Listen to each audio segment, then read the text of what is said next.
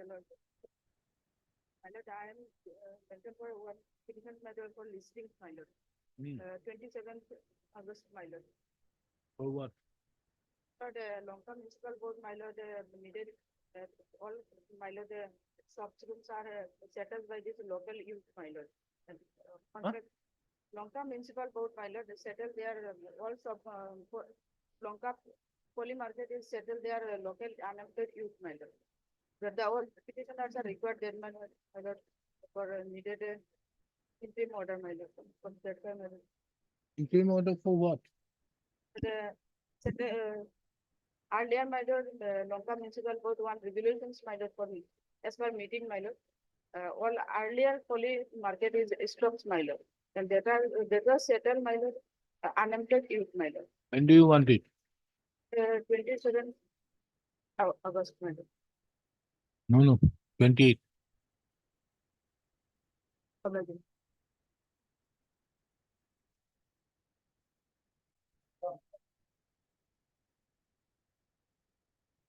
Yeah, please, sir.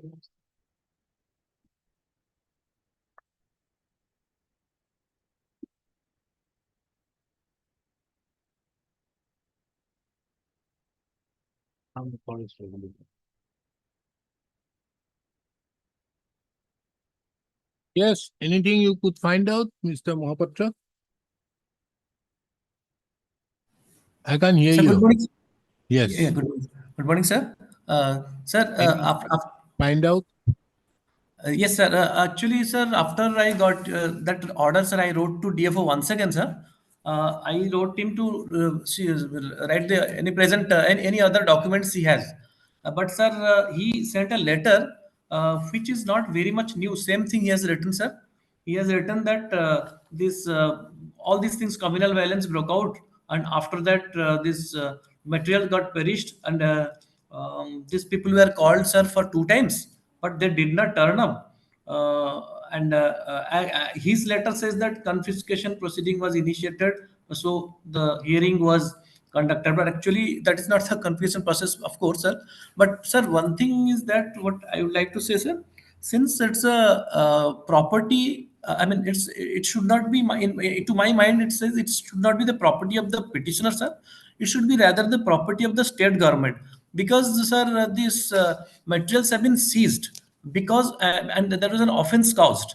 So I think, as per rule, it should be a property of the state government. But unfortunately, the material got perished because I mean decomposed, because it's a perishable material. No. So It would be a property of the state when? It would be a property of the state when there is a confiscation proceedings done, sir, not before that.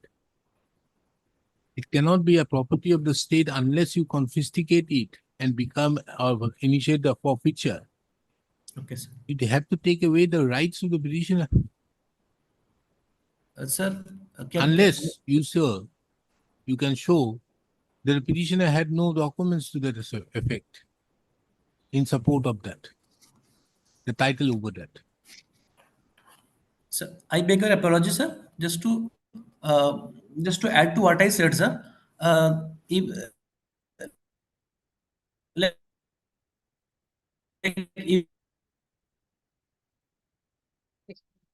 even if the petitioners gives the evidence that this property belongs to him, but there is an offense caused, sir, which was collected from the forest department, Manas Forest. The property should not, so compensation should not be claimed by him. That is what I feel, sir.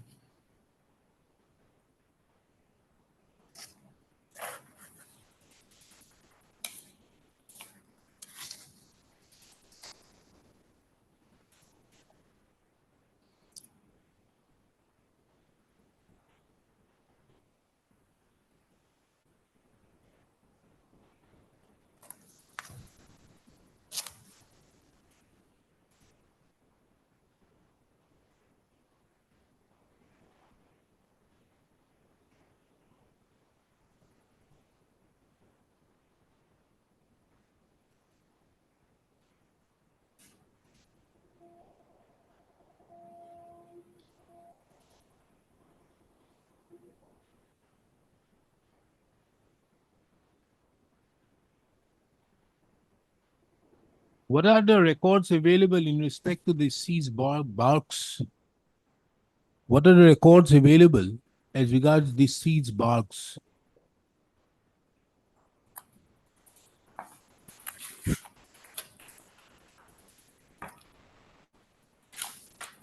Some technical problem. Also. Sir, I have got the records the seized materials seized by sir the range officer and brought to custody of the range, sir, Kuklung range. So those things are there, sir.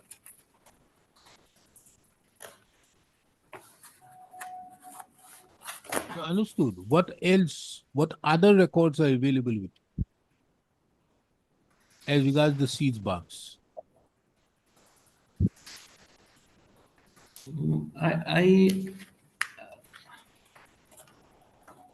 Sir, only the correspondences, sir. Letter of correspondence that this should be seized and this has been seized. Range officer has written back to DFO, and those correspondences are there, sir.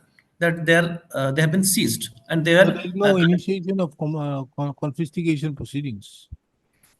that is what's actually the problem. They have written. Just the initiated, but this didn't If go you see further, section 49(5) sir. of the Assam Forest Regulation Act, will be seen Sir. that there are requirements, certain things to be required.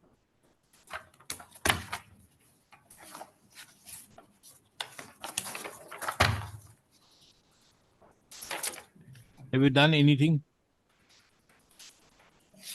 Sir, that is the last thing as per record that just a hearing has been called for, sir. No, that And is, have you issued any notice of this that in terms with section 45, 49 for 5A? no such record available, sir, in the file. So therefore, there is no initiation of any confiscation proceedings. Now, Sir. who has seized it? The The range officer, sir. Who has seized the materials? Who seized the materials?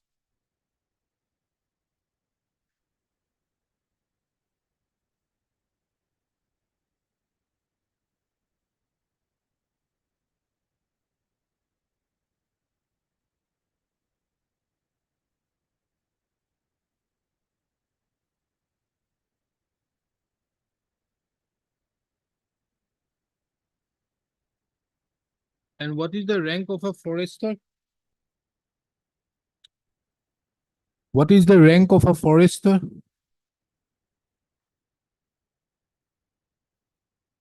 Yes, madam, what is the rank of a forester? Forest, range forest officer is the first one. Great. How do you say so?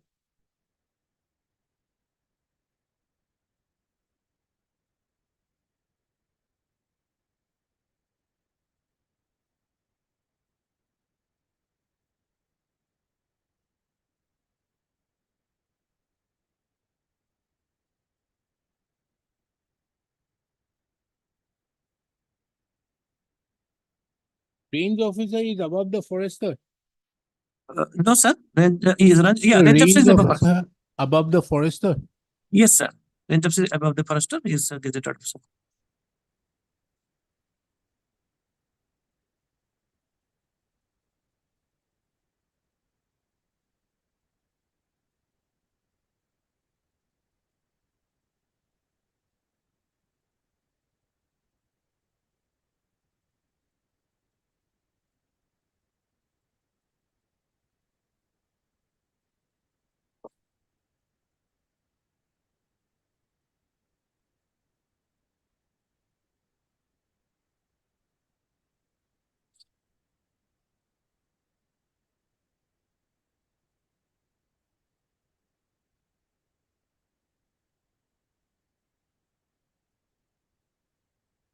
You did not even initiate proceedings under 54 also.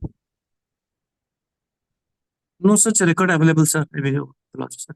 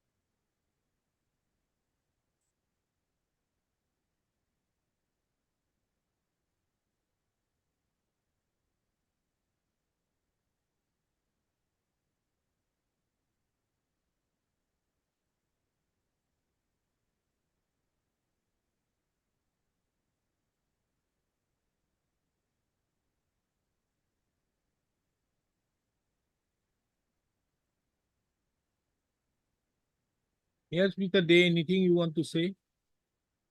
My lord, I beg to submit that there is no seizure of property. Huh? Seizure of property. It is taken into departmental custody. With the detention of the property. As they have not followed the procedure also. My lord, I beg to submit one citation. 2008 3 GLR page 86, where the procedure laid down for seizing of the property and to how to they taken into one of the confiscation of the seized property. That was not done. So it is only the property has been taken into departmental custody, my lord, without seizing the same.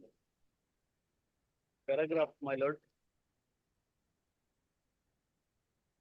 13, 14, 15, and 16.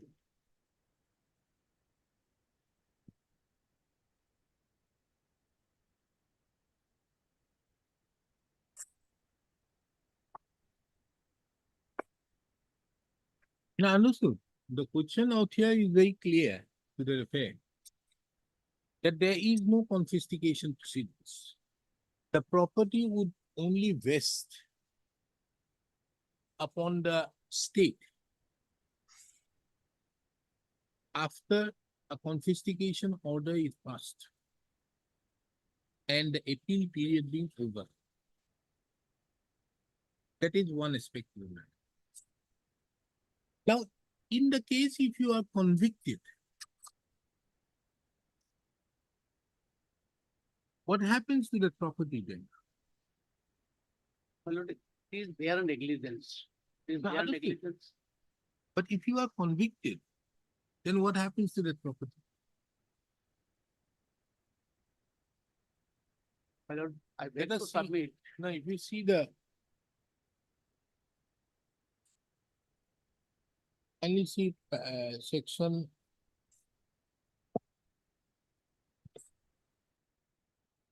51.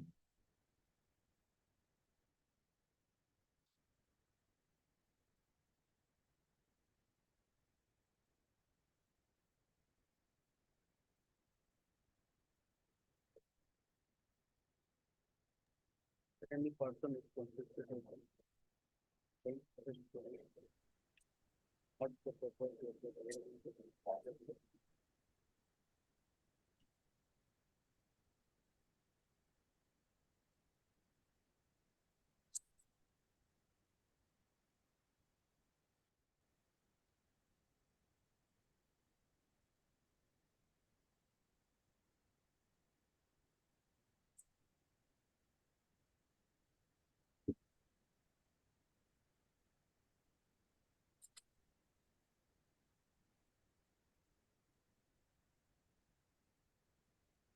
My lord, even I have submitted an application before the TFO, my lord, TFO, on communicating this honorable court's order, initial order of this honorable court, and requesting them that these are perishable goods, so this should be released. But that was not considered because there is a Supreme Court order in their my lord, comment in my application. Now, understood. Everything is understood. But if you are convicted, then what happens? That property automatically vests upon the state by way of a confiscation. The property has not been seized and confiscation.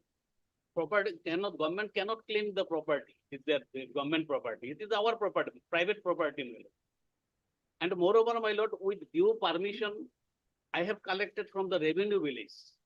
Revenue villages. Earlier, permission was granted to me. I have transported outside Assam.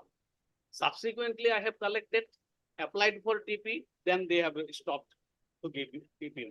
This is my case. There is no bar that I have not, I have illegally collected bar from the forest or something else. My contention is that, my lord, I have collected from the revenue villages with due permission. They have permitted me. Even I have transported earlier collected bars outside that. Subsequently, when I applied, my lord, Then they refused to give it and they taken all the barks collected. by the Let's society. see the order by which it was seized. Fine. Which is it? There is no seizing order, my lord. Departmental custody order is there. Uh,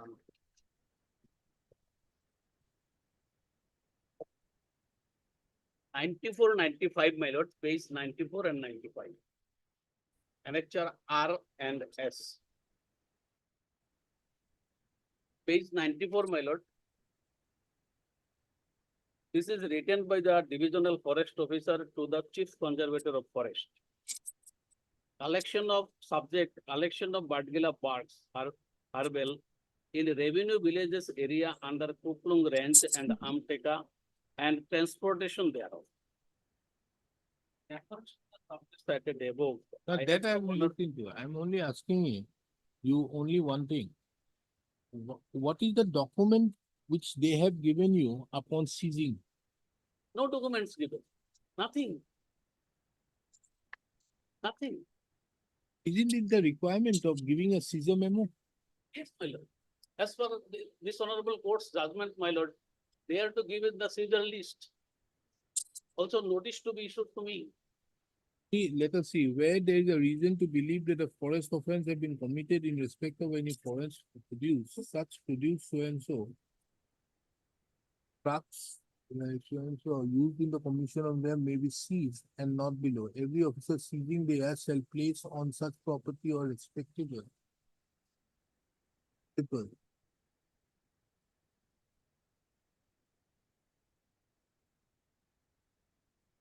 Is the property seized before any of below the rank of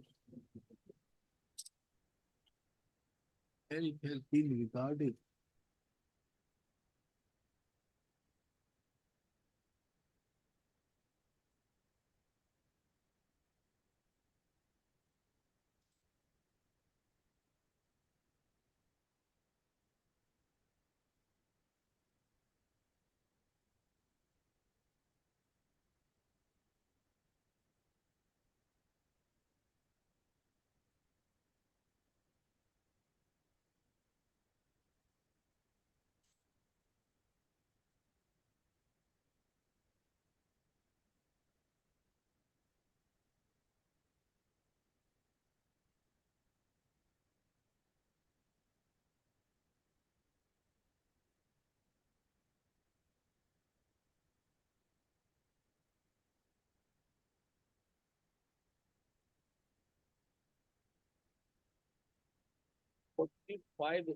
Section 45, rule 5B, my lord. 45. 49, section 49, rule 5B. Issue notice in writing to the person from whom the property is seized. These they have not done. I'm not on that. I'm only asking you. Isn't it required for them to prepare a seizure list? My lord, if they seize the property, they have to give the seizure list. And this judgment also says that if the property is seized, any No, no, property this seized, the judgment is seizure on list should be confiscation. given. This judgment is on confiscation. Also given the seizure list when those property was seized. The seizure list, my lord, is to be given. Actually, they have not seized the property, they have taken the departmental custody. But then also, they can't take it to the departmental custody of any property. Can they? Order says so. No, which order? Page 95. Page 95. This is the order passed by the chief conservator of forest and CHD. Last line, my lord. Page 1.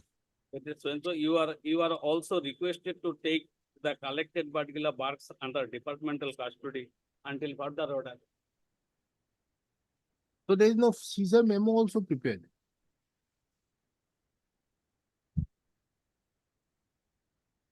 And what do they say in the affidavit as regards offense report, as regards the proceedings? Do they say anything?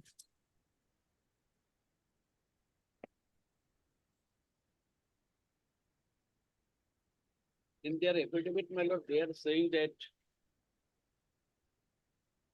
Affidavit, my lord, they are saying that. The property collected subsequently in 2014, seizure list, two seizure list has been seized Where? the property amounting to 4,375 kg. In their additional affidavit, it is said. That is the collection of 2014 after filing this writ petition. Or notice, after notice.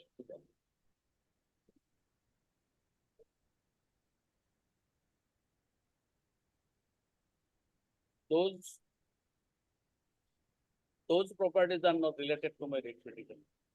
Because I have collected earlier and earlier filed the writ petition.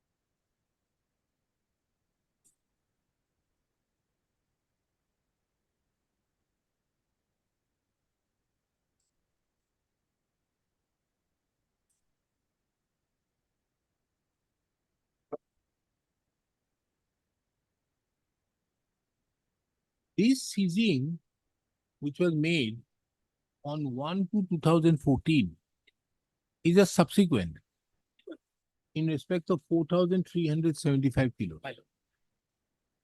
which has nothing to do with the earlier one. Earlier one, there was no seizure. There is nothing. There is no offense also drawn. So-called notice is in respect of With respect of the seizure of 2014. my lord.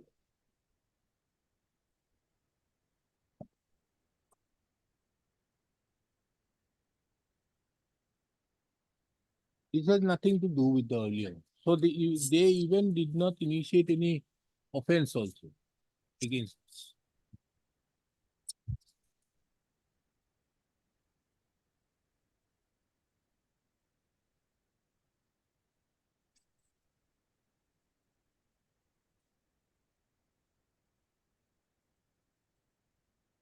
And this petition is nothing to do with 4,375 kilos. There is nothing. That is not related to this writ petition.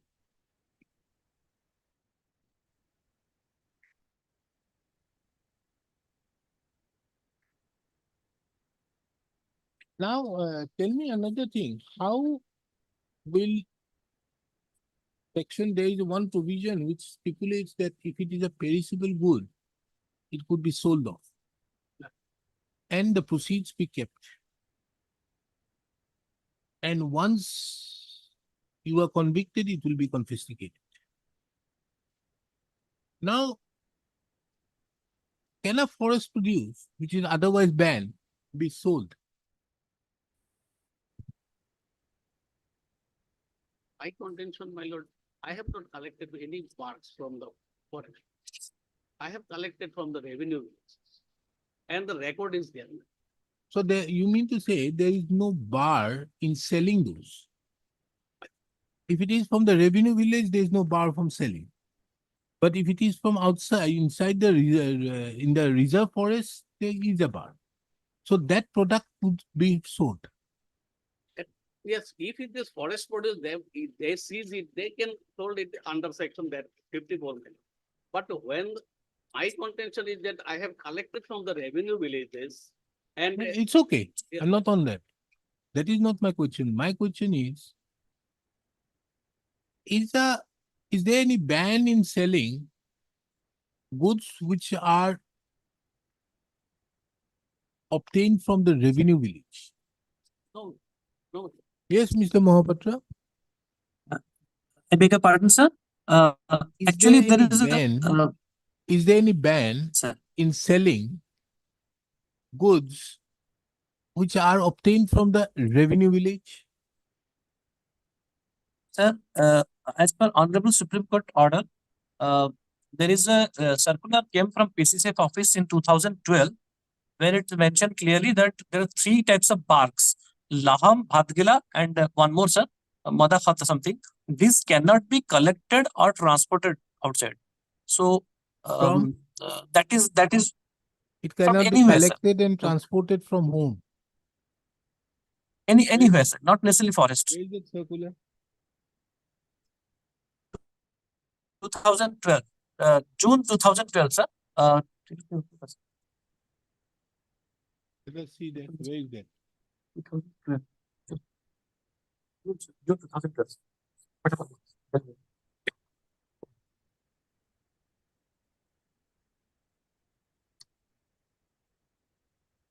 Sir, I have got a copy. It is slightly illegible. It is 30th June 2012. Where have you brought in by filing in the affidavit? Yes. I'm not very sure, but it's there with me, sir. I can read out if you want, sir.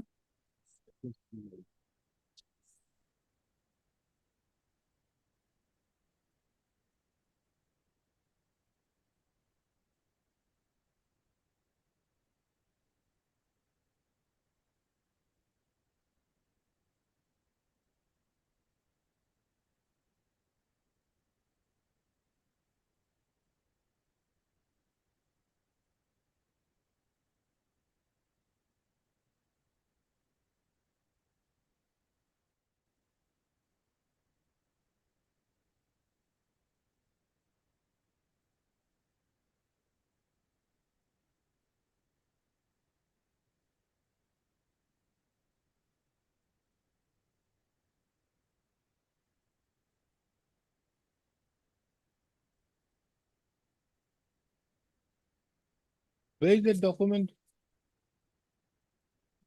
Not in, not That document is not here.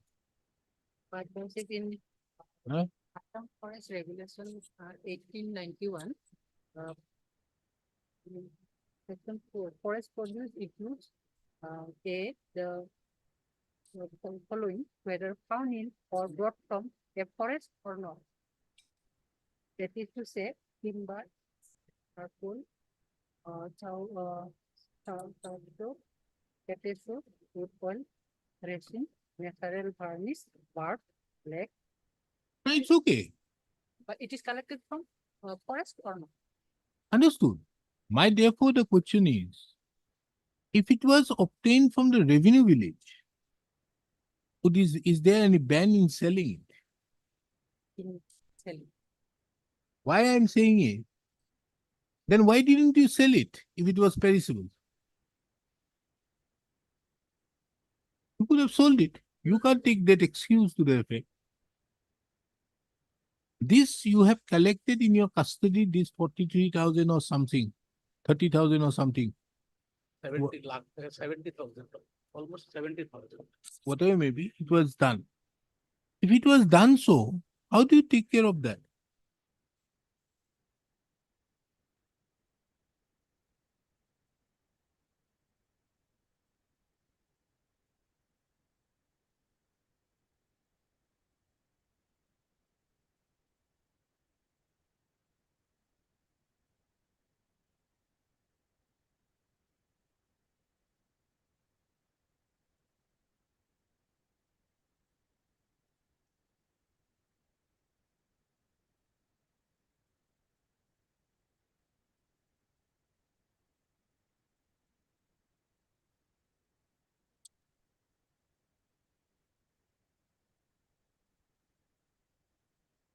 There's no proceedings also initiated against that. The so-called notices were in respect of those proceedings of 4375, which had nothing to do. This petition does not concerns that. This was only in respect to this. There's no document which have been shown.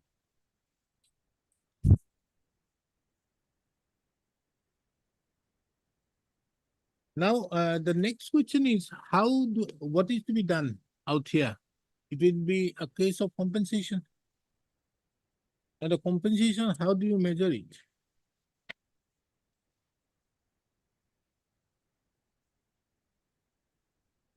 How? As of now, they don't have those works. So under such, how do you measure this compensation? Lord, I have stated in my mistakes that I have invested about 25 lakhs. No, your miscase, it's okay. But how do you quantify that amount? Because we are in a REIT. What is the loss felt to you? How do I do it?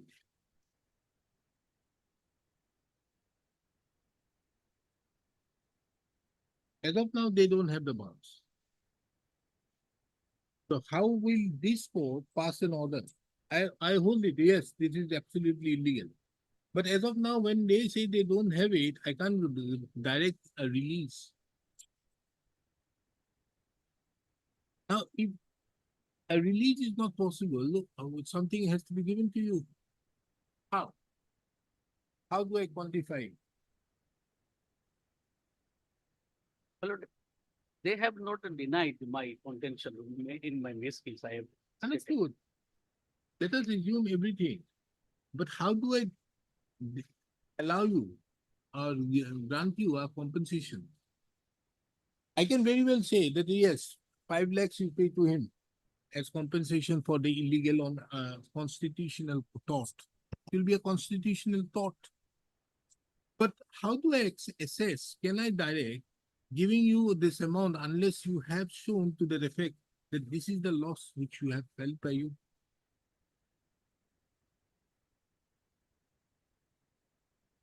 Or should I pass an order to the effect that yes, you absolutely were wrong, you are entitled to certain amount for which some compensation here, leaving you to file a suit for recovery of the money as per the loss felt. Something has to be done. How? Because I can't decide how much is the loss. Because there's no documents to the effect. These are documents of proof. How much you have invested. Yes. How do I do? My lord, in that case, my lord, since my lord, they have not denied my contention raised in the miscase. Suppose that, my lord, they have admitted this amount. No, how can, but they deny or not? Can they deny that you have not done it? They can't deny that. You have done it, maybe, but isn't that the subject matter of a proof? Let us see that they don't file a reply to that. In a suit also. They don't. Isn't it then also prima facie for you to prove it? How do you prove it in this case?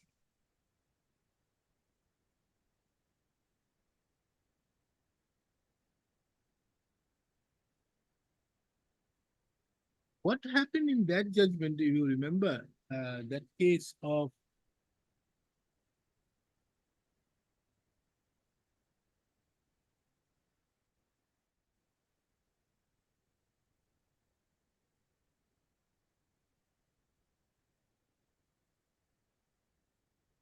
Nilavati Behra?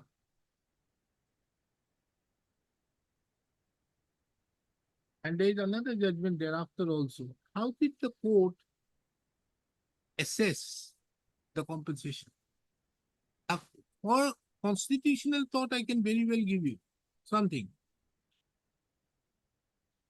Because they have done certain illegalities for which. But how will I impose upon you or give you an amount which commensurate with the investment so made? And this is not the forum how you prove it.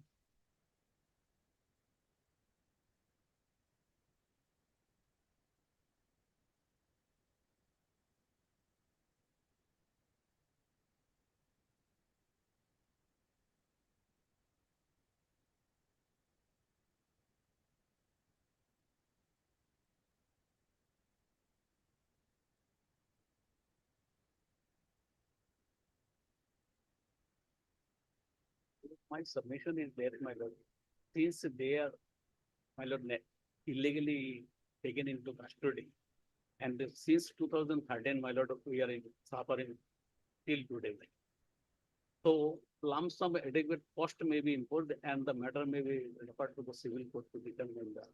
That also I was thinking. So some compensation has to be given on the basis of a constitutional law. And remaining, I leave it to you to approach the area on the basis of this to find. Because on the basis of this adjudication, it has been held that they have done it illegally. So how much loss has occasioned to you on the basis thereof has to be subject matter of a trial.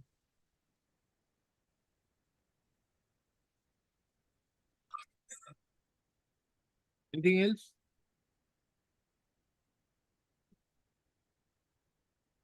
They impose some cost like 5 lakhs upon you. Then ask him to do. But lordship, he also doing wrong as per Huh? our. Actually, he also doing some wrong because as per our report lordship, he has collected bucks more than which were. Understood, but you have to prove that. You have not drawn any offense report against that box. You have not done anything. You can't take the this is the seizure of a property by unconstitutionally. 300A duly comes into it. It's the right of life also. Its business has been affected. 19 is affected. Obviously, it is a case of where something has to be imposed. 300A. Case of consent. Hearing concluded, judgment reserved. Also, if you have. And hearing concluded. Counsels appearing on behalf of both. Court have also heard Mr. S. Mahapatra, a learned, and Mr.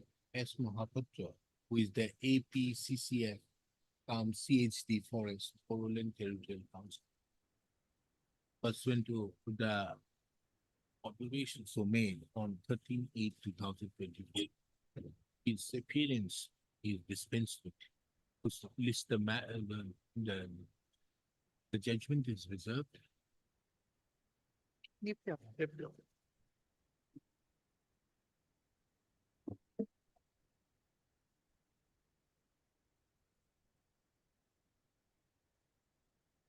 Okay, Mr. Mohammed. Yes, sir.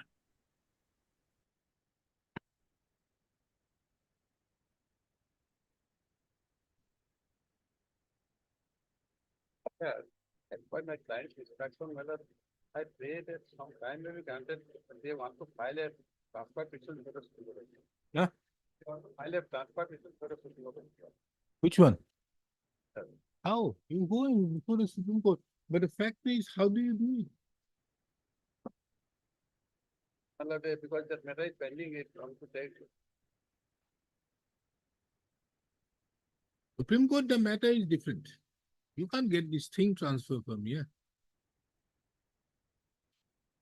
That matter is a different reference. No, the point involved is the same, my lord. Because the, my lord, that the first judgment, fear of judgment. Fear of judgment is still holding the field, my lord. Now, that say, my lord, that the, Oh, your recourse is 34. 34. my lord, the- 226, no. and the same also, my lord, they place the judgment of justice, Michael, my lord. Last time, I placed the judgment of. Which one? Forfeiture. What does he say? But here, my lord, they, yes, that side, that way, my lord. Conflict. Huh? No time, lord. Constitutional tribunal was set aside. And appointed another. Could you please? Mr. Sahewala, that is a matter pertaining to section 11. My lord, We are not 11, we are 226. 11 is within the purview of the act. my lord, that is why, my lord, I am saying, my lord, it will be granted liberty because I am not present 226, madam. 227 is also there, madam. 227, obviously you can't. Now I am praying, madam, that we may granted liberty to, in that case, madam, propose the court, I madam. vacate the order. Madam. Vacate that order. I say that this has got nothing to do with that order. But liberty may be granted to approach the court. Why should I give you the liberty? You are always at liberty to do whatever you like. First of all, I dismiss your petition. Pay judgment to the action 2022 1 SCC page 75.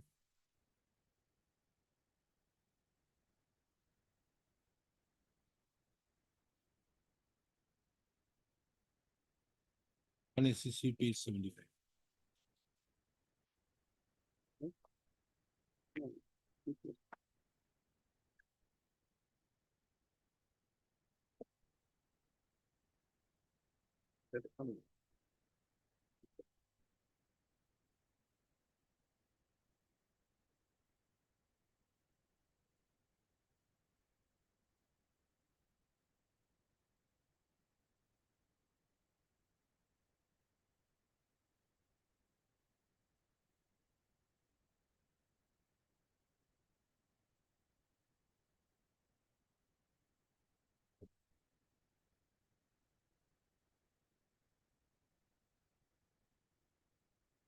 This is a technical solution.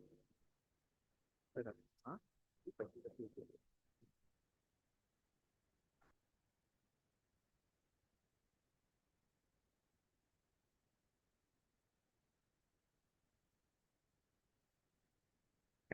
Did you submit your statement of claim? There's no claim here, sir. You have submitted to the jurisdiction. Madam, You should I have have- very well challenged the appointment. prior to, madam, the appointment, madam, we have submitted the application, madam. That your notice may see. So if the application has to be decided by the arbitrator, ask the arbitrator to decide that. Thereafter, you know, if your application is allowed, then they can go under 30. I think, madam, I submitted an application prior to formation of the application. Because, But you immediately- submitted your statement of defense claim. So you have submitted to the jurisdiction. This is exactly the case in that judgment of 2022 1 SCC 75. And recently that judgment has been approved by the Constitution Bench. Page 70, my lord, at page 70, that we have submitted prior to, my lord, that pending the names, my lord. Huh? Page 70, Ah. I have written letter to the general manager saying that as per this judgment, it cannot be done. Page 70, What? page 70, my lord, there, page 71, your message. That second paragraph. Whereas after formalization of Arbitration Compensation Act, application of 12.5 has not waived off. We have not waived off 12.5, madam. Whereas clause 16 of the additional terms of the railroad board, notification, appointment of arbitrator by the general manager do not apply in the instant case to the pronounced of the judgment by the honorable Supreme Court in the Tatia Construction Limited. File. And that is, my lord, followed by TRF, my lord. TRF was followed by. That letter has been given before. Where, what you are writing? Hello? Whereas in faithful compliance with the order, man in writing the dispute in question as enumerating appendix 1 so the letter be referred to arbitration. Since the work is still in progress, we reserve a right to entitlement to raise further claims and so on. Whereas after the promulgation of the Arbitration and Conciliation Act, application of section 12.5 of the act has not been waived. Important. Transfer of the appointment of the arbitrator do not apply in the instant case. Copy of the said judgment.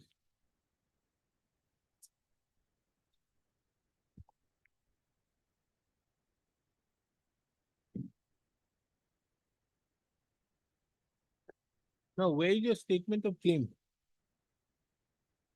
Not helpful, madam. Huh? That is not included.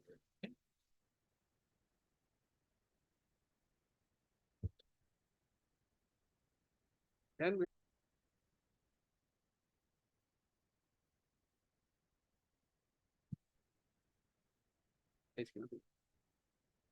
Page 7.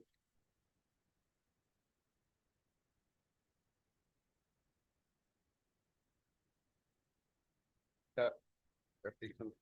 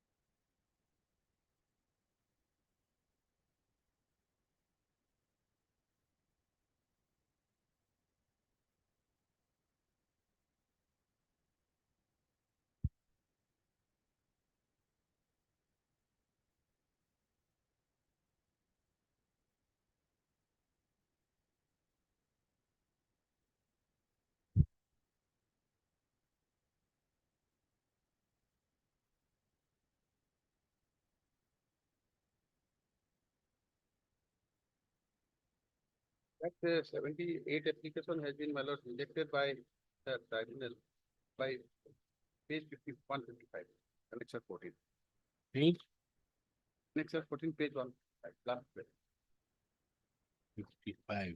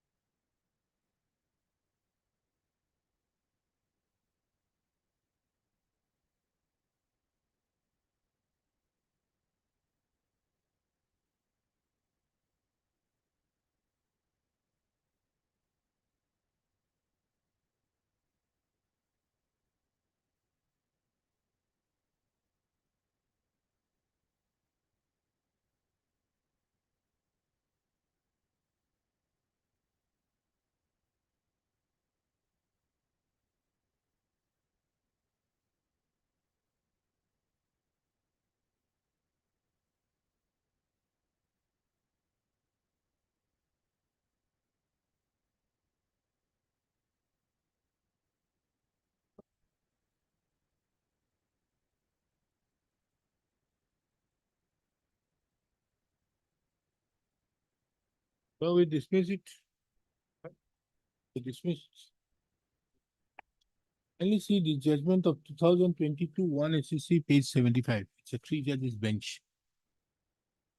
And this has been recently affirmed by the Constitution bench in 2024 5 SCC. Here the question arose as regards the interplay between 1634 and 5. So here he said that you have the judgment. Or the copy did you? Which one, my lord? 2022 1 2021. SCC. Huh? 2021, 75. No. 2022. 2022 1 SCC page 75. Yes, I. Kindly come here.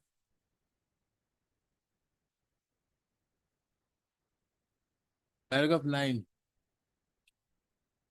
The counsel for the appellant argued that the division bench of the High Court are heard in interfering with the order of the year under 226. The fact that the final award has been passed by the sole arbiter is now challenged under 34 shows the attempt of respondent to bypass the framework laid down under arbitration.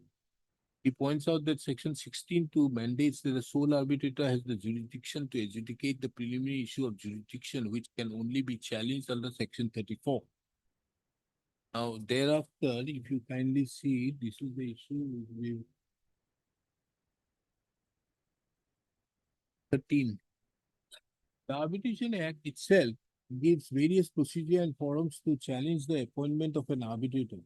The framework clearly portrays an intention to address most of the issues within the ambit of the Act itself, without there being scope for any extra statutory mechanism to provide just and fair solutions. Any party can enter into an arbitration agreement for resolving any disputes capable of being arbitrable. Parties, while entering into such agreement, need to fulfill the basic ingredients provided under Section 7 of the IMAN. Arbitration, being a creature of a contract, gives a flexible so-and-so. If the parties fail to refer a matter to arbitration or to refer or to appoint an arbitrator in accordance with the procedure, and then a party can take recourse to so and so. In this context, we may say that the appellant acted in consonance with the procedure laid down under the agreement to unilaterally appoint a sole arbitrator without the respondent mounting a judicial challenge at that stage. Respondent number one then appeared before the sole arbitrator and challenged the jurisdiction of the sole arbitrator in terms with section 16(2). Therefore, respondent number one chose to impugn the order passed by the arbitrator under section 16(2) through a petition under 226/227 of the Constitution. In usual course, the Arbitration Act provides for a mechanism challenge under section 34.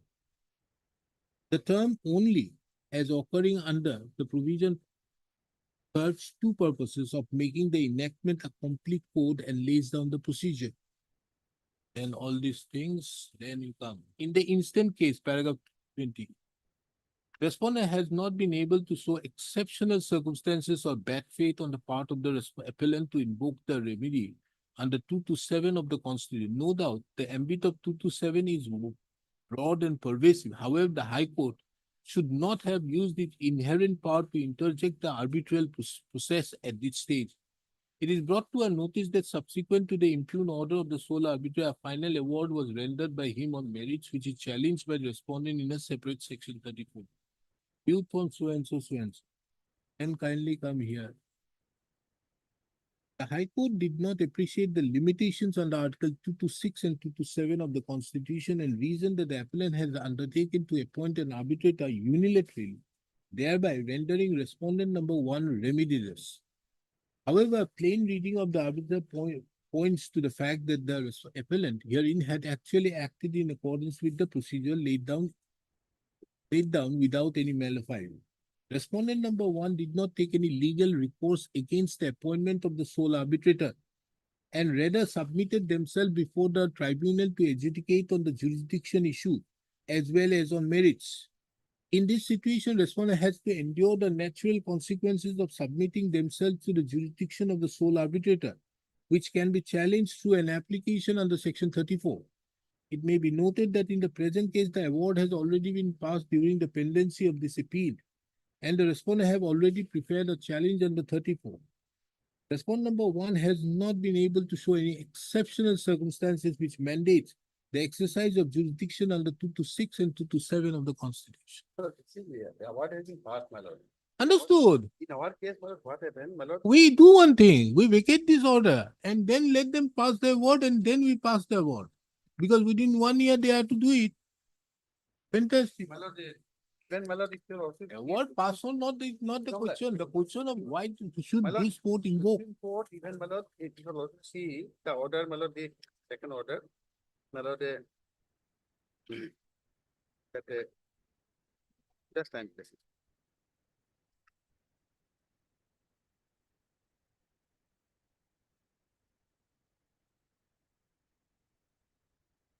So that, 116 and 60, my lord, that is JSW Limited. Here, my lord, a portion of the award has been stayed by the Supreme Court, my lord. In this matter, a portion of the award has been stayed by the Supreme Court. Very well. Go to the Supreme Court after this. My lord, no, then you Supreme have, Court my will lord, stay everything. initially I paid, my lord, that we may be allowed to. You want to challenge, you should have challenged it at 12.5. You have not done that. So actually, my lord, the application which we have filed, that is in the nature of, my lord. So we have said only keeping in abeyance, but we have said everything, my lord. Even before the Constitution also we have said. Now, No, Mr. Sahewala, I understand everything, but why should this court invoke 226 or 227 in the proceedings of this nature? This is not the purpose. no, because on thing, my lord, when we have not waived of 12.5, my lord. 12.5, we have not waived of. Understood. Ah, So you, so- therefore you should have gone before the appropriate court. Suppose he appointed the two arbitrators, but how can he appoint a presiding arbitrator also? Understood. Whether the presiding officer has been rightly or wrongly done, that is not the concern of this court under 227.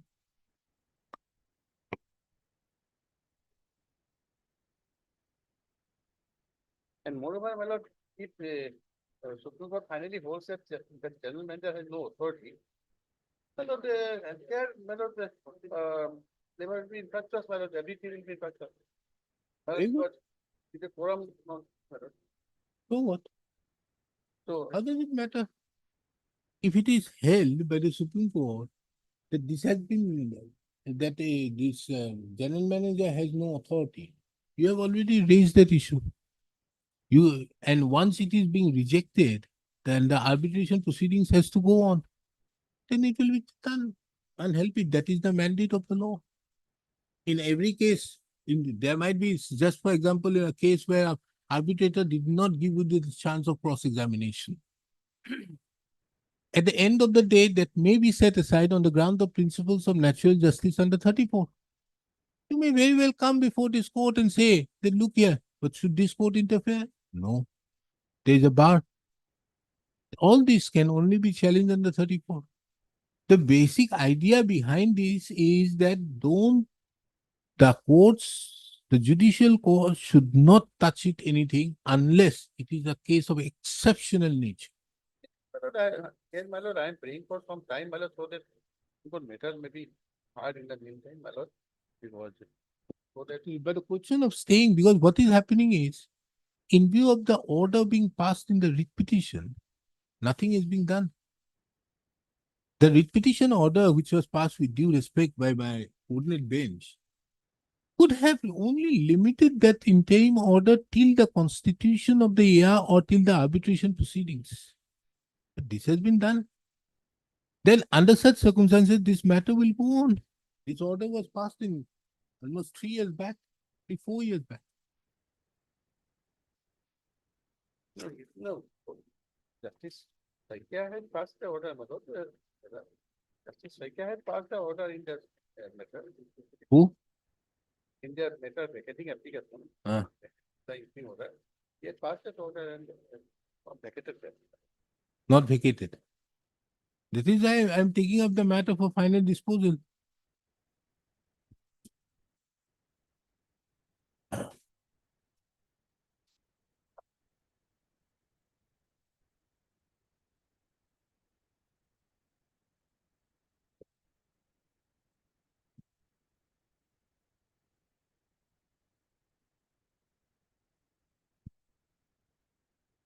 Yeah, arbitration and conciliation.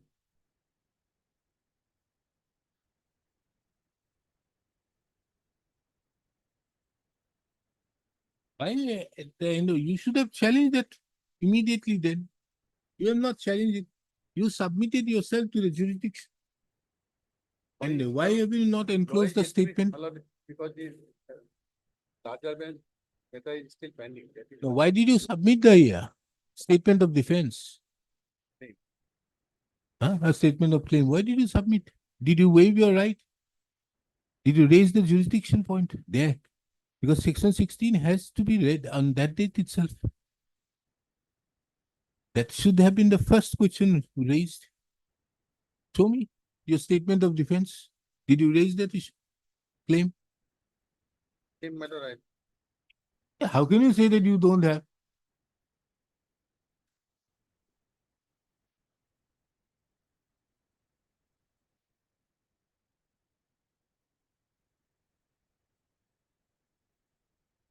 A plea that the arbitral tribunal does not have the jurisdiction shall be raised not later than the submission of the statement of defense. However, party shall not be precluded from raising such a plea merely because he has appointed or participated in the appointment of an arbitrator. So, you did not raise, you on your own. No, He can, my lord, participate. Even the statement of claim also, my lord. therefore I wanted to see where is the statement of claim. Let us see the statement of claim. We have it in day after. Day after we are having it. Get the statement of claim. You have a copy of the statement of claim? They will have it. The other petitions. Here's the statement of claim. Let's see. matter is heard during the course of the hearing, this court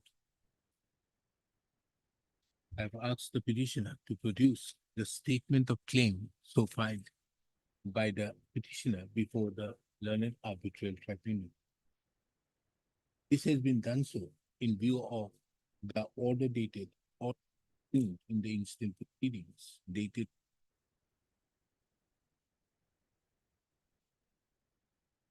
is again on into Poroki dated 22nd at the top of the list.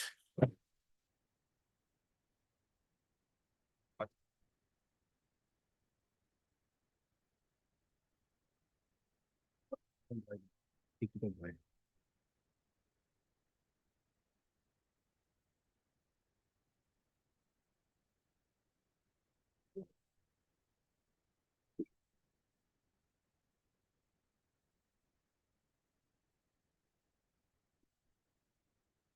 Yes, Mr. Bothagur, you filed your affidavit. I have filed. What is your stand?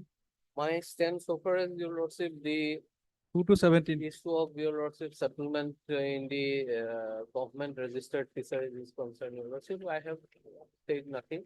And I admit that we don't have the power to settle in those fisheries, your lordship, registered government fisheries. So far as this fishery rule is concerned, your lordship, that particular order, though it is not pleaded case of the petitioner, my learned friend has referred to the order dated 7 March 2017, your lordship. And your lordship order.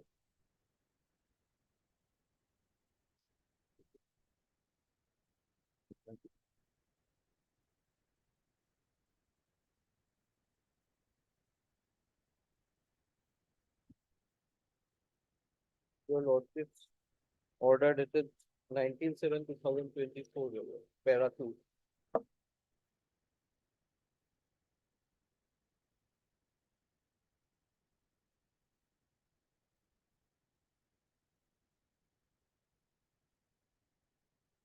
The issue involved in the instance is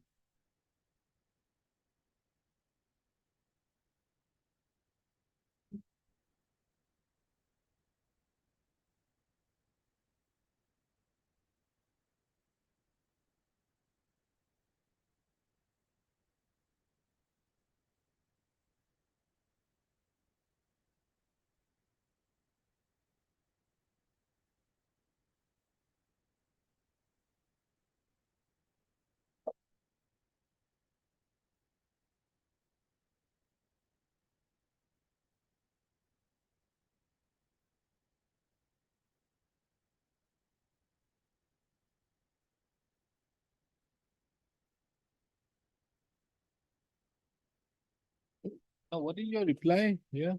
My case essentially is that, your lordship, I have, after referring to various provisions, my submission would be, your lordship, accept this registered government fishery. In respect of rest of the water bodies, your lordship, the council will have the power to, your lordship. How? That, your lordship, I will show, your lordship. My basic case is this, your lordship. If your lordship sees the rule 18. Of? Before that, rule 18 of Assam Missing Autonomous Council Act, your lordship. This is X. Apart from that, I have also relied, I have referred to certain, your lordship, Notwithstanding anything contained in any other law or rules for the time being in force. The general council shall have the executive power in relation to council area over the following subjects, your lordship, and it includes at entry 11 fisheries, your lordship. Now, one sec, So you mean to say that one sec, that order of 7(3) will be in violation to the act? no, I am not saying that. Since, your lordship, the executive power has been, your lordship, given to the Missing Autonomous Council to take decisions in respect of, your lordship, fisheries within the boundary of Missing Autonomous Council, automatically, your lordship, this will mean, your lordship, with this 7/3 to 2017, that part, so far as the natural water bodies are concerned, all executive decision will have to be taken, your lordship, by the missing autonomous council. Because it is the executive power has been, your lordship, devolved to the missing autonomous council by the provision of section 18 of the act, your lordship. Or wouldn't it be in this manner that when the legislative enactment provides the power to the missing autonomous council, Lordship. can, by way of an executive order, that power can be taken away and given to some other person? Lordship. That can also be, your lordship. Since it is an executive decision, your lordship. Only an We executive don't have order, the legislative power, your lordship. That is, because this is by way of a legislation. no, your lordship, that's right. This is missing autonomous council. Yes, is a this is a legislative act. legislation, your lordship, by state. So legislation. here the executive notwithstanding anything contained in any other law or rules for the time being enforced, the general council shall have executive powers in relation to the council area over the following subjects.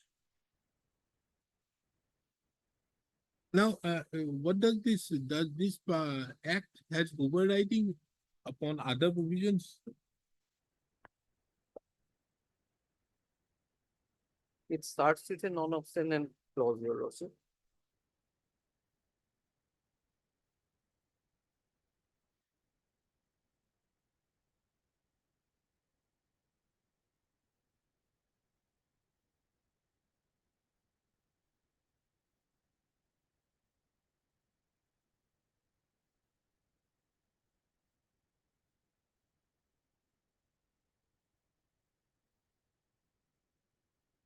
Earlier, your lordship, the natural water bodies are vested with the land revenue department.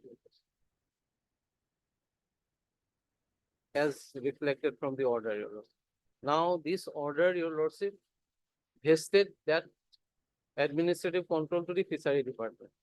Now, section 18, your lordship, says executive power in relation to fisheries in respect of within the territorial jurisdiction of missing autonomous council will be exercised by the executive council, your general Where is council. the document, the instruction? See, That your lordship will get it at the Assam Fishery Rule, page 149.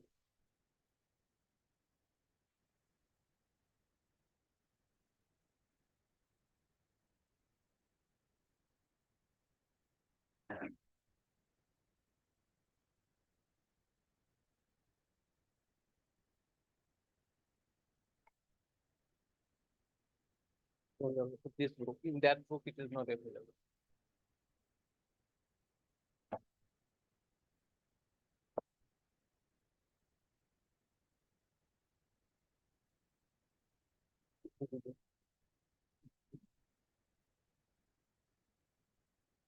It is so.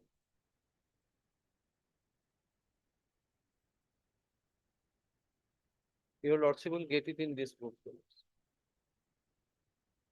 Page 149.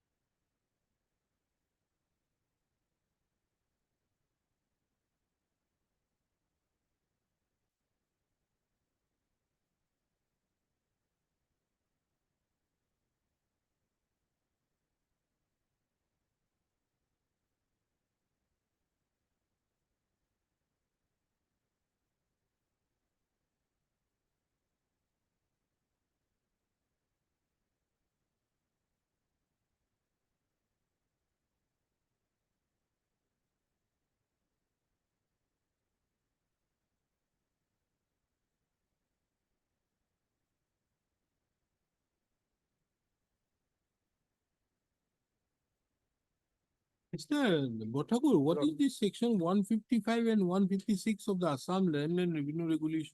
That is your lordship, The power to make rules? lordship, 155, your lordship.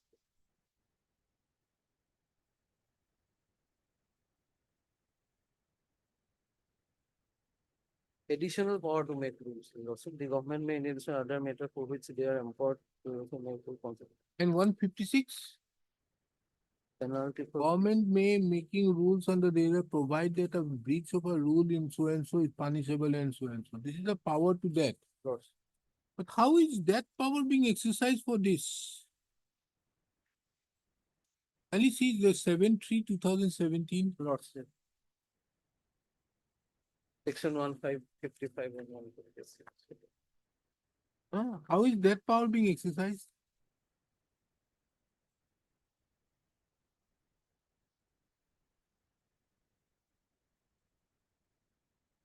Your Lordship may kindly see section 16 of Land and Revenue Regulation.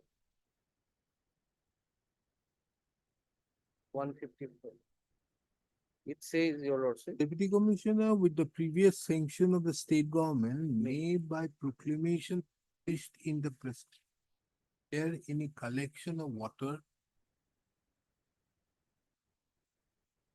to write in any fishery so the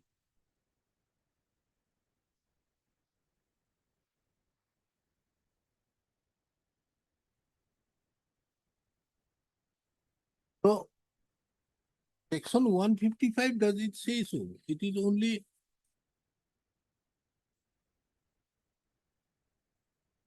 a rules to be made. Lordship, rules to be made, but they have issued an executive instruction. Now kindly see rule 155(5)(f). The granting of license or the farming of right to work doing so and so proclaimed under section 16 and to carry out on gold washing operation. So the may in addition to the other matters for which they are empowered by the regulation to make consistent relating to the are empowered by the regulator to make rules consistent with this regulation relating to the following matter. This is the power only for making rules. And this is 156 has only as regards Penalty of. a for penalty provision because you need the Lord. statute has to empower. Lord. That's the law. Lord. That the state by way of a subordinate legislation you can't impose penalty. So here that is the statute which does that. Now 16 says the deputy commissioner with the previous sanction of the state government may by proclamation published in the prescribed manner declare any collection of water running or so and no right of any fishery so declared shall be to have been acquired by the public or any person either before or after the commencement except as provided in the rules under section 155. So the rules are the fishery rules. Fishery rules, Your Lordship, under one. Provided that nothing in this section shall affect any express grant of right to fish made by on behalf of the government or any fishery right acquired by a proprietor before the commencement of this regulation or the acquisition by the proprietor of such right in a fishery after the commencement of it. So the proviso has no relation. No. So the power is only to the deputy commissioner with the previous sanction can make a natural body, Lordship. a water body. Any collection of water running or still to be efficient. Lordship. And if that is being done, it has to be mandated as per the fishing. Fishery rules, Your Lordship. Therefore, Your Lordship, the council, those fisheries, Your Lordship, which are declared by the deputy commissioner as fisheries, Your Lordship, and which are registered fisheries, Your Lordship, the missing autonomous council will have no right over those, Your Lordship. But what do you say? The missing autonomous council act is also an act. Lordship. If it is an act, wouldn't that act, which is a subsequent act, take away those rights insofar as which is not there in the earlier act? Lordship, here, Your Lordship, missing autonomous council act, Your Lordship, there is a provision, Your Lordship. Which Your Lordship, I'll show that, Your Lordship. any other law or rules Lord. for the time being in force? Is If section we 81, read rule 18, section 18, 81, Your Lordship. 81, Lord. Nothing in this act shall affect the application of any law, whether made before or after this act to the council's area. unless such law specifically provides for exclusion of the council area for of such. such application. So your lordship, these rules will be applicable, your lordship, ultimately. Which rules? These land revenue regulation as well as the Assam fishery rules, your lordship. How? Because your lordship, these, nothing in this act shall affect the application of any law, whether made before or after this act, to the council area unless such law specifically provides for exclusion of the council area of such application. Unless it is excluded for, as has been done in case of your lordship, 6th schedule, your lordship.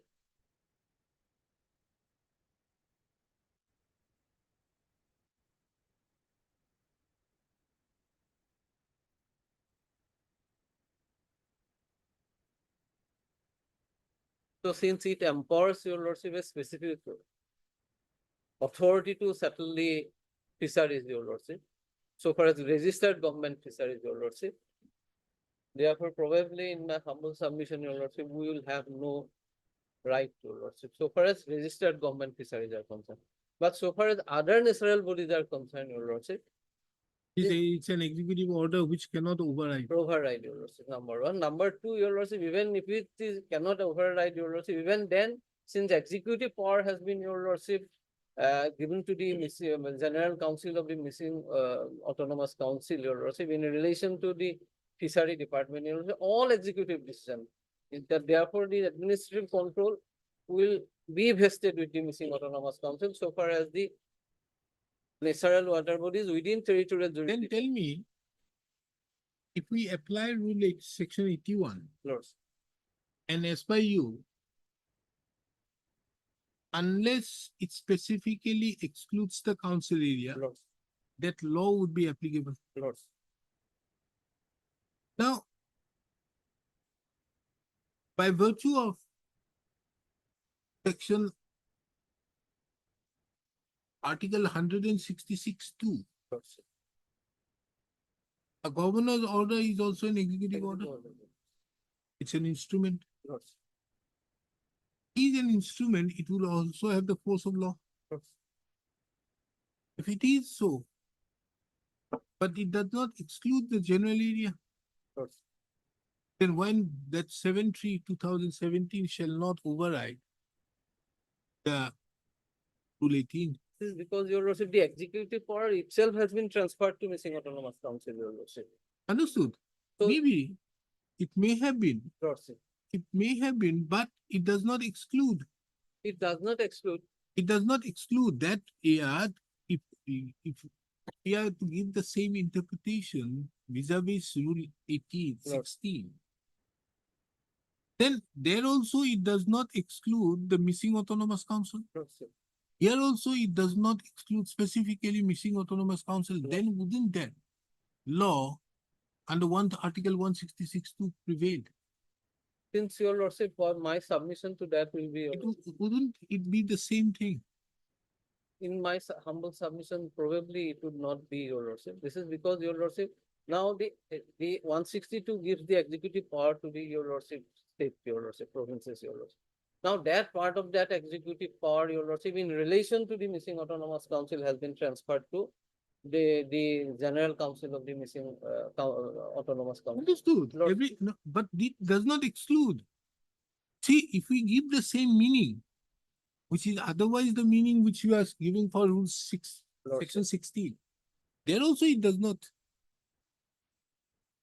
It may, if we apply the same principle, you may say that this particular land wherein exclusive jurisdiction has been given to the Executive Council, all fisheries. Then, and there it starts with a non-obstinate clause that notwithstanding anything contained in any other law and time in force. Then in that regard, if that is the law which has been given in respect to the area coming under the Missing Autonomous, and you say that Section 16 shall not, the power under Section 16 is not affected by Section 18. Then why not? The executive instruction would not affect because there is no exclusion of the Missing Autonomous. Think about, I'm coming in 5 Lord. minutes.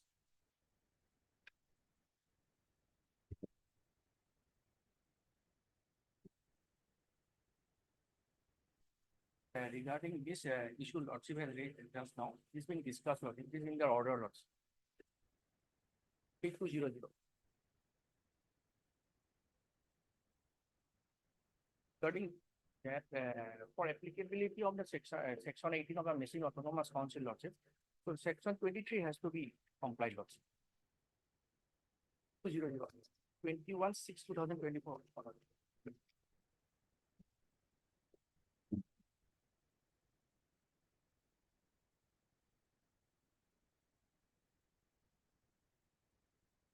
Twenty-one six.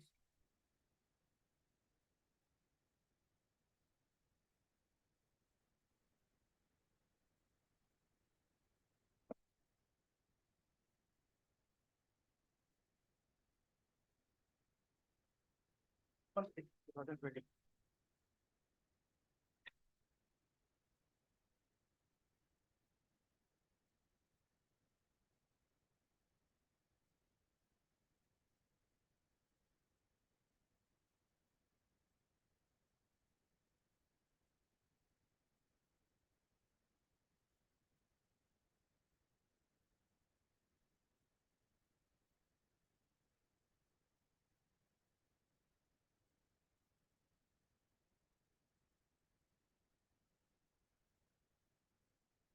Not empowered to apply section 18 unless section 23 is complied.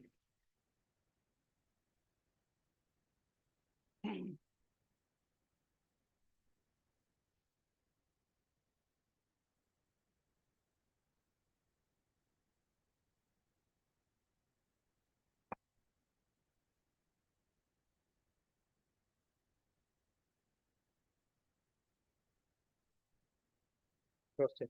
So far as the question that your lordship has put to me, your lordship, my submission will be, your lordship. Suppose, your lordship, this is a valid notification, your lordship, is in existence. Now the question will come, your lordship, who will exercise power, your lordship, so far as natural bodies within the territorial jurisdiction of Missing Autonomous Council is concerned, your lordship. Now that is the question, your lordship, and my humble submission there would be, your lordship, since your lordship executive power has already been devolved to the Missing. But understood. Lordship. But section 81 hasn't categorically mandates something else. Lordship.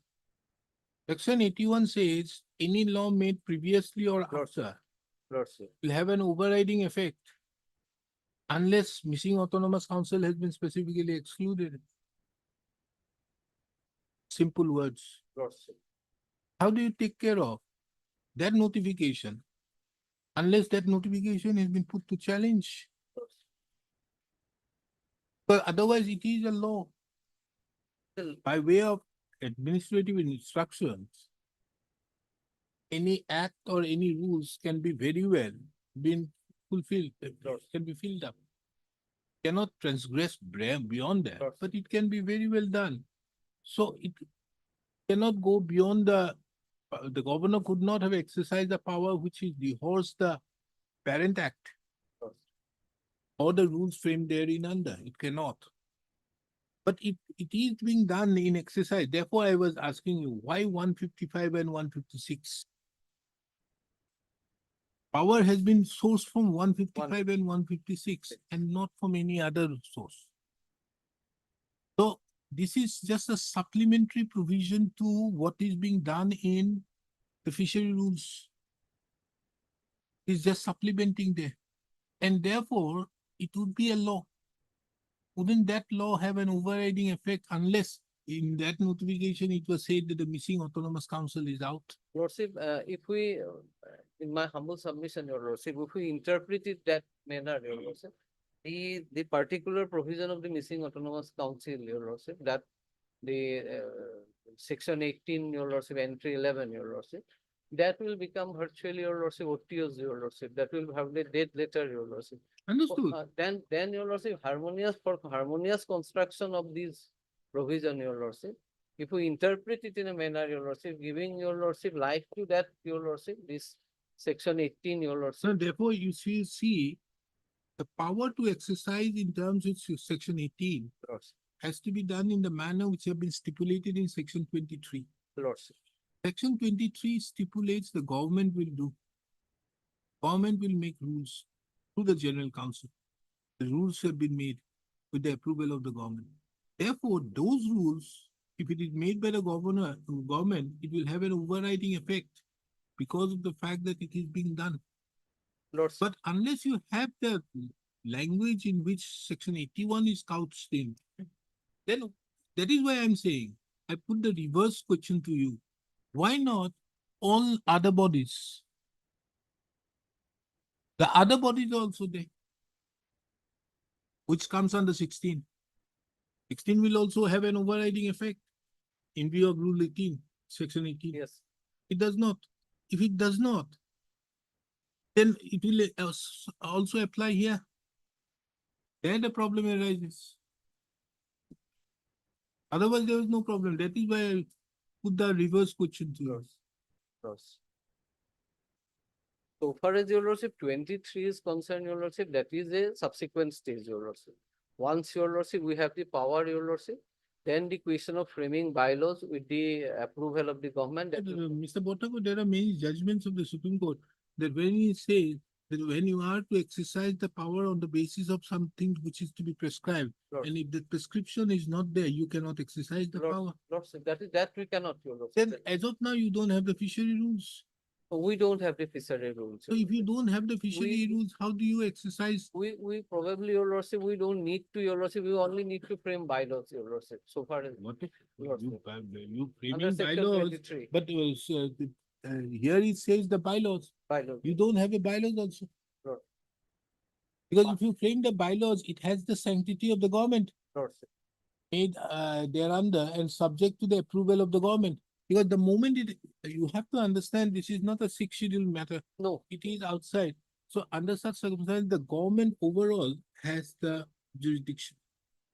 But in order to make it more easier for all exercising the jurisdiction this particular area, they have made it that this act has come into being, whereby certain powers have been conferred, which is similar to the powers which have been given to those panchayat also. Panchayats have been given specific powers under the Panchayat Act. These are being powers so that there is a self-governance. This is the basic this idea. is basic idea. However, your lordship, with respect, your lordship, this Panchayat Act and your lordship, so far as the missing autonomous council act, your lordship, I have gone through both the acts, your lordship, and I have found that, your lordship, the language, your lordship, in section 18, your lordship will find that the executive power has been, your lordship, transferred, but in missing the Panchayat Act, your lordship will find specific function has been given to the Panchayat, your lordship. Understood, but Lots. why I'm saying that is not because of specifically going by the 94 Act, I'm Lots. not on that. But the basic idea is self-governance, Lords, which comes under the ambit of this Article 243. lords, The basic idea on which this missing autonomous council act also comes. So under such circumstances, that is why again you refer back to the government for making even the bylaws. lords, You don't have your independent thing. lords. So unless you have the prescription, how do you exercise Rule 18? On the basis of that only it goes. Lords. So far as your lordship bylaw is concerned, your lordship, I will have to admit, your lordship, that bylaw is not. Because you see, remember earlier what happened? I remember one judgment. Assam General Sales Tax Act came in. Lords. They were trying to exercise the power. That was put to challenge that how do you do so without the prescription? Then therefore you see the Assam General Sales Tax rules came in 1995.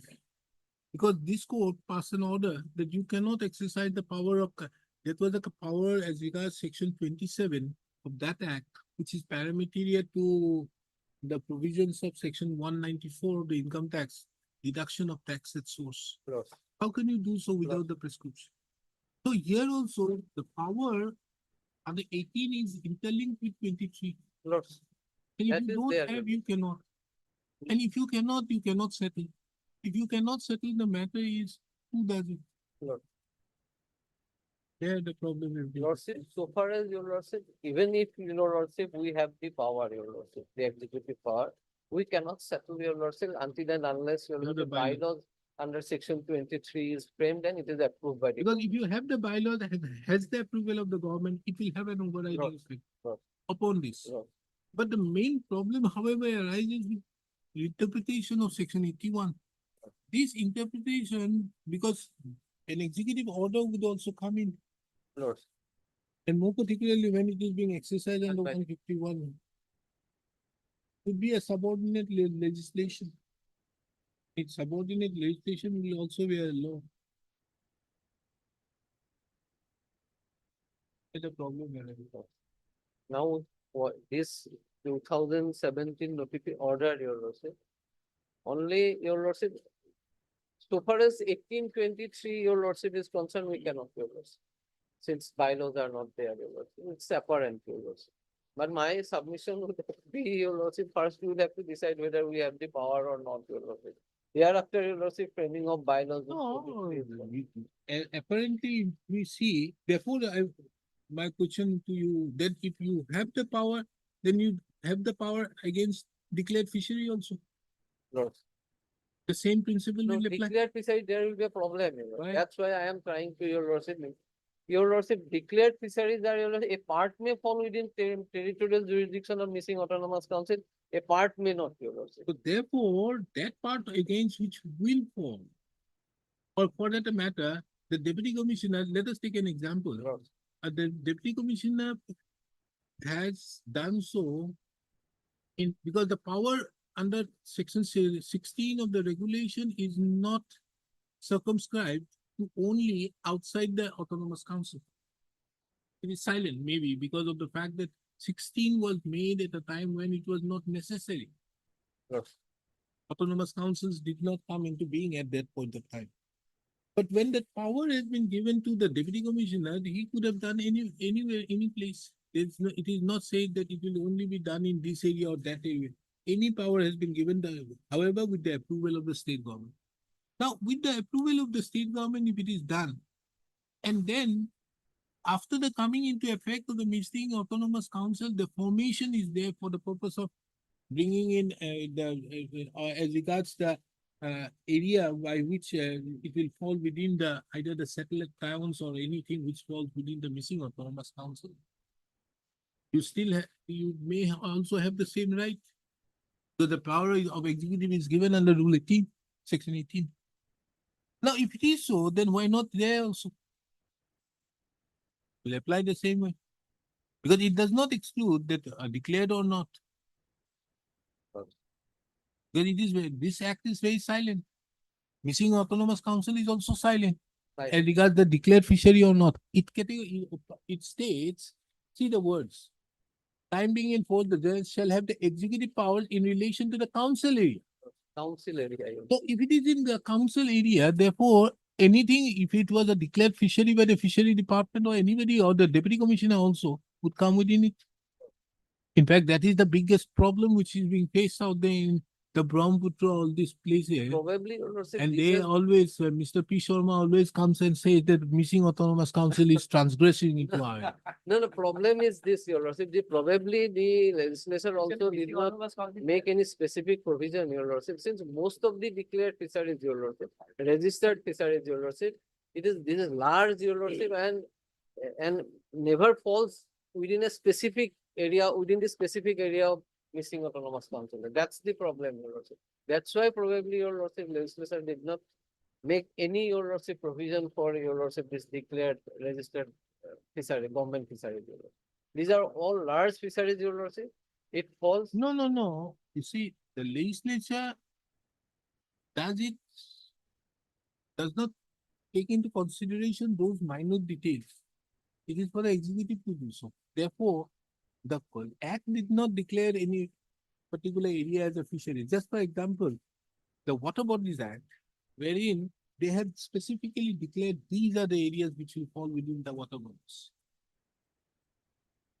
They could have done for here fishery rules also, they could have. But the power has been vested with the deputy commissioner and with the approval of the state government.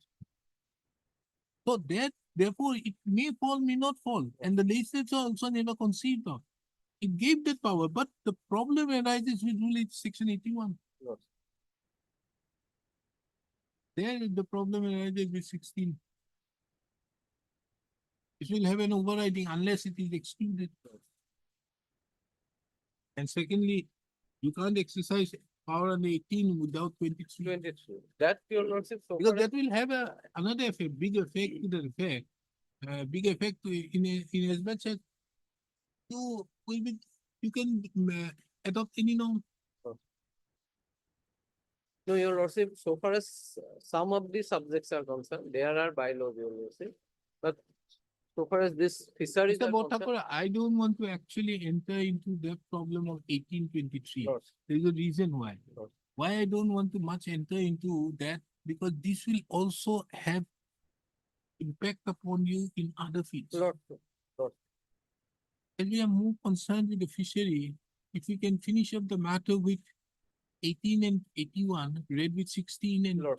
once Article 166, it Lord. will be better for the missing autonomous Council. council. Because if I enter into the other sphere, it will impact not only the fisheries, all other things Lord.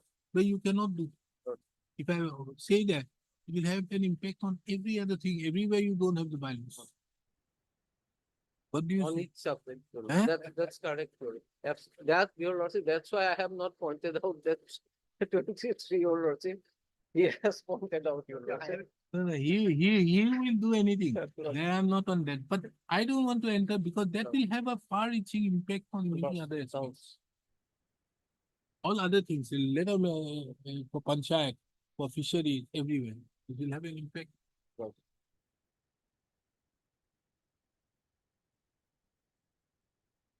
Keep that question open Lord. in That respect to will the be better, future. your lordship. In the meantime, we can also take some.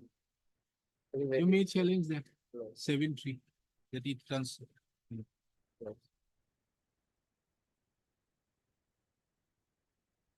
It's anything. The end of the discussion. I could add on to what your lordship has said. We are at one page on so far as this part is concerned. We had simplified the thing. I hope you don't make it complicated. It would be relevant for the discussion. Executive power is concerned, any executive power is concerned. The Constitution of India recognizes under 162. Article 162 in substance mean, if you have the power to make a law, you have the executive power, so far as the subject is concerned. You have the power to make a law, you don't have the executive power. Hmm? 62 forever. 162 or 166 too?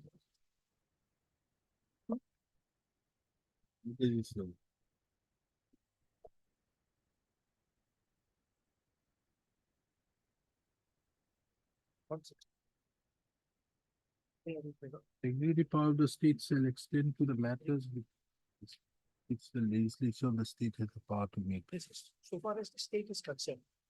So, executive power unerringly has to be exercised over a subject over which law. The state can make law under list 2 or list 3. Then it has executive power over it.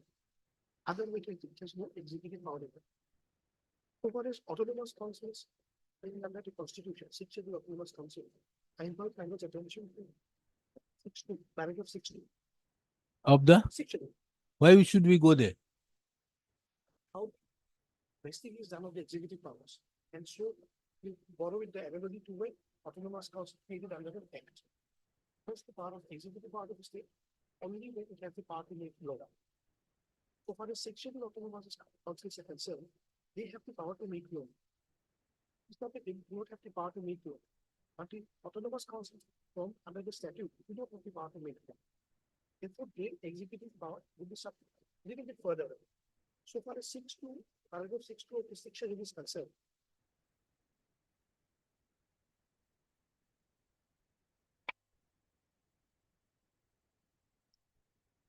Power to make laws recognized under paragraph 3. I'm not on that.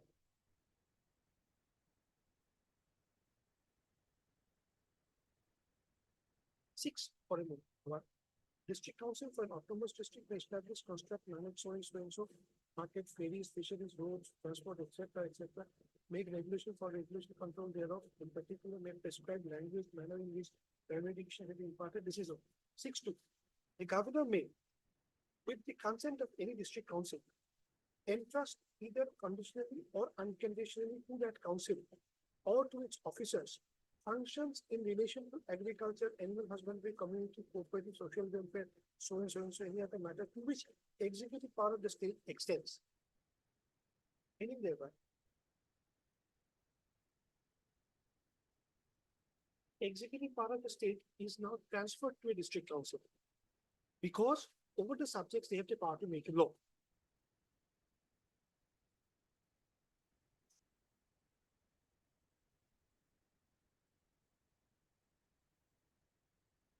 These are for district council for Absolutely. autonomous Autonomous. districts. Under the constitution. State, we understand 162. So far as 6th schedule autonomous council under the constitution, then 6.2. It has to be vested. So executive power is transferred. Now, insofar as autonomous councils under the state acts are concerned, these acts, although not indicated under what entry, what source of power these acts are legislated, but safely can be said is list to entry 5. On that, these acts are legislated. There is nothing indicated anywhere. Although it comes from the fact and agreement, thereafter the act is legislated, but the source of the power of the legislature is not indicated anywhere.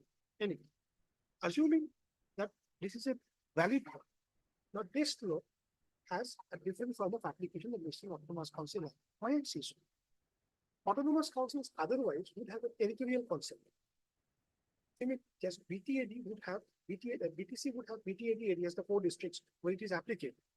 They have legislative, administrative, whatever powers they have, executive. So far as Karbi Anglong and North Kachar and Dima Hasa are concerned, they have 2 specific districts. But so far as autonomous councils under the state acts are concerned, they were for social, economic, ethnic, educational, and other cultural purposes create. The acts were brought into force. And they do not apply to any particular area. They have satellite area and core area over and above the council area. I concede to what he's trying to say. Council area, satellite area, and core area. These have been defined to be under the act places where given percentage of population of the ST communities would reside. So that in Assam, the act would apply pan Assam, even if it's a satellite area. It may not be a core area, it may be a satellite area, but a missing person there is protected under the act. To that extent, we appreciate how the executive power in respect of let us say fishery is concerned. But so far as fishery is concerned, the executive power of a state is there because it has the power to frame laws under the state act. And so the rules have been framed. But these fishery rules mandate only one thing in substance, so far as the settlement part is concerned. So settlement procedure has to be followed under the rules. Else, the river is a river, pond is a pond, everyone can fish. The moment there is a settlement, it needs a declaration by a proclamation with the previous sanction of the government. This thing is law, for which the executive power, as your lordship has said, is exercised in the manner as prescribed under the rules. So far as the act is concerned, missing autonomous act is concerned, my friend was referring to the executive district council. The district council, general council, it exercises the executive power by the executive council. But these powers are also exercised in respect of, if I may say, fishery, so far as the village councils are concerned. In context with missing autonomous council, there are 2 types of councils built in a room. One is a district general council, and the other is a village council. They are funded by the state fund, from the state budget, from treasury supply. So everything goes in 2 different heads.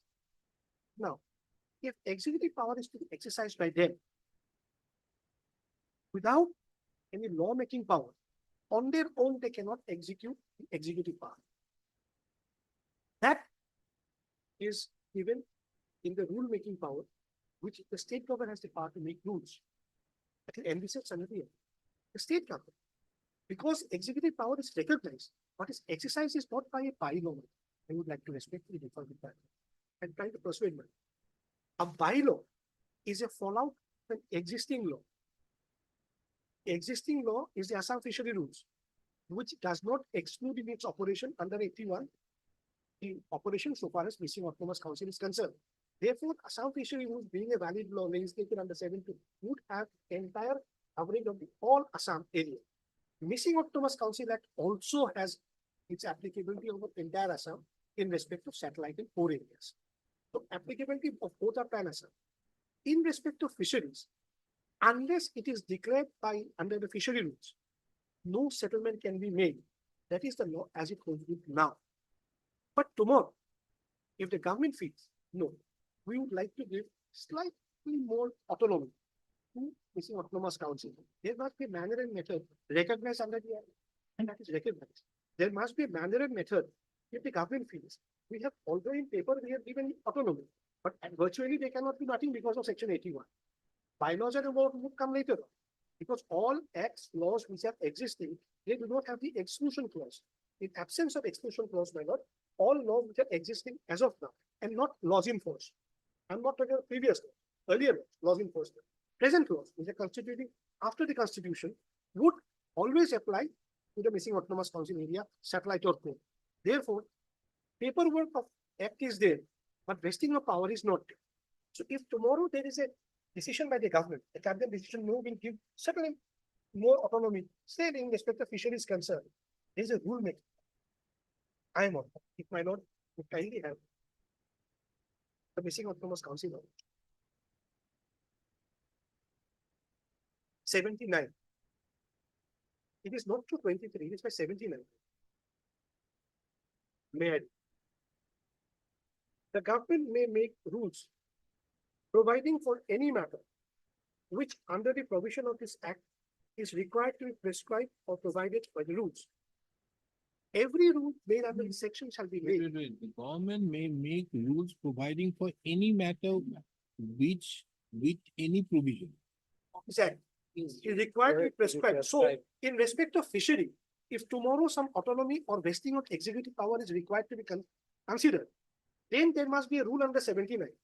The manner is in 792. Lordship has for a moment, 792. It's not by a bylaw, it's 792. Once the rule is there, then the question of bylaw would come. And the government may make rules providing for any matter which with any provision of type or be proposed. Now, does it say any prescription in section 18? No. So far as section 18 is concerned, 18 recognizes the subjects over which there is an executive power without any method of prescription. This prescription is to be done by a rule which is under 79. Your lordship No, will no, get no, that it does prescription. with 23. 23 also, my lord. In Your terms of lordship will get that prescription, your lordship, in section 45, 50, 51, 59. Your lordship will kindly see section 45, your lordship. It says, I'm not a taxes. subject to the provision, no, I am subject to the provisions of any other law for time being in force, subject to the general council, the village council shall have the power over a village council or such secretary under the law for in time being in force in the manner as may be prescribed. So It therefore, has I'm relation saying, to 79. And therefore, your this lordship is- will this- find that this provision is parameter to that which I said about 27 of the Assam General Safety. Lord. He said it has to be prescribed, then the rules come in. Lord. But for otherwise, when rule 18, section 18 does not say Does anything not to say the so. effect, we have to go by 23. The general That- council may subject to the provisions of this act and the rules made thereunder, and subject to the approval of the government may makes bylaws to be applicable within the council area with respect to all or any of the matters that in demand of regulation of so and so. And publication in official gazette. Now, you see, 43 also for a moment. now, tell me one thing, how as per this act, just for example, in, as Mr. Bhattakur has shown, impose levy and collect taxes. This power impose, levy and collect taxes, impose what? What's your collection of revenue? I'm not mistaken. Now, whether the settlement is not a revenue as regards use of the fishery, With all respect, 45 recognizes their power to execute, and the executive power authority is recognized in 45 so far as levy and collection of taxes is concerned. So far as other matters under 43 and 18 are concerned, 43 also Lordship takes for a moment. 43 also recognizes fisheries. Three.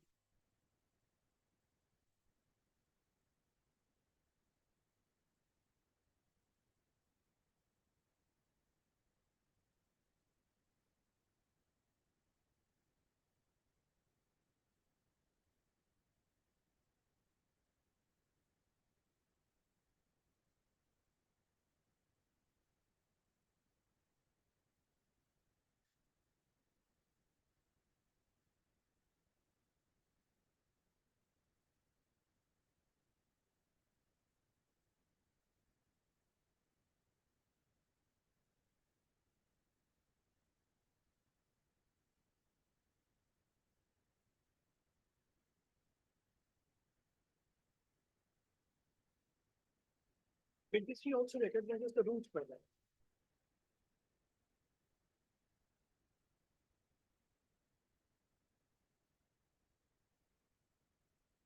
that. yeah, kindly come to 22 Roman 3. On the missing was considered. Yes. Fees for licenses, 22 for license. fees for licenses. These are licenses. So far as So for that, you need to have the rules. Correct. See how it is there, subject to subsection 1 and such maximum rate as the government may prescribe, the general council shall levy so and so, levy the following fees, rates, namely fees for licenses, water arrangement and so, levy toll on persons, vehicles, so and so. it is the levying of tax so far as fishery is concerned, or licenses for which the something is to be paid. It is on the business done that the settled rate is concerned, that this much business you do and this much revenue you pay. Kist money, which we call otherwise. I am on 23 also, my lord, the way I read it, if I may read it this way. 24, 23 also, Lordship may read. 24, 24. For a Yes. moment, 23. The General Council may, subject to the provisions of this act and the No, rules no, made thereafter. just read to section 20 bracket 3. Concerning anything contained in the foregoing subsection, the general council shall not undertake registration of a way or levy any fee in respect thereof, and shall not provide sanitary arrangements at the place of so and so. E. Thereof, if such vehicle has not been registered. Collection of tolls, fees, and or rates and terms and conditions for imposition thereof shall be such as may be prescribed by the bylaws. Such bylaws may entirely provide for exemption from all or any classes. So, 24 gives a different thing which has been otherwise mentioned in section 22. But then also you need to have bylaws.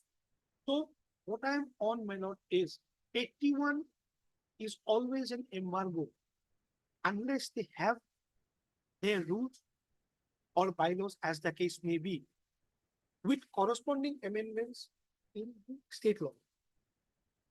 Suppose tomorrow a bylaw or a rule, as the case may be, that will be open to challenge, is brought in. Now, if it is brought in by 23 or 81, as the case may be, unless there is a corresponding exclusion clause inserted by in the fishery rules by way of amendment, it is okay. Redundant.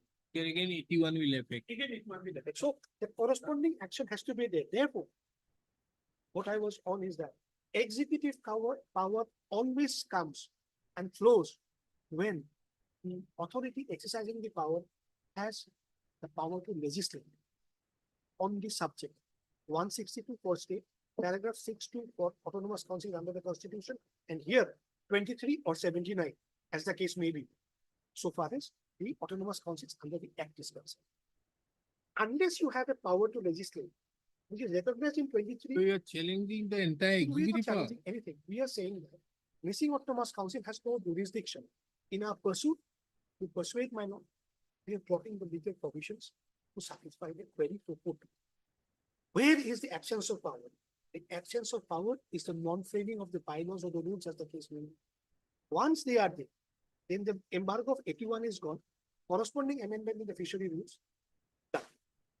Otherwise, they may happily fish around. No, they neither can declare any fishery, nor can settle by settlement, direct settlement, or tender, whatsoever. Now, in view of this order of 7th of March, The vesting is done. the vesting has already been done. Now, in view of the vesting being done, how can the missing autonomous council? They need to issue? challenge that. The legislative competence of it or the legality of it. Once it is being declared to be a fishery, then in that regard, no person can do because the embargo is there in view of the section 16. But if there is no declaration, Fishing, no business. Fishing can be done, but no business. I am on that. Even in declared fisheries also, tomorrow I may go and fish. And the produce I may consume. But if I want to do a business and want to sell, I have to sell through the auction seller at the auction counter to the lessee. En route, he pays, he gives money to the government and keeps his part. That is how the fishery operates. It's not the right to fish. It's the right to collect revenue, which is more important. Right to fish is there with the actual fisherman concerned. Actual fisherman is born with that right to fish. He does not need to have a settlement in his paper. He can fish anyway, unless these waters are stopped by any law from navigation or fishing. It can but if it's a declared, you can't. declare fish I can. Suppose I reside in the neighborhood of that fishery. No, unless the rules permit. If there is the permission being given, it's a different thing, but otherwise you cannot. Similar, in whatever water bodies they have, if declared gone, now they don't have the power to declare because of 81 embargo. The fishery rules will occupy now the field. Under in the under 162, the state power is recognized and the land revenue and the fishery rules come into play. So missing autonomous council area whatsoever, satellite or core, all fishery rights are vested with the state government under some fishery rules. Now, tomorrow they want to bring a change. Then they do it because they have the power to make law, although legislative competence is not there, but the power to frame rules and the power to have bylaws is recognized. Now, under Article 13(2), it's also a law. Bylaw notification also is also a law. So, I am not only arguing for the case, I'm an officer of the court and viewing the situation. Therefore, certainly they have the power. If they do not have legislative competence, meaning thereby they do not have an assembly where they can be laid and tested with the floor of the house. But by the recognition in 79 and 23, they can bring in rule and bylaws, which has the approval of the state government published in the official gazette. It becomes a law in terms of 13(2). If it becomes a law in terms of 13(2), then certainly executive power is already vested. Now, what is left is corresponding amendment. The moment the amendment is done, 81 goes. Tourism. You can do. Otherwise, it does not fit to this. This is regardless of the 70. Or Mr. Wang, let us make your argument. Our case is that rule 80, section 81 applies for previous law as well as any after the 95 Act. Unless there is an exclusion in the corresponding law which was in existence or is amended thereupon, or in the subsequent law which has come, they would have no right in respect to those matters which was the subject matter of that law or the law which has come, unless there is an exclusion.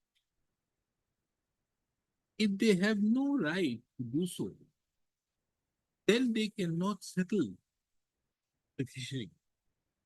And accordingly, they lose the power unless there is a corresponding effect. And the problem is in the section 81. Long and short is this.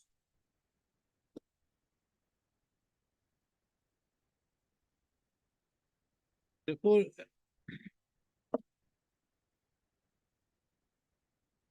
so let's depict. What is that? This record, it appears the fishery is involved in the litigation with under 100% government fisheries and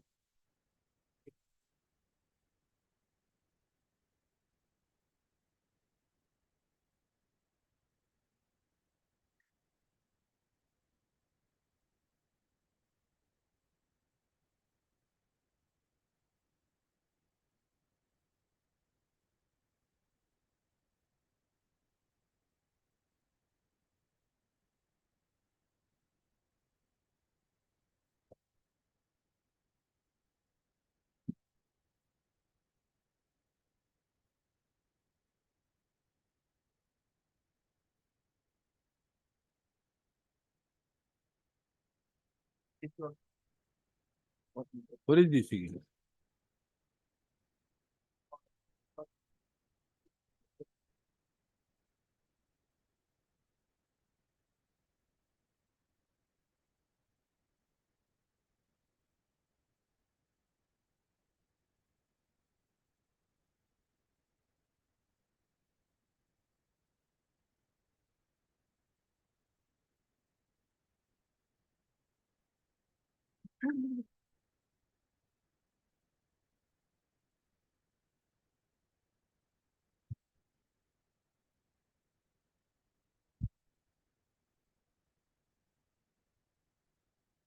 All these matters are pertaining to which fisheries?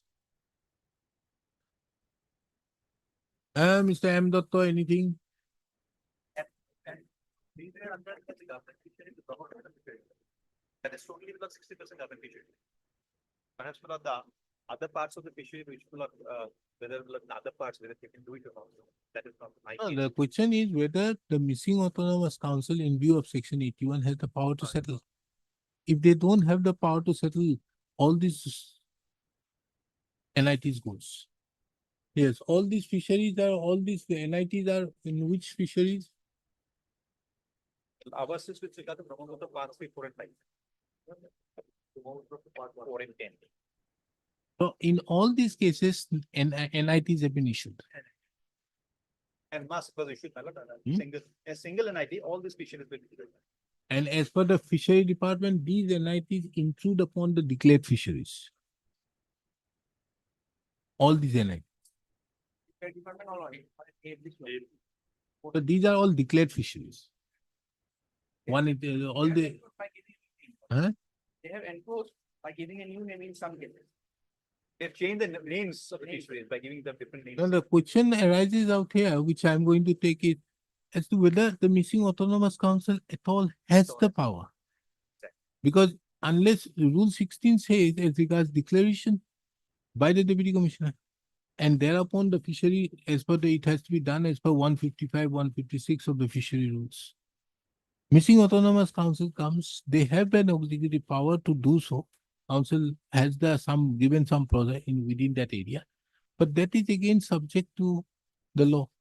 Now, in view of 2017 thing, whereby all has been now entrusted to the fisheries department, it is a law within the meaning of Article 166(2). And if it is a law within the meaning of 166 and supplementing the executive the rules which are framed under 155, therefore, they cannot do so because in view of the bar under 81. Yes. That is a long and short. One, they should not enforce. We are looking revenue lottery in some cases. No. Whether they enforce or not, that is for you to take it up. You know how to do it. Or the Mr. S. Borwa knows what to do. They are only the Missing autonomous council principal secretary. This would not have issued. But by the way, because of my judgment out here, a lot of people, lawyers may have lose many things. Because more, there are two aspects. The first aspect is writ petitions filed challenging missing autonomous council's issuance of NITs, which is here. The second is filing applications seeking extension on the ground of the trouble given by the missing autonomous council. So the petition, my petition had to file 17 cases during the earlier settlement period. This point will means maybe may affect anyways. But the learned counsels appearing on behalf of the petitioners in the batch of writ petitions.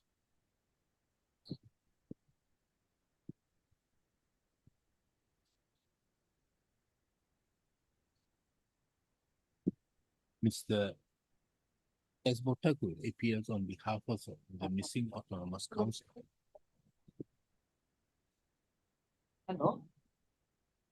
The petition, the learned counsel appears on behalf of both the Fishery Department of the Government of Assam as well as the Assam Fishery Development Corporation. And the development. We have started from no scratch. We have to really establish new schools, new road, and introduce new method of agriculture.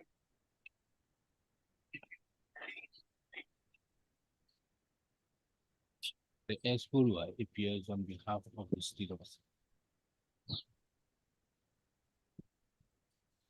In the instant batch of writ petitions, the petitioners have challenged the authority.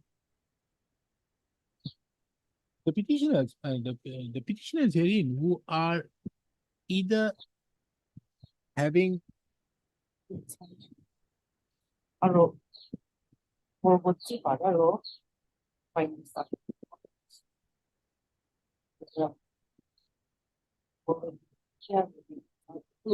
either having settlement from the Fishery Department of the Government of Assam or under the AFDC.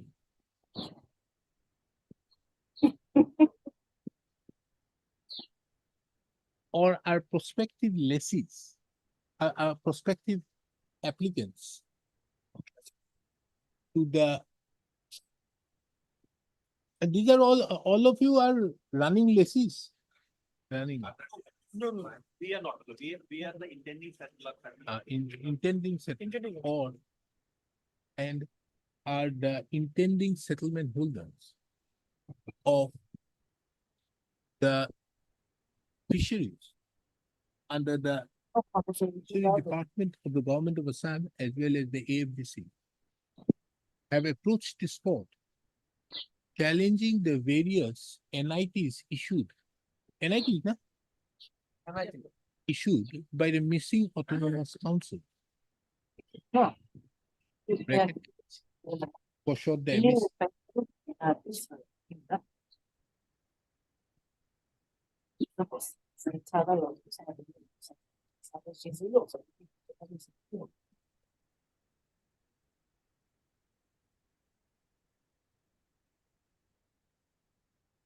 On the ground that the missing autonomous council does not have the jurisdiction and authority to settle fisheries with the extent law.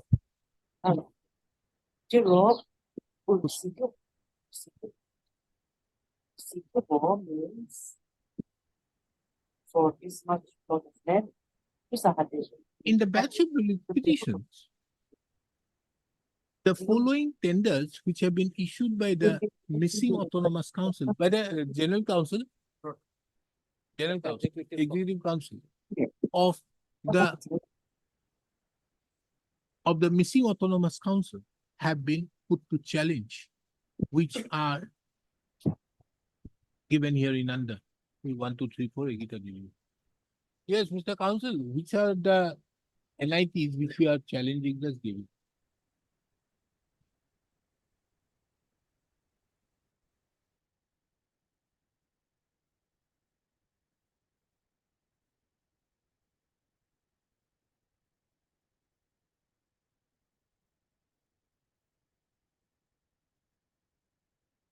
For deciding the said dispute, this court first would like to take note of the respective submissions made by the learned counsels appearing on behalf of the petitioners, parties. Mr. S. Bonig, the learned counsel appearing on behalf of the petitioner, has drawn the attention of this court to Section 16 of the Assam Land and Revenue Regulation 1886, for short, the Act, the regulation. He submitted that a perusal of Section 16 of the said regulation would show that the Deputy Commissioner, with the previous sanction of the state government, may by proclamation published in the prescribed manner declare any collection of water, river running or still to be a fishery, and no right in any fishery so declared shall be deemed to have been acquired by the public or any person, except before or after the commencement of this regulation, except as provided. Either before or after the commencement of this of the regulation, except as provided in the rules under Section 155. The learned counsel further drew the attention of this court to Section 155 and 156 of the regulations, which stipulates the power conferred upon the state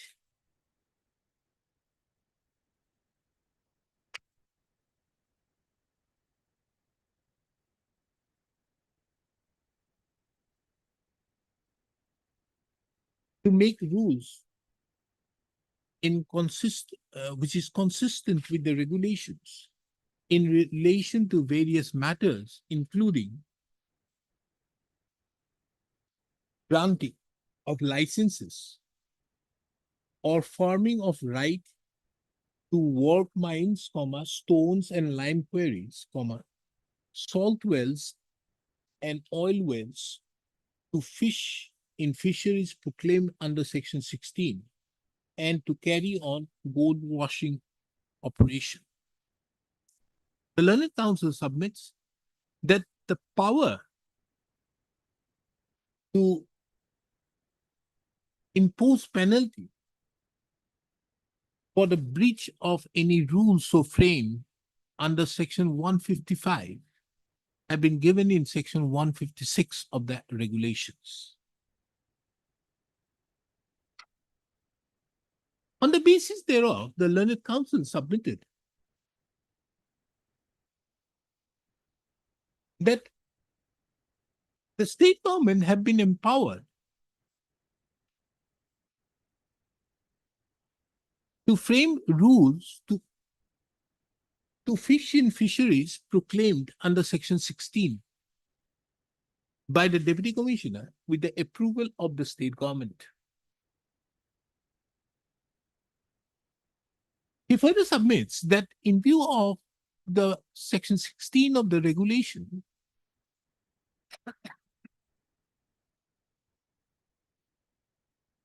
it is only no person, unless provided under the rules framed under Section 155 of the regulation, provide, can have any right of fishery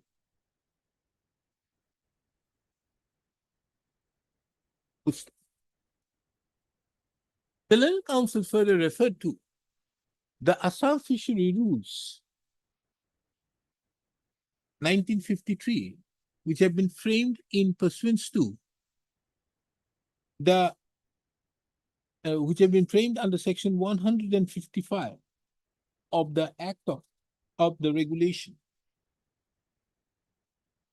155 and 156.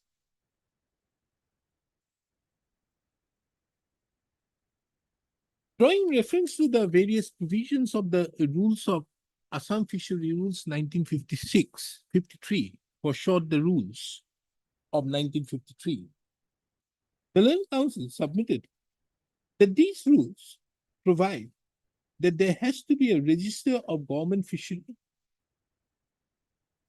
which is required to be kept in the district and subdivisional officer.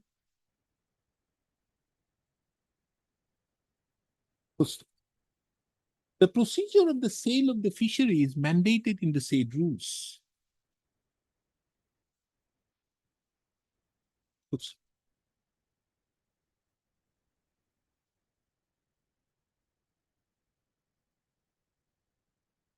The Learned Council referred to Rule 8 and submitted that it is only that the settling authority for such fisheries, which are declared so in terms with Rule Section 16 of the regulation,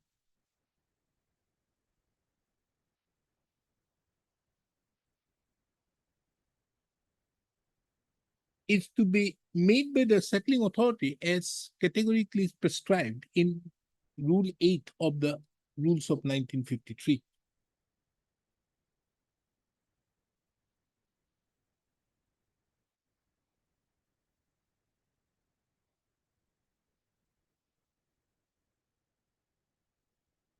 The Learned Council further referred to an order dated 7/3/2017, which was published in the Assam Gazette on 24th of May 2017. It is the submission of the Learned Council for the petitioner that this order, so passed in the name of the governor, is an order in terms with Article 166(2) of the Constitution to supplement the fishery rules, as would be very well seen from the perusal of the order itself, in as much as the same have been published, have been issued in exercise of the powers under section 155 and 156 of the regulation, read with section 6 of the Indian Fishery Act 1897. Drawing reference to the said order dated 7th of March 2017, the Learned Council submitted that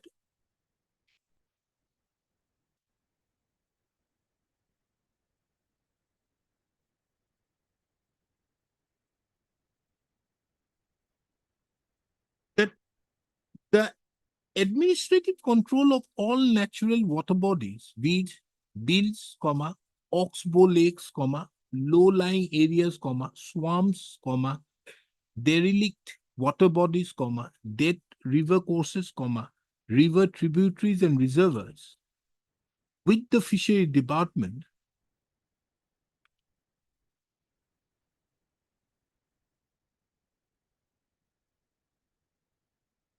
from the Revenue and Disaster Management Department.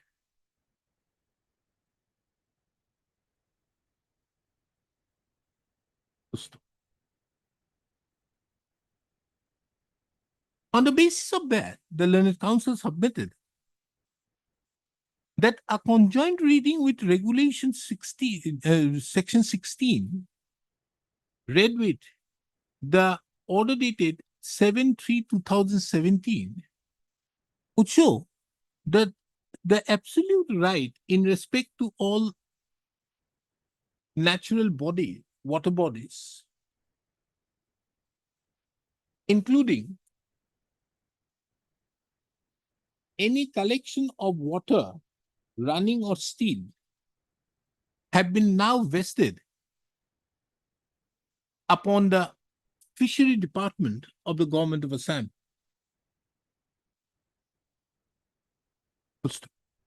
He therefore submitted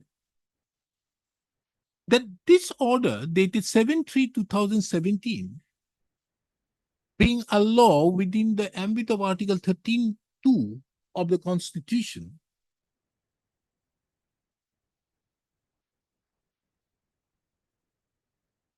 it would have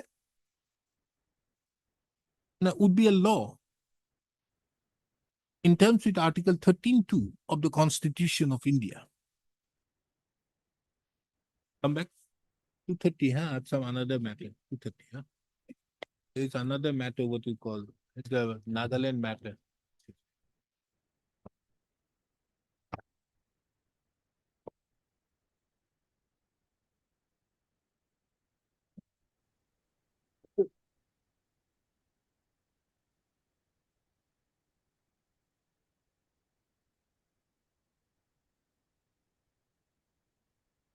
For hearing, item numbers 1 to 11.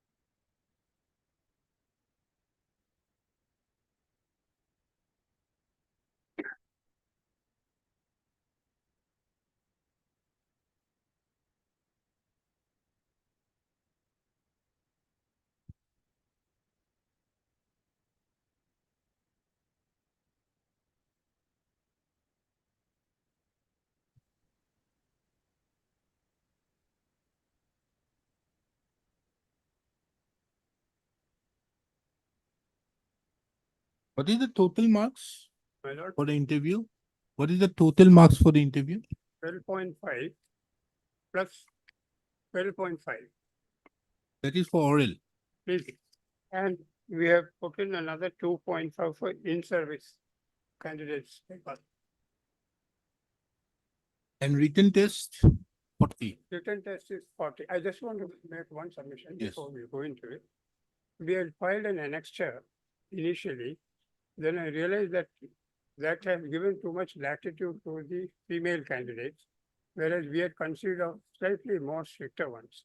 I filed the correct one here and given copies there also. and the person who has signed it is present in the court, the deponent. Your lordship is having the correct one.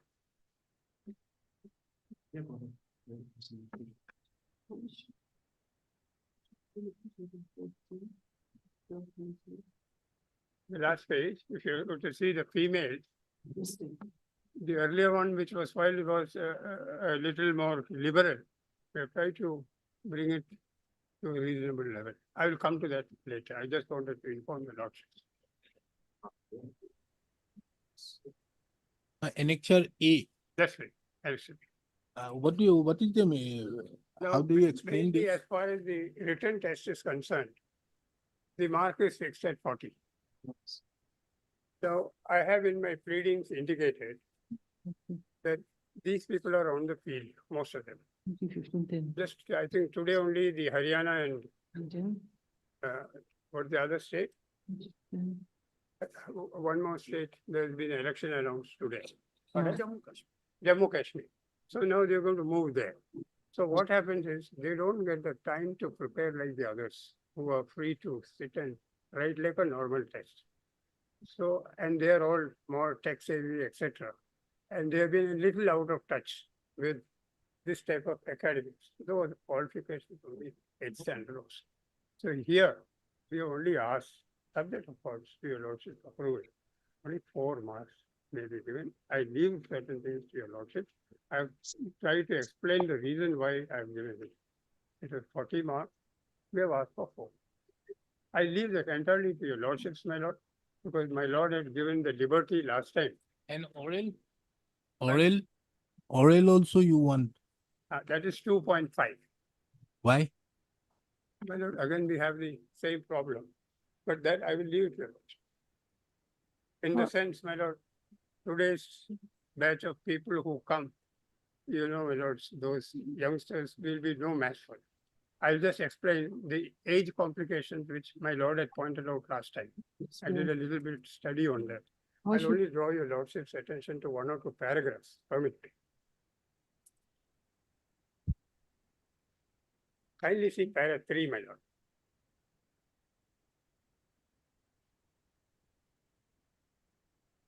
May I read it for your lordship, my lord? Para 3.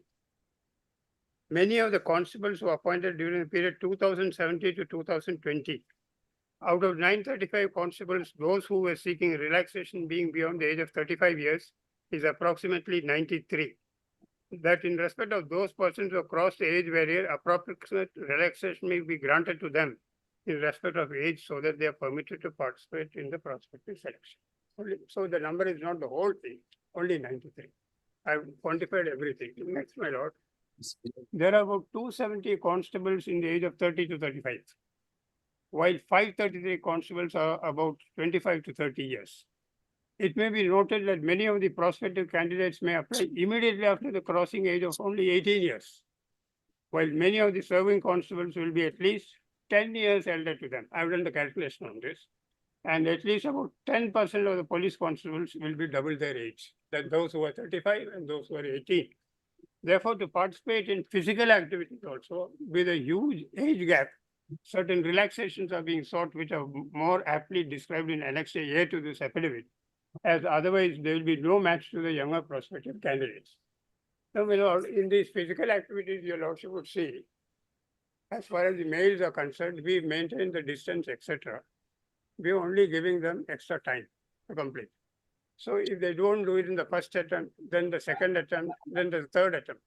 Suppose in the third attempt they fail of one of the items in the beginning, they're out of the competition.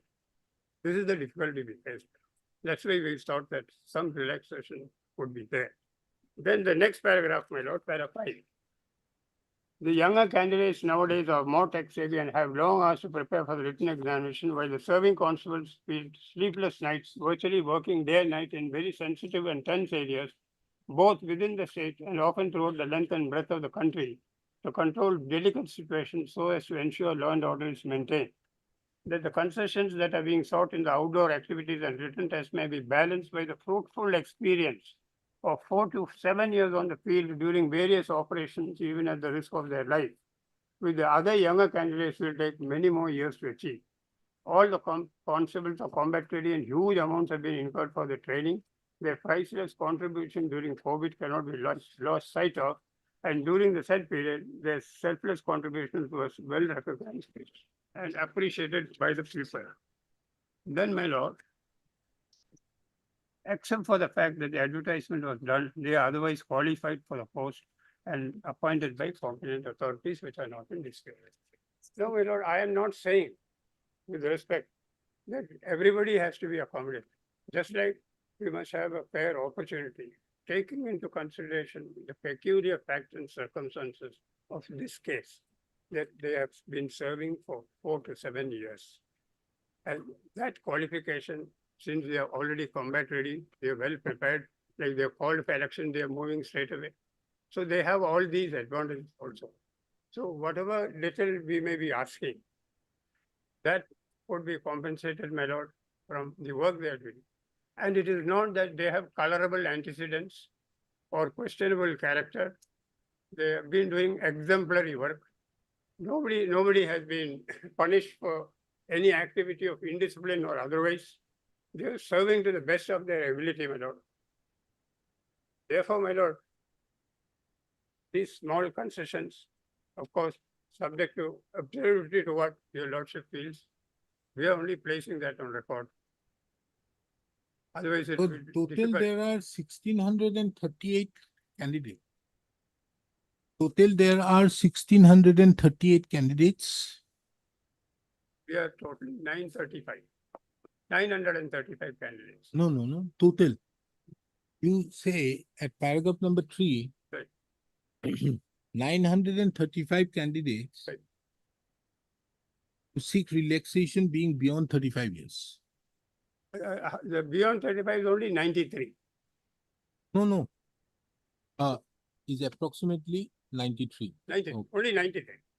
And the remaining were about 270 candidates, constables are in the age of 30 to 35 35 years. out of this 900. That's right. And about 5 are between 25 and 30. That's right. So therefore, my lord, what is relevant here is all these candidates who are there before your lordships in this particular case, they are at an advance. Last time I had mentioned to your lordship about the Superannuation Act, which I have just incorporated in para 2.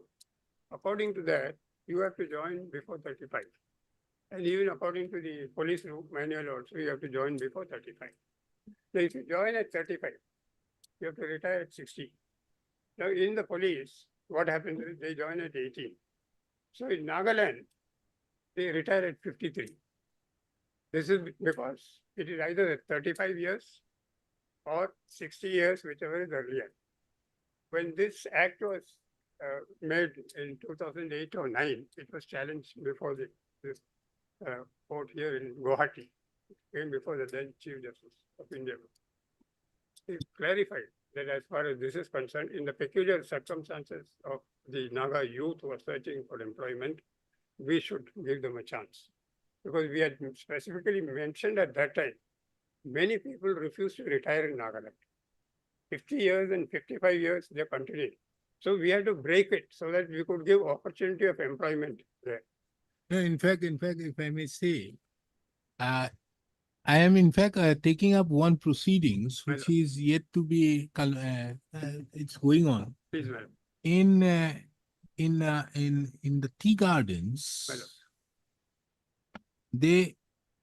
in certain tea gardens, they have their standing orders. Now in Assam, we have not adopted the Central Standing Orders Act. It is still in the draft notification. Now, the Standing Order Act of the central government categorically mentions that the age of retirement is 58. However, in Assam, there is no, and it is, what is happening is, there are people who have given some age or there was no age, and these people, this person concerned was around 74, and he was continuing. So at last the authority, the garden authorities came over and say, enough of you, You are not in a position to work anything, we retire you. Then he filed a reference out there, the industrial dispute, saying that, look here, there is no standing any age out there. So under such circumstances, my age is this. As per me, I am 54, 55. And there's nothing to prove what was the age then. So it is going on. So then I am taking up with that department out there, what is happening now. They are coming up with something. Because that matter was long pending, nothing has happened. Now I think something is being taken up. Otherwise, what is happening if you don't have these things, more particularly in Nagaland, and where you are having so many people to regularize, you will have to, and when you are having that 50% quota, so you may have to retire a lot of people. Otherwise, nobody would get a chance. In fact, what we mentioned in the petition was, the job is not going to anybody else, it's going to your own children. If you retire, in fact, at that time, I think in one shot, 10,000 youth got employment. And we had a more peculiar problem, which is on record, that if you don't give employment to the youth, in Nagaland, we have only two types of employment, government service or underground service. If they don't get government, they'll go on underground. These are pleaded facts and mentioned in the judgment. So therefore, the government cannot control this. So we have to strike a balance to see that the youth are not misguided and they come into the mainstream. And that is what has happened. This was challenged even before the Supreme Court, before the then Chief Justice. On the same grounds, they allowed it. They said this is perfectly valid. In fact, there was a challenge to this in 91. Dr. M.K. Sharma was the AG, learned AG at that time, Justice. So at that time, somehow the court did not consider it. We didn't have much grounds at that time. So again, we tried in 2019. We had all these practical difficulties which had come up. So in spite of the fact it was rejected even by the Supreme Court, in these peculiar circumstances, it was allowed. So that is how we... This was inserted by the 2007 amendment. Very, very well. Although it's a 91 Act. That's right. But it was inserted by the And 2007. even age we can find out medically also. In fact, I wanted to deliver those 5 judgments. Or later on, I found that each matter has to be considered differently.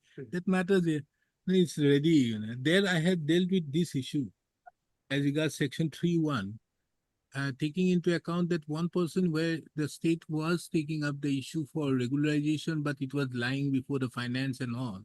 So I took it up the issue to the effect that in view of this, if you continue to delay in disposal of the, because he has a right to be considered for regularization after completion of 30 years. After your submission, there are 2 differences where only a supernumerary post would be created. And if you delay and he retires, then again another problem arises of his pensionary benefits if he is not regularized. All these issues. In fact, everything has been done. I'm just to check it out. Today I thought of delivering it. I will deliver it Thursday. Even in our premises where I'm staying in Nagaland, we had a driver from Manipur who would never retire.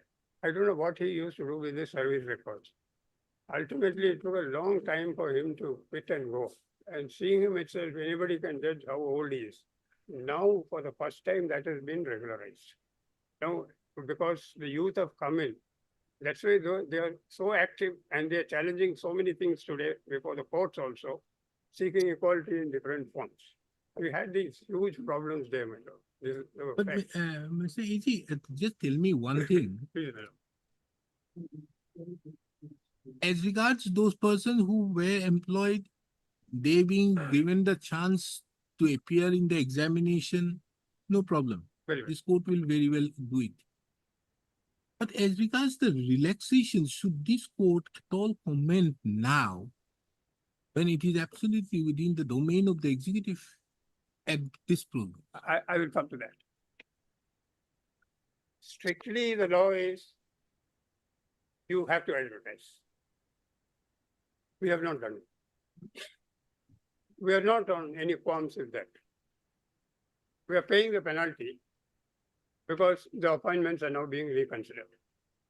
So whatever the judgments may have been there, I don't think it's necessary to enforce those things because we have not gone in consonance with that, for which we ourselves are stating that we will go ahead on these steps. Now, when we speak of life and liberty also, Article 21 also, these people have put in many years of service. After having put in service in a very crucial period in Nagaland, like COVID, etc., they're trained people. They're very well trained people. These trained people are today an asset.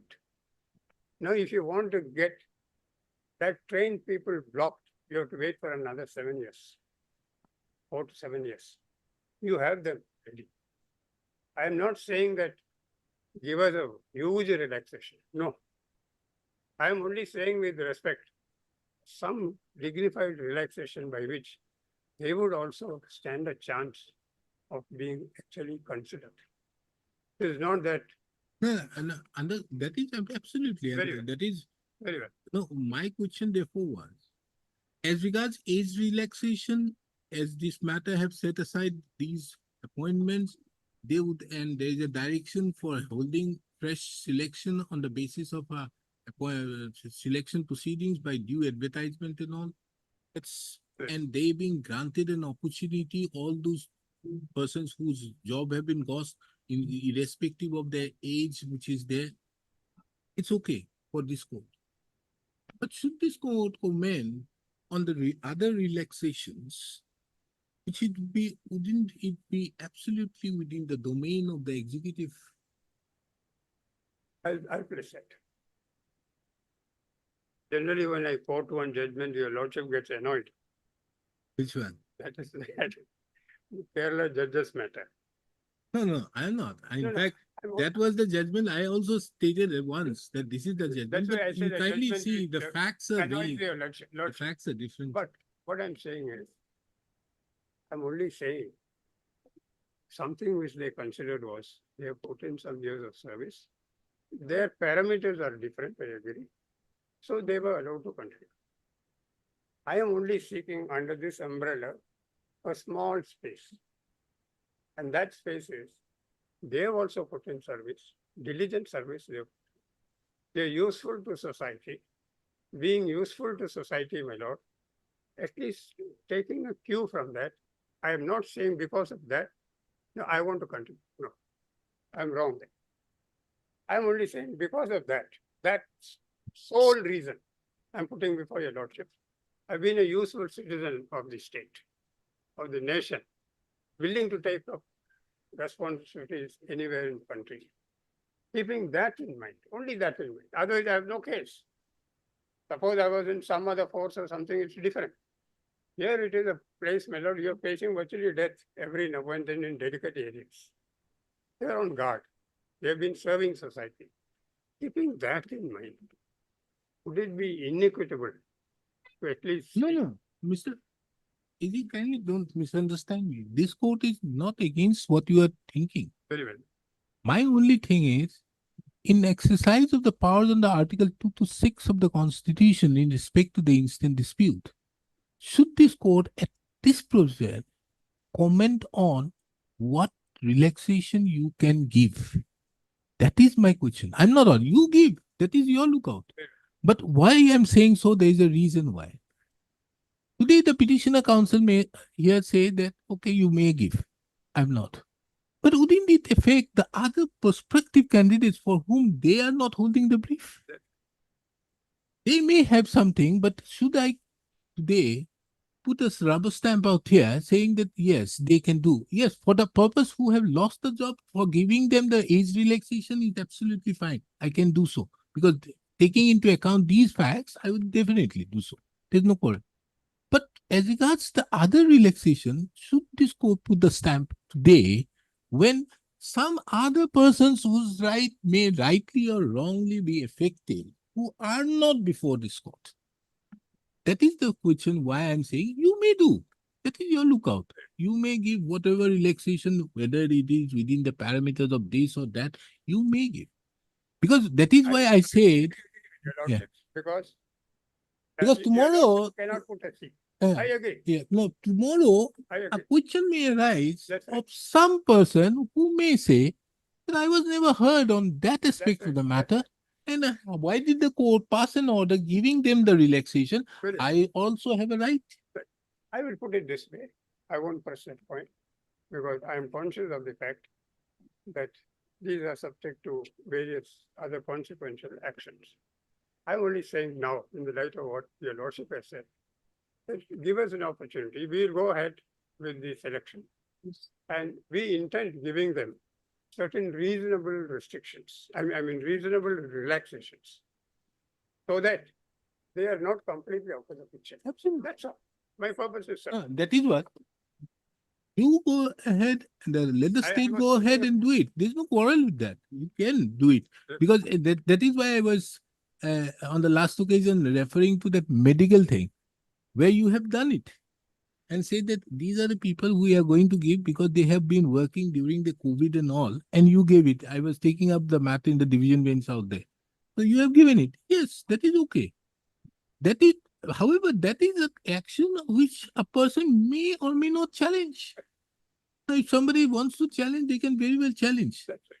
But the question is, but at this stage, when you are yet to take a decision That's right. on which you are to comply with the decision, and this court, prior to that, saying anything on that aspect I- may not be a I proper exercise of agree. 226.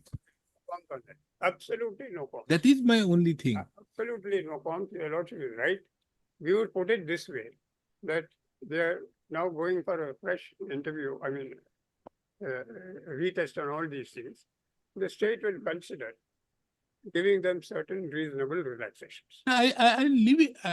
I think your submission will be duly taken note of, and on the basis of this, I leave it that aspect of the matter to the absolute wisdom of the authority Very well. in accordance with law. Noted. I think that is the. I That's the think correct. yes, because Otherwise- for me, at the, Otherwise, your lordship also will be stepping one portion ahead of the territory. yes, I agree. I have no qualms on that. as regards the age relaxation, definitely, because these writ petitions were filed subsequently, Right. and these appointments happened sometime in 2017, 18, or 20, whatever maybe. These appointments have happened. That you can mention as per. the No, legal aspect. Other I'm things I have mentioned here. other aspects I'll do, That's but all. that I think should I be. agree, fully agree, no qualms.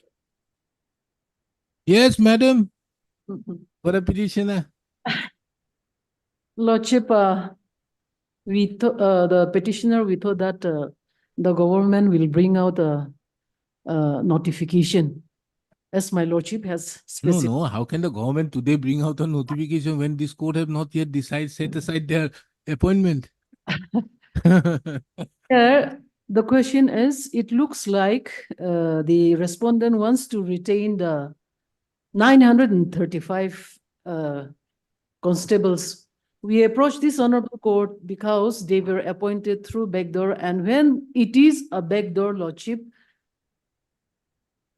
this kind of consideration, again, it will go against equal opportunity. No, madam, as I said to the AG, learned AG also to the effect, this court is not going to comment anything on the other relaxations. However, I make it clear, as we are setting aside their appointment, this court will, however, take note of that whenever they go for their selection, these people will also be given the age of the person shall not, under any circumstances, come in the way for the purpose of selection. By applying. Lordship, age, for the age, we are not contesting lordship. No, others I'm not saying anything. But here, Others I'm not saying, madam, I'm not saying anything. That is what I was telling the Advocate General to the effect. That it would not be proper on the part of this court to comment anything on the other relaxation. Lordship, but just looking at the criteria for conduct of recruitment test that they have presented before this honorable court, Lordship will kindly see that the physical test, all they are asking for 50%. 50. Yes.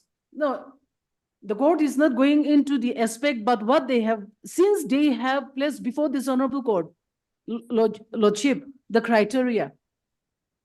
The court will not go, yet the document placed before this honorable court is very clear. And they have all the power and authority to do whatever they want. And in the physical test, they are seeking 50% relaxation. That is one aspect.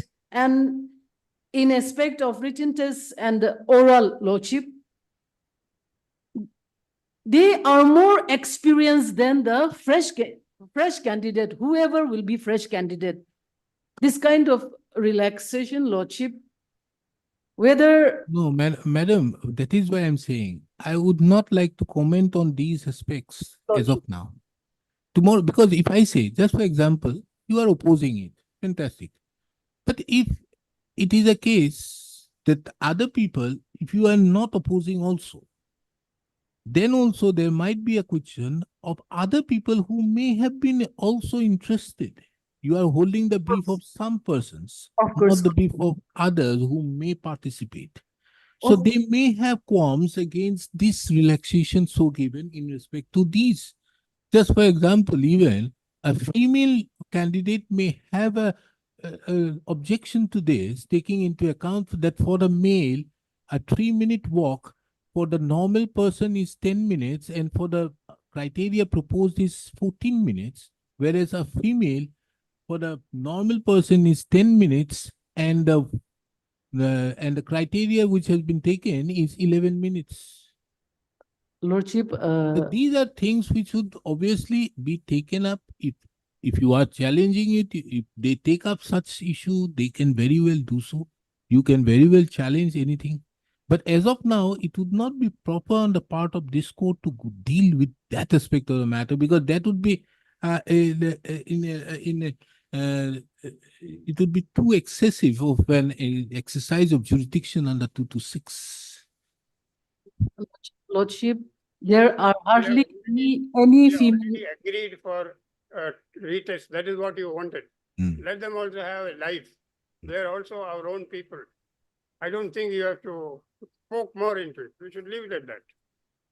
Lordship, there are hardly 3 or 4 ladies, no female. This is all pertains to males.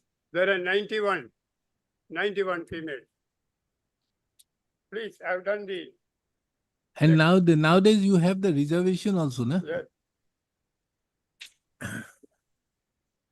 Lordship, No, I- ma'am, no, madam, kindly listen. I am not going to touch on this aspect. yes, Lordship. I am only, these have been placed before this court on the basis of an affidavit which will be seen. Tomorrow you can use this affidavit for whatever reason you may, if you want to challenge. But a challenging out there will only have a problem, because these persons concerned would continue, their age would continue to be relaxed in view of the judgment, which I am going to pass. that's all. I refuse with the- that This is what the government would intend to do. My last wording is Reasonable while way. giving Not liberty. only that, I go one step further. Hmm. We are also examining what are the flaws in selection. Again, we don't want to have another problem. So we Because are- you so- may have to come up with your policy Yes, separately by way of some yes. notification or so- something so which we you are have. we are doing everything possible to see that we come on a straight line. So that we don't have these problems. That's all, man. Right. Ms. So-and-so, the learned counsel appearing on behalf of the petitioner in the batch of writ petitions, the in Lord- Balagopal, the learned advocate My- general, My dear. the state of Nagaland, and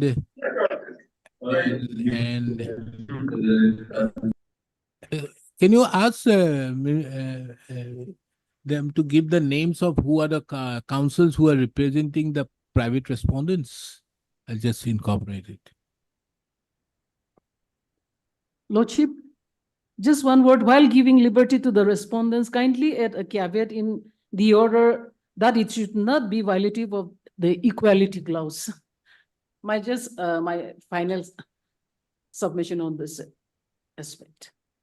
Yesterday I was reading a particular passage that equality, the trinity of equality, fraternity, and liberty has to go together, no? Isn't that what the That's right. Dr. B.R. Ambedkar said? You can't have equality without liberty and liberty without fraternity. May I please, Lordship? Once again, Lordship, I may bring for item 9 and 10 for the private respondents. Ah. I have a small prayer, Lordship. Yes. Till the bosses fill up through advertisement, Lordship, we may be allowed to continue in service. Huh? Till the bosses fill up through the regular selection process. Since we are serving for more than 5-6 years, we may be allowed to continue till such time. That is what I'm going to allow you to participate. Lordship. Notice. In whatever selection they are going to hold, I'm going to allow all the candidates all the persons who have been employed, whom appointment would be set aside, they would be given the liberty to participate. And the state would not, on the basis of the age, they reject your application. Lordship, we may be allowed to continue till such time, Lordship. Till the bosses fill up by regular selection process. That will remain because until the appointments are done, we cannot have a. And how long are you going to take that? A short specific time may be granted. Your Lordship. Lord- Maybe about 2 Huh? months or 3 months. 3 months. I think so. Lordship, even the petitioners, some of the petitioners are overage. At the time when they approached this honorable court, they approached this honorable court in the year 2020. The petitioners who have approached this honorable court. There need The not time be- when they filed this writ petition, there need not be a vacuum until this election is done, that's all. Not claiming it as a matter of right, but as probity requires. Because now their number is not small. The number is quite large.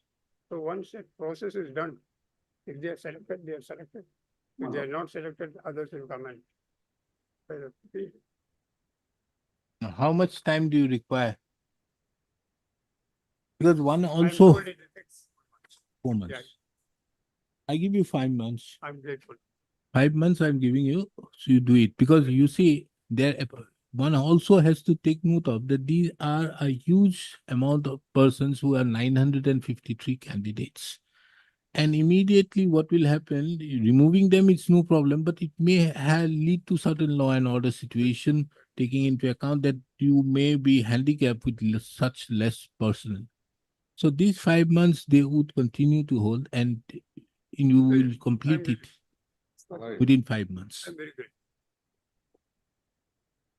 Lordship, some of the petitioners are also overaged. As of now.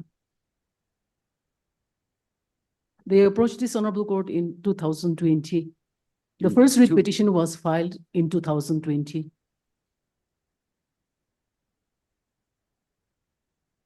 See, the problem which will arise is this.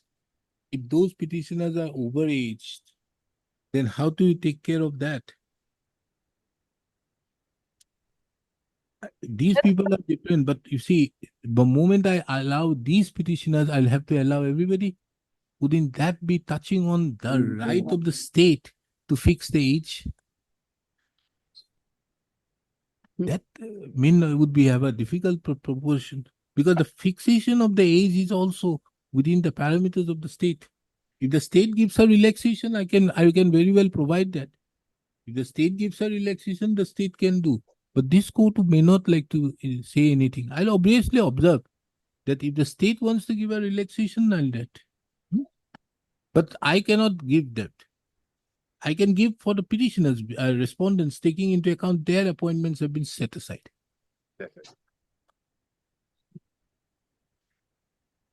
But Mr. Advocate General, you see to it that on the basis of that age, something has to be done. If they are 40, so okay, We don't won't- touch it. We will consider that on equity basis because On equity basis, what do you they mean? also waited. That is absolutely your wisdom. We will, I would not like to comment on we that. won't be unfair. Yes, yes. And so, okay. Hearing completed, judgment reserved. Obliged, Lordship. Mr. Long, sir, if you can ask your and other whoever is appearing for the respondents, kindly give their names to anybody so that I can put their names in the order. Okay. I am appearing for. No, yes, Written slip. Written, please Give a give a written written slip. slip to anybody. To your bench clerk, kindly give him a Give a written, written who are appearing for the respondents. Even Please. if you send it to us, we'll place it on record. Yes, yes. Yeah, Shibu will take it. Thank you. much obliged. All right. Obliged, Lordship.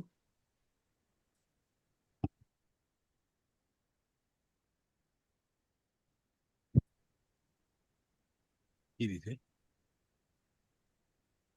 Huh?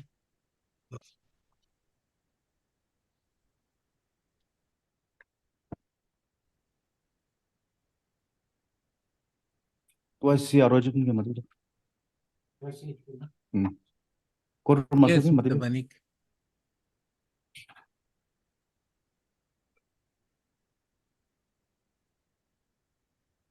Last line की बोले हैं?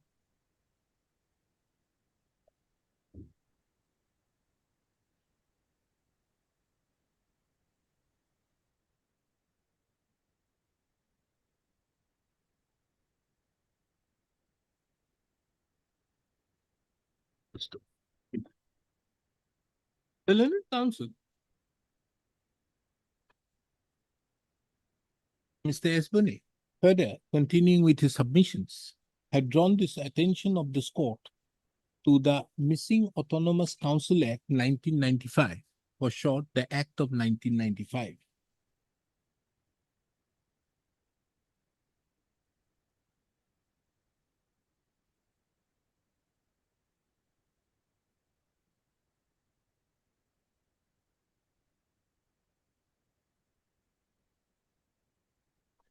He referred to Section 18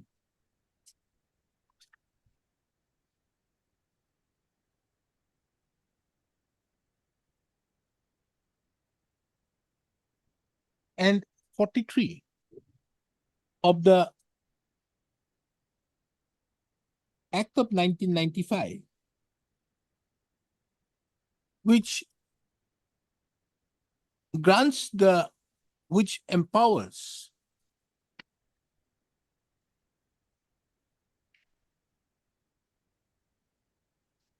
which provides executive powers in relation to the council area over various subjects, including the fisheries.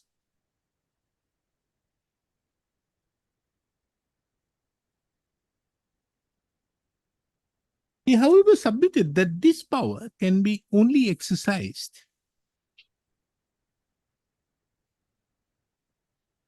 provided bylaws are framed by the General Council with the due approval of the state government, as is mandated in Section 23 of the Act of 1995.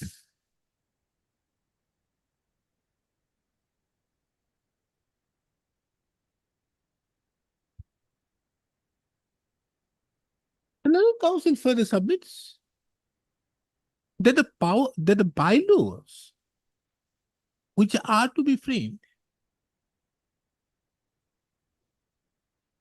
in terms with Section 23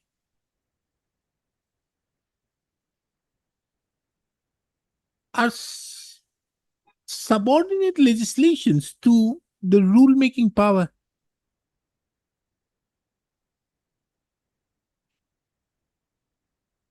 Which can only be framed which can only be made by the state government in terms with Section 79 of the Act of 1995.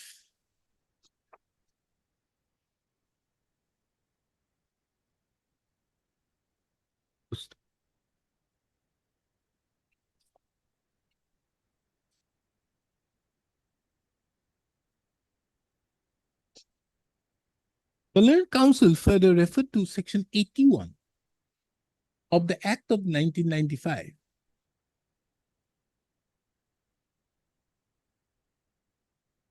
which categorically mentions that the said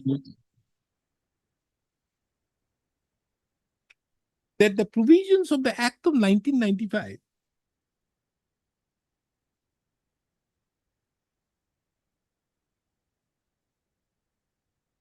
shall have no effect as regards any law, whether made before or after the coming into effect of the Act of 1995, unless such law provides for exclusion of the council area of such application.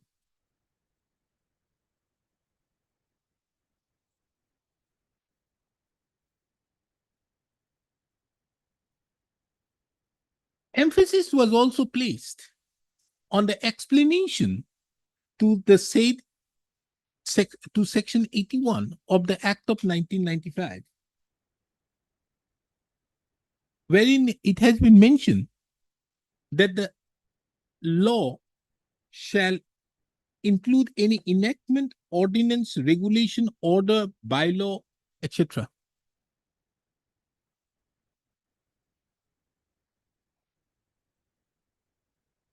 The learned counsel for the petitioner therefore submitted that a conjoint reading of section 16 of the regulation, read with section 155 and 156 of the said regulation,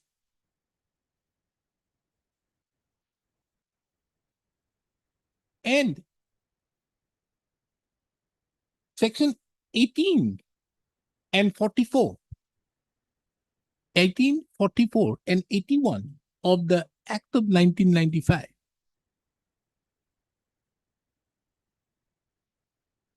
would show that unless and until the regulation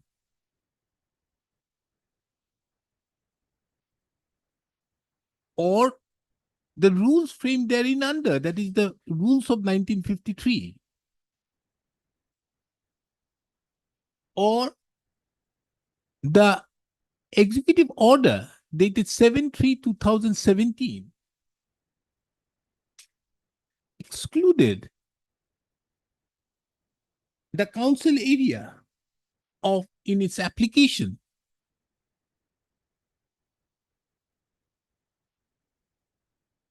the power so conferred, the executive power so conferred under section 18 and 44 upon the executive council and the village council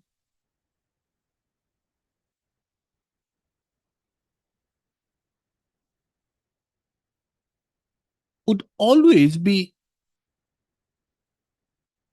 subservient to the regulation as well as the regulation, the fishery rules, the rules of 1953, as well as the order dated 7/3/2017.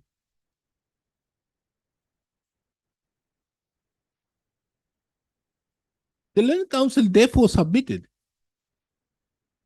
that as by the order dated 7/3/2017, as well as section 16 of the regulation, all natural bodies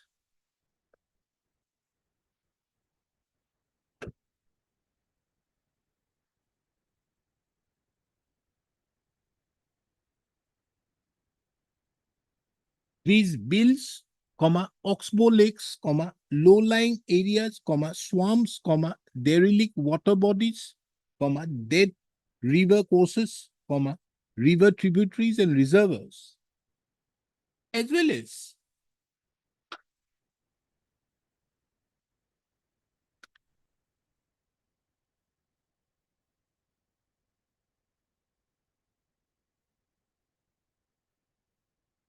any collection of water, running or still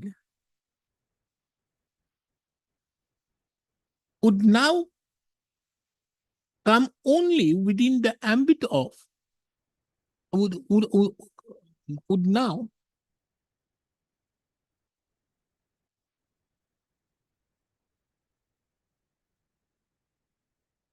come within the ambit of the fishery department of the government of Assam.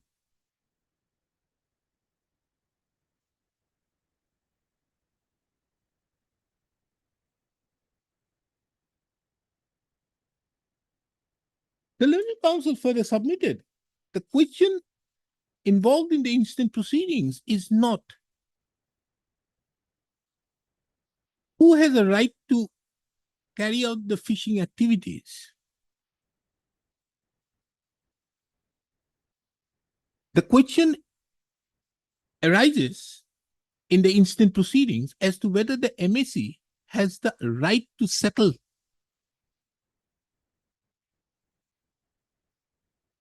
And in the instant case, as the MAC does not have an authority over the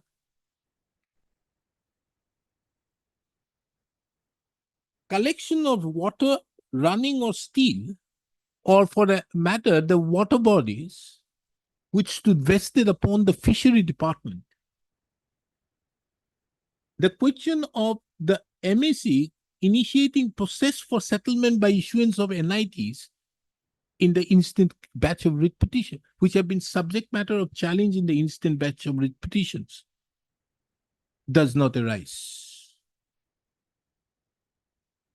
Let us make it simple. Don't come to 162 and the 6th schedule. Anything else?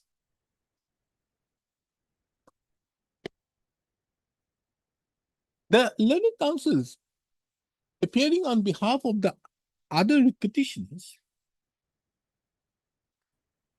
have also made submissions which are similar in content to what Mr. Bonik had submitted. And for the sake of brevity and to avoid repetition, this court is not for sake of brevity and to avoid repetition, this court is not incorporating those submissions.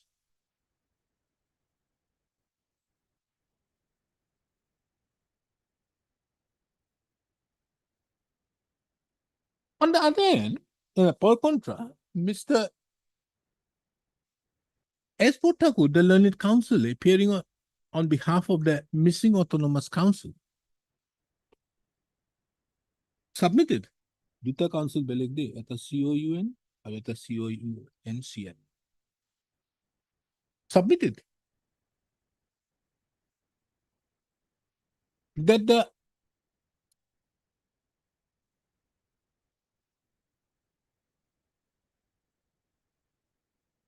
a perusal of section 18 and 44, 43, 44 will go as also, 43, of the Act of 1995 would show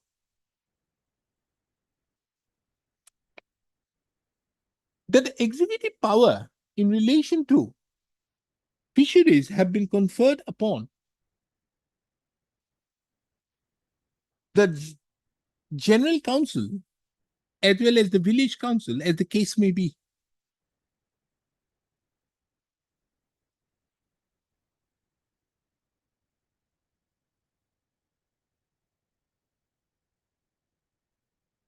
In relation to the council area or in relation to the village council area.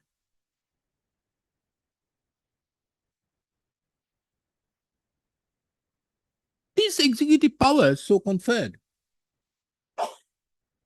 includes the power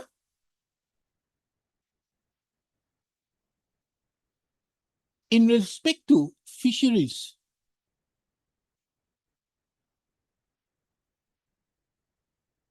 He therefore submitted that by virtue of section 18, which starts with a non-obstinate clause,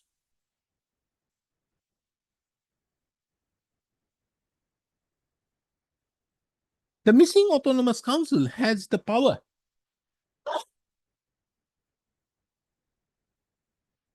to initiate to settle natural water bodies other than declared fisheries.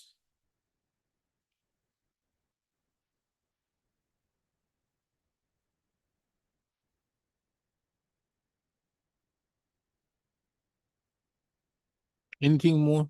Also, that is essential, Your Lordship, that declared register, except declared registered fisheries, Your Lordship, rest we can settle. Your Lordship. Natural And bodies natural bodies, except declared fisheries, rest, declared registered fisheries, Your Lordship.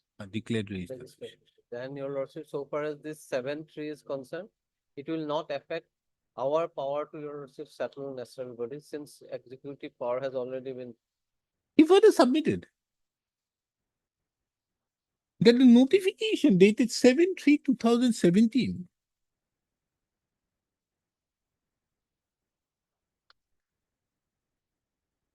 cannot affect the rights of the missing autonomous council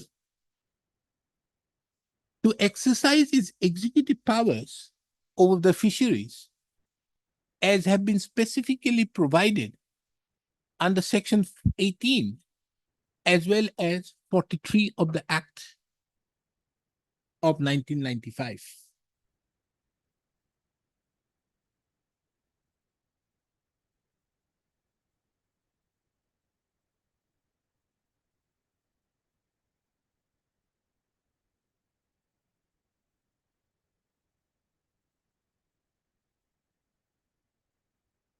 What do you say about 81? So far as, Your Lordship, 81 is concerned, 81 will, so far as declared registered fisheries are concerned, Your Lordship, which is governed by some fishery rules, Your Lordship. Therefore, Your Lordship, 81 will come into play, and that will not be, we will not have the power to settle, Your Lordship, those declared. And the 81 is, so far as the declared registered fisheries is concerned, that is only if Assam fishery rule takes care of, Your Lordship. Rest is not concerned with the Assam fishery rule, Your Lordship. Therefore, Your Lordship, registered, I have put emphasis on registered because, Your Lordship, in everywhere we will find that registered government fisheries. There may be fisheries, therefore, that those are not registered, unregistered fisheries also. He further submitted that a reading of section 81 of the Act of 1995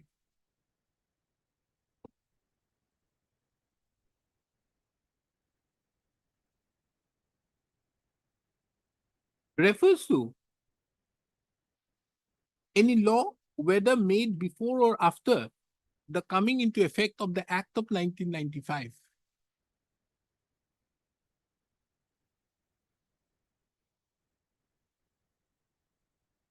According to the learned counsel for the respondent MAC,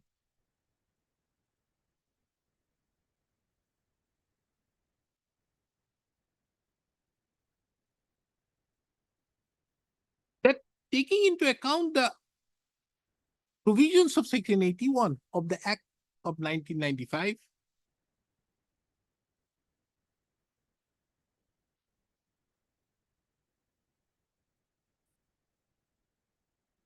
and reading the same along with section 16 of the regulation and the fishery rules and the rules of 1953.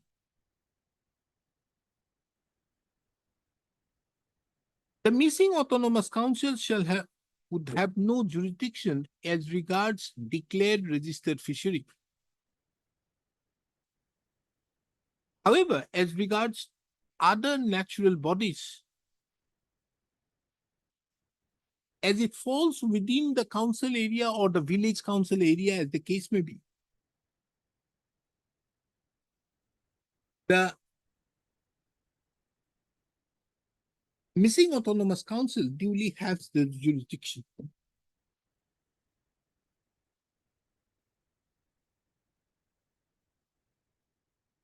Anything more?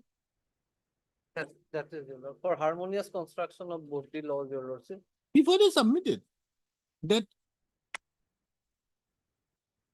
if the interpretations so given by the learned counsel for the petitioners are to be accepted,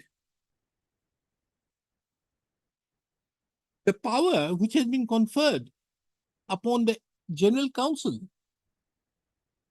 as well as the village council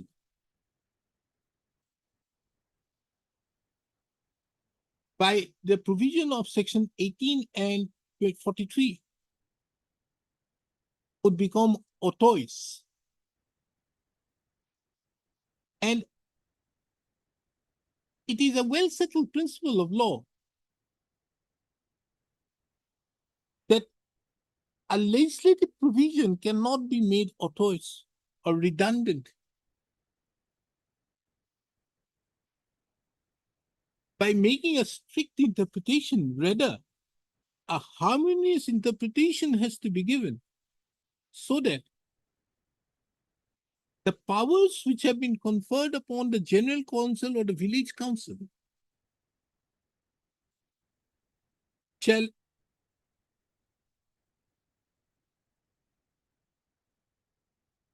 remain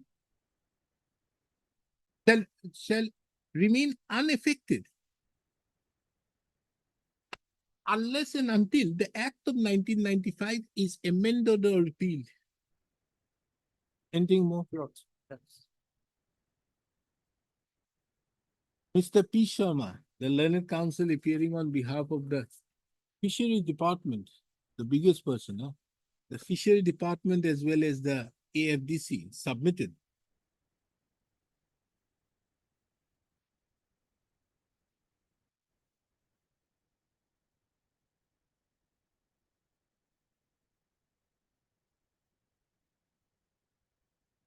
that the missing autonomous council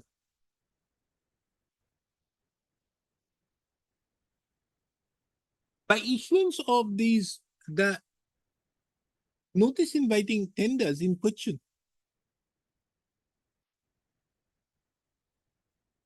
have intruded upon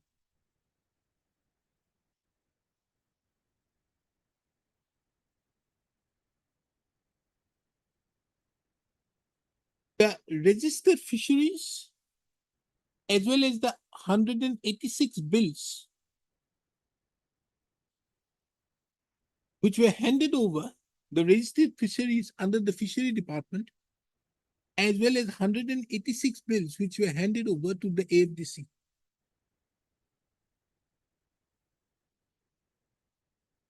He submitted that the missing autonomous council has no authority over the government fisheries falling under the missing autonomous area, as the government of Assam had not empowered the council with administrative powers on subjects like fishery,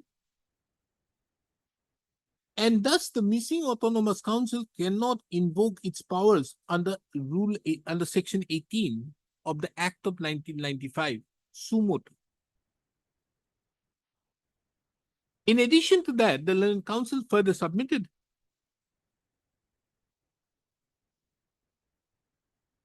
that without compliance to section 23 of the Act of 1995, the power so conferred upon the executive general council or the village council, as the case may be, cannot be exercised. As from a reading of section 23 of the Act of 99 itself.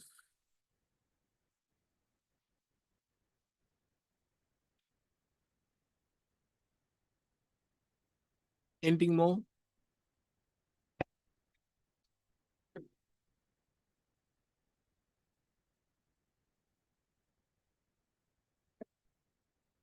I've heard the learned counsels appearing on behalf of the parties at length.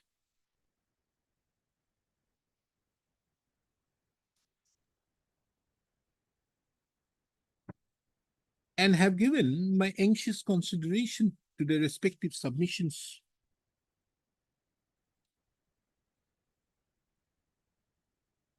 From the facts as narrated in the writ petitions, it is apparent that the petitioners herein, in the instant batch of writ petitions are either sitting lessees of fisheries settled either by the fishery department of the government of Assam or the AFDC, or are prospective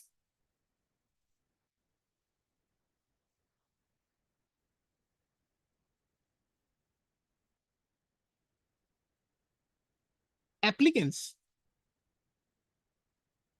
to certain settlement to be carried out by the fishery and the AFDC, fishery department and the AFDC.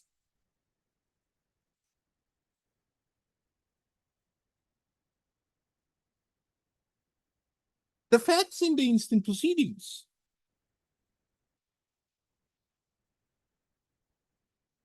further show that the petitioners herein have assailed the various actions on the part of the respondent authorities, respondent MAC, to take steps for settlement of certain fisheries, certain natural bodies, by initiation of notice inviting tender.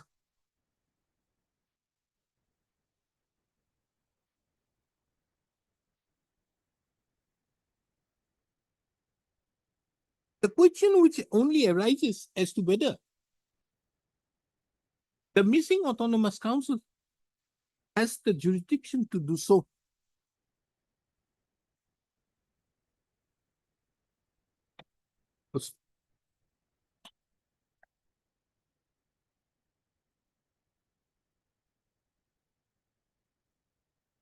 Let me come back.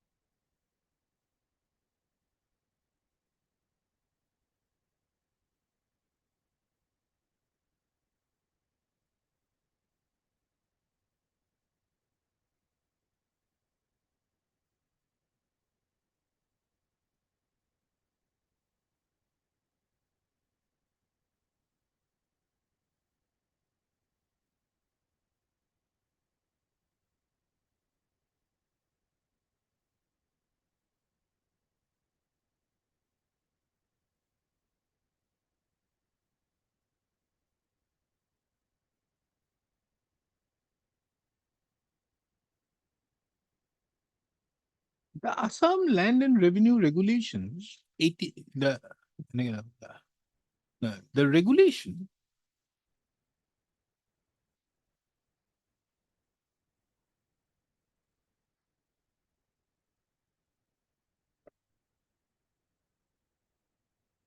deals with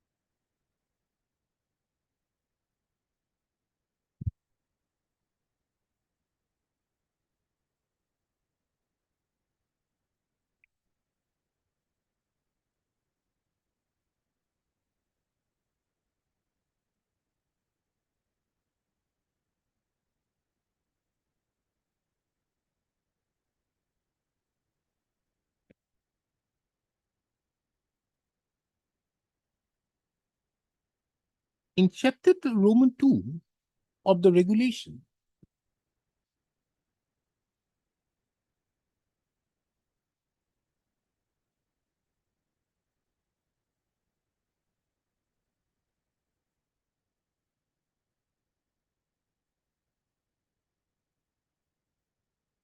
relates to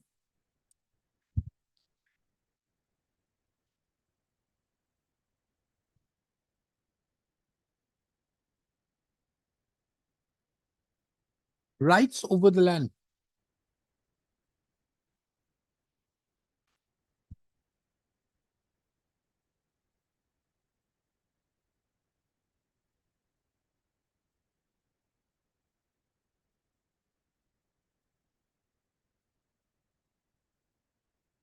The said chapter defines the rights of different classes of owners of the land in the state,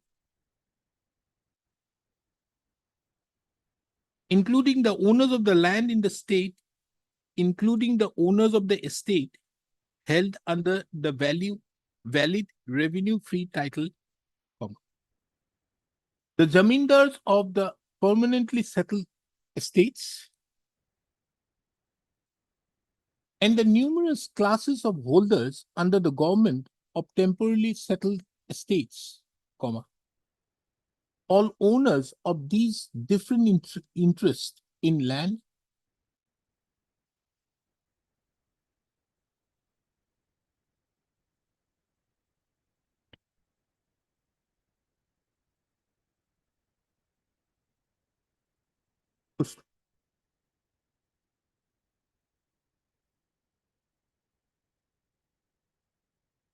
Section 16 of the regulation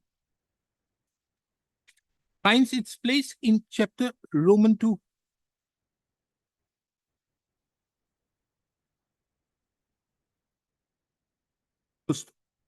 The said provision, for the sake of convenience, is hereinafter, is reproduced hereunder.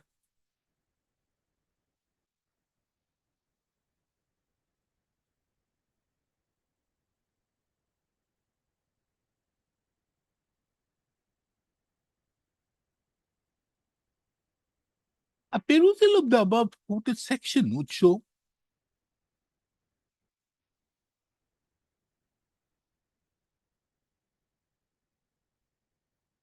that the deputy commissioner, with the previous sanction of the state government,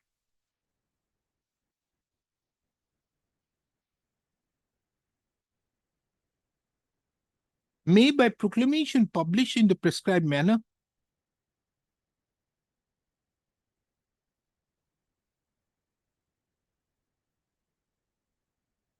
thereby declaring any collection of water, running or steel to be a fishery.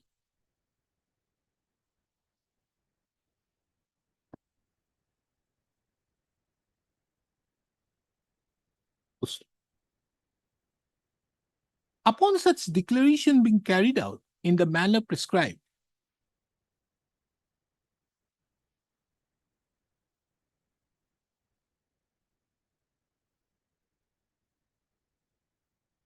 no right in such fishery declared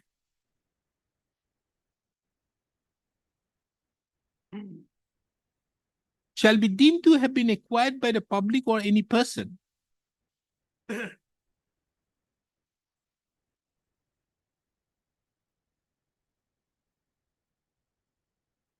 either before or after the commencement of the regulation, except as provided in the rules made under section 155.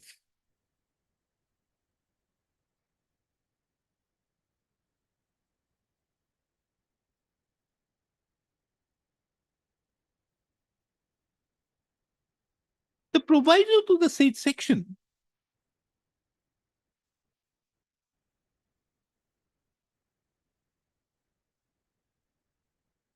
mandates that if the state government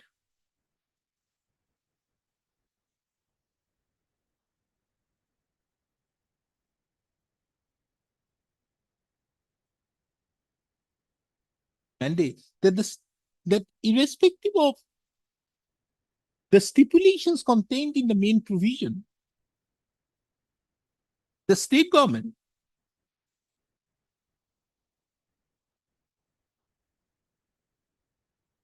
can grant an express, can make an express grant of right to fish.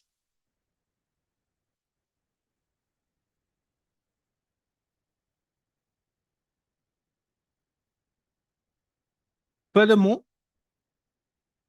the stipulation contained in the main provision shall not affect any fishery rights acquired by a proprietor before the commencement of the regulation or the acquisition by the proprietor of such rights in any fishery forming after the commencement of the regulation in his estate.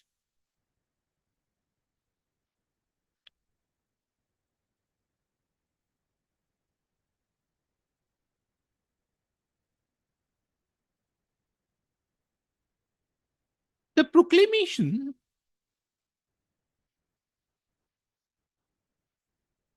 thereby declaring any collection of water running or still to be a fishery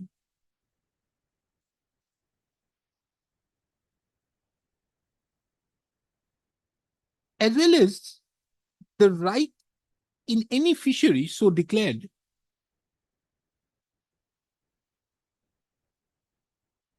has to be prescribed as per the mandate of the main provision of section 16. This prescription for the purpose of this prescription,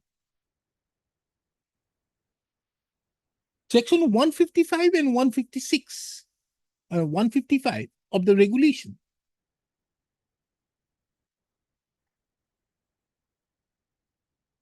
and more particularly F, subclause F, is relevant to be taken note of. Inasmuch as the said provision empowers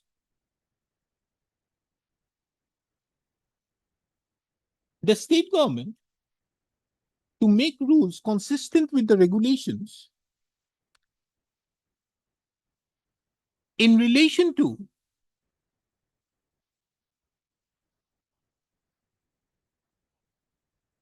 fish in fisheries proclaimed under section 16 of the act of the regulation.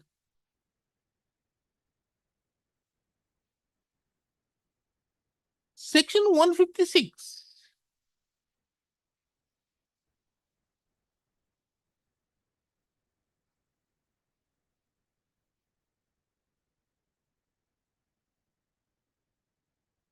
empowers the state government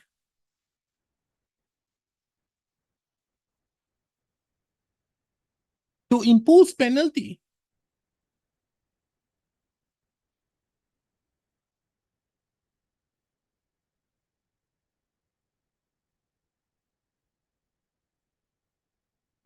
empowers the state government in making any rule under the regulation to provide that a breach of the rule, in addition to other consequences, be punishable with fine as well as conviction, as the case may be.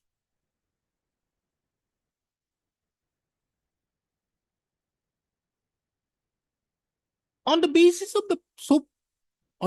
the said power, so conferred under section 155 and 156 of the regulation, the rules of 1953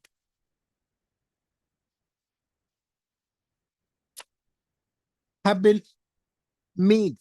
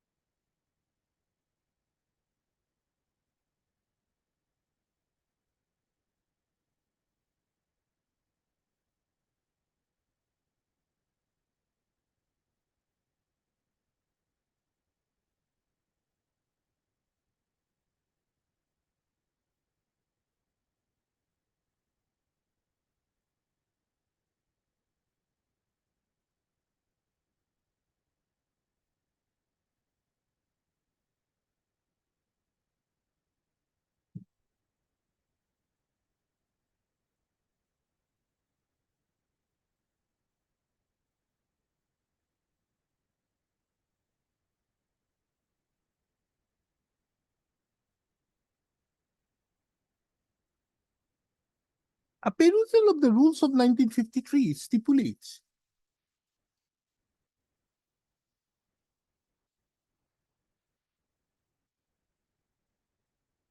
the prescription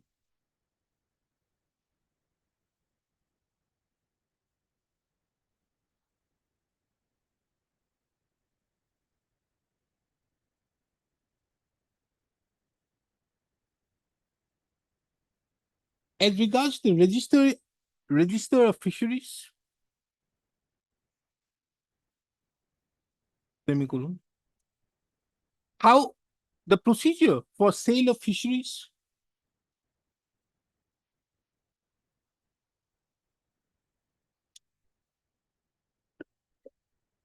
who is the settling authority,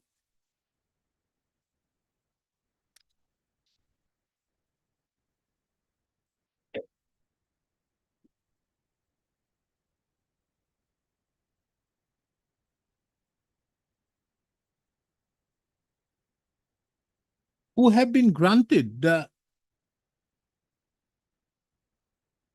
and how the fishing rights are to be regulated, who have been regulated,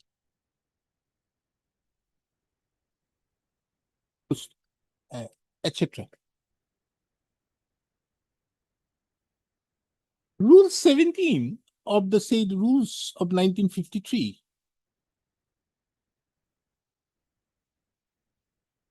categorically mandate that all fishing, without a lease previously obtained from the deputy commissioner of the district concerned or such other officer as he may appoint for the purpose in the fisheries of the province proclaimed section 16 of the regulation is prohibited. It further stipulates that any persons fishing in the proclaimed waters must carry his lease or an authority from the lessee and produce it when called upon to do so by any officer authorized.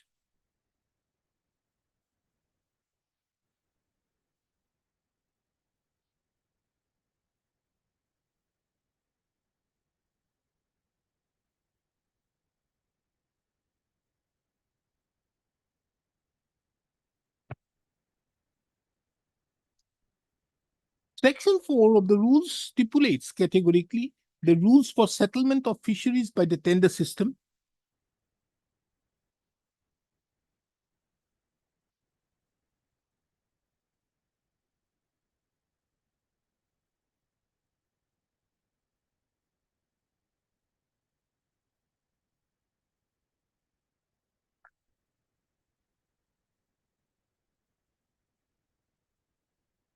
at this stage, it is very pertinent to take note of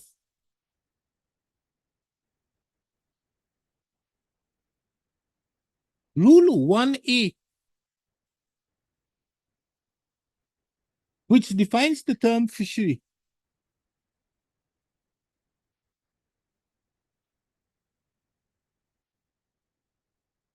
To mean waters declared to be a fishery by proclamation issued under section 16 of the regulation and includes cayows or fishways, dobas and bills.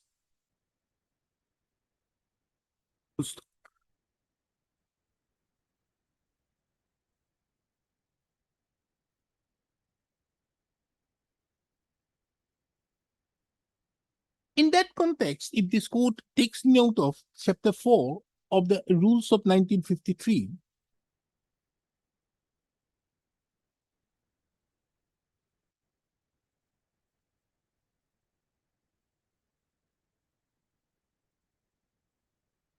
it would be seen that the government, it would be seen from Rule 42, that the government from time to time select any fishery or fisheries to be settled by tender system and instruct deputy commissioner or the subdivisional officer to lease them out for any specified period.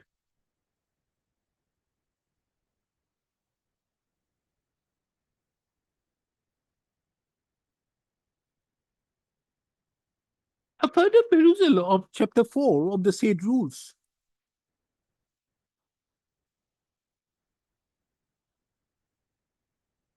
not contain an exception being created for the missing autonomous council.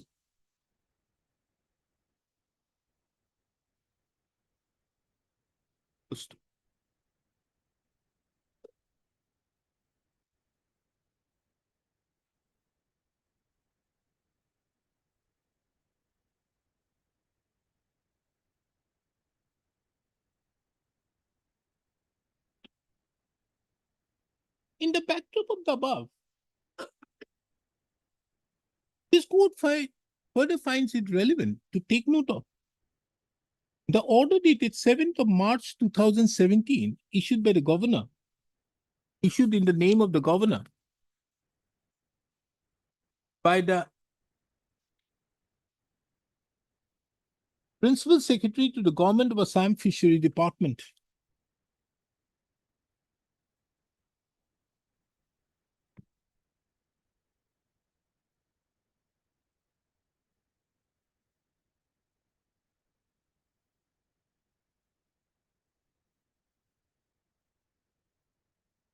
The said order,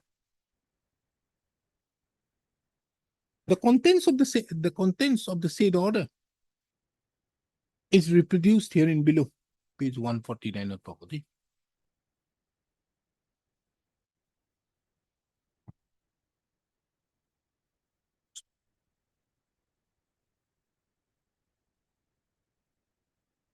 A perusal of the said order would show that the administrative control over all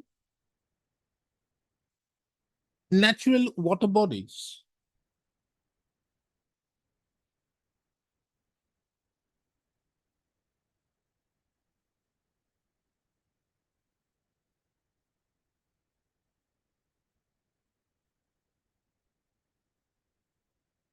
was transferred to the Fishery Department of the Government of Assam.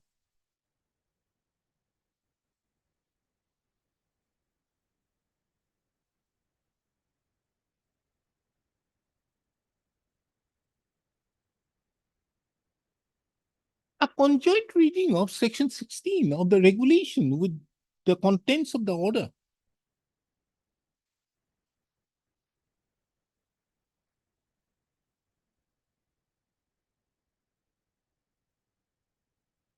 would show that while section 16 referred to collection of water running or still to be a fishery,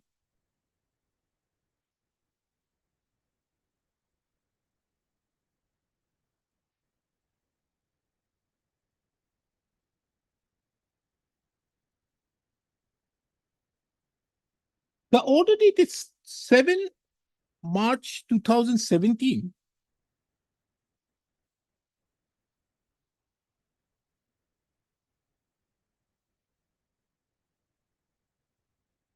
gives more intricate details, more in intricate manner,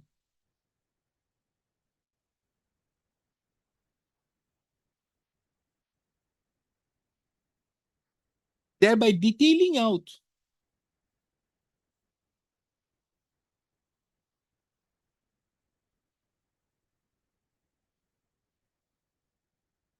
what would construe to be a natural water body.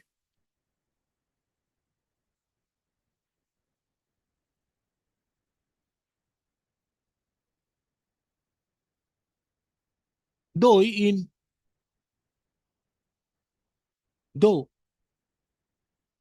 what is being referred in the order dated 7/3/2017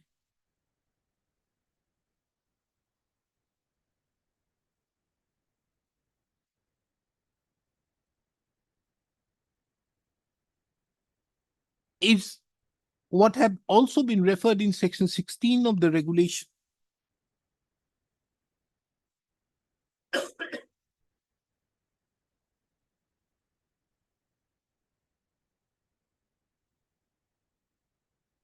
But the interesting aspect of the order dated 7/3/2017 is that the administrative control of all natural bodies which were exemplified were vested upon the fishery department of the government of Assam.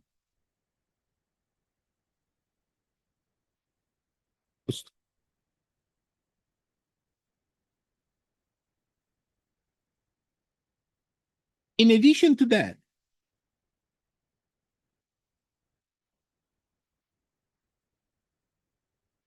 the Revenue and Disaster Management Department of the government of Assam, which was otherwise earlier having the administrative control, was directed to hand over the possession of all such natural bodies to the fishery department.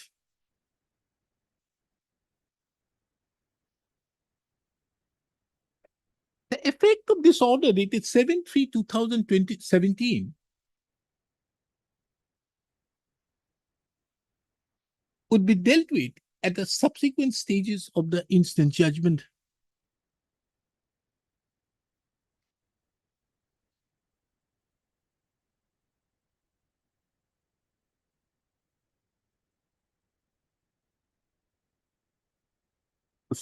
Next.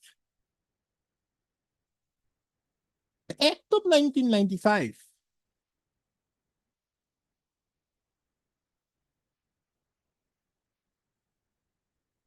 was an enactment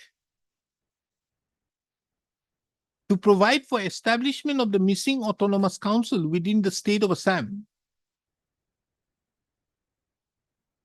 with an aim to grant maximum autonomy within the framework of the Constitution,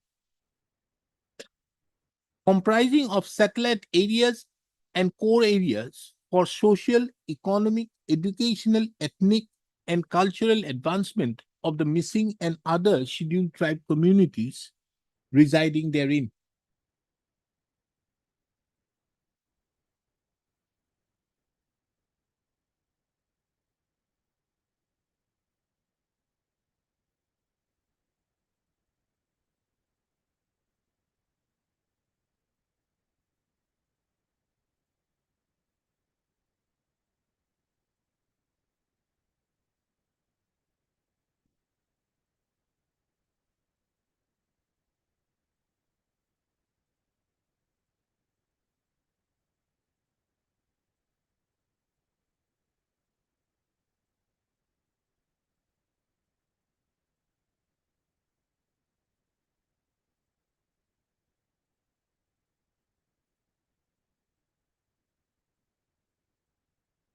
Chapter 2 of the said Act deals with the constitution of the General Council,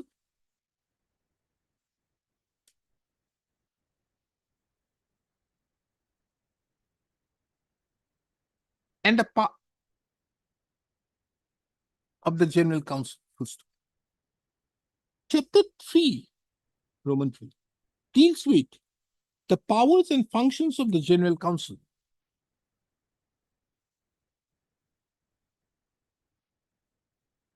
Section 18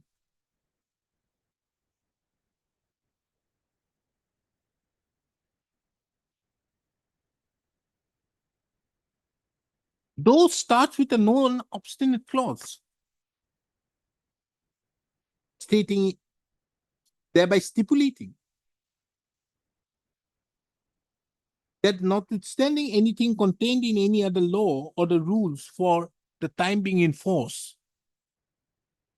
inverted comma, notwithstanding here, the time being, comma, that's it normal. The General Council shall have executive powers in relation to the council area over various subjects, including fisheries.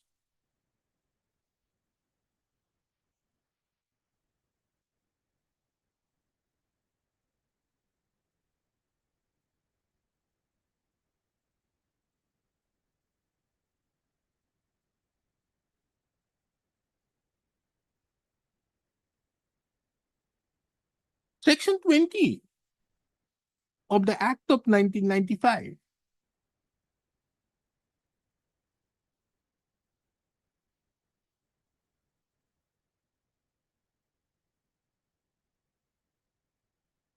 However, starts with the term, inverted comma, subject to the provisions of any other law for the time being in force, inverted comma close. The General Council shall have the power to collect within the council area such taxes as are payable under law for the time being in force in the manner as may be prescribed.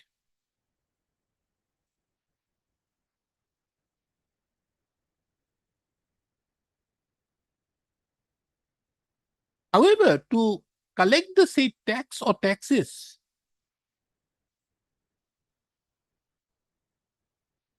it is the government of Assam who has to appoint the date by way of a notification in the official gazette.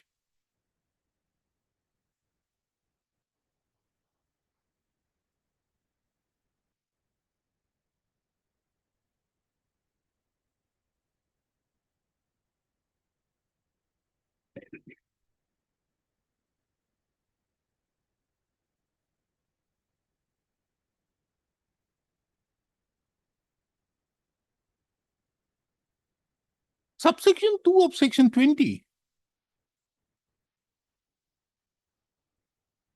also permits the General Council to levy fees and rates,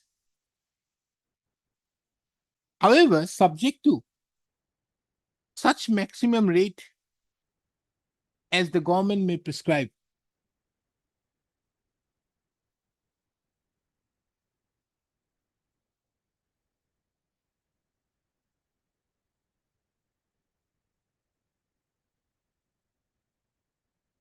Subsection 4 of section 20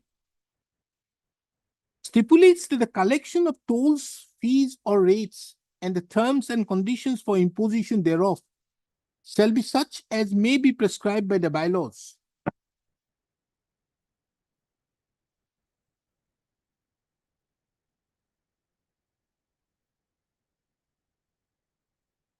Therefore, from a perusal of section 20, the power to impose, levy, and collect taxes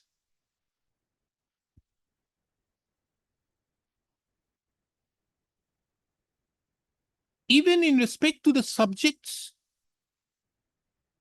contained in section 18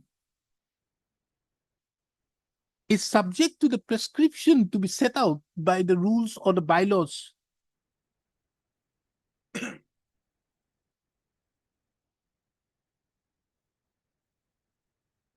Now, if this court takes note of section 23, it will be seen that this General Council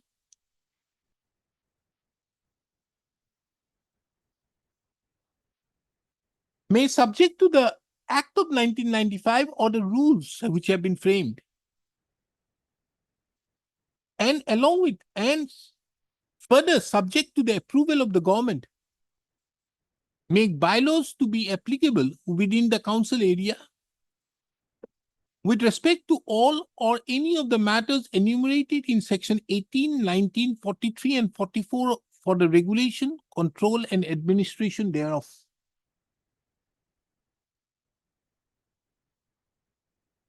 And such bylaws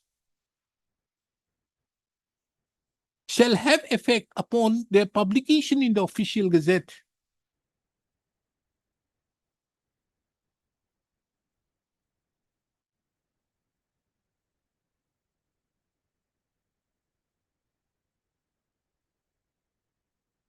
At this stage, this court finds it relevant to take note of section 79.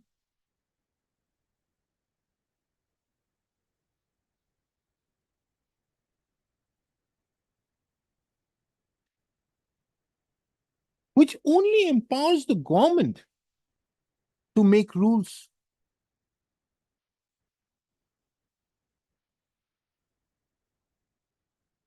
And in contradistinction to section 23,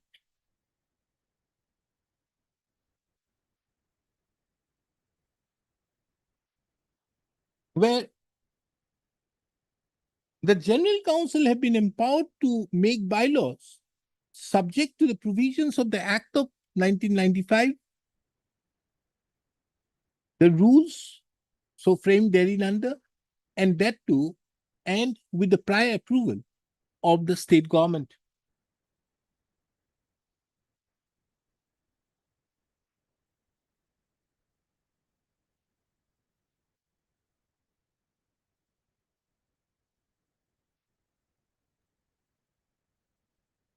Admittedly,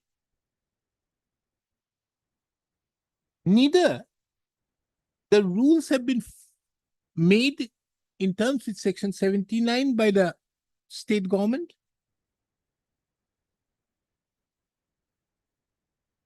nor any bylaws have been made in terms with Section 23.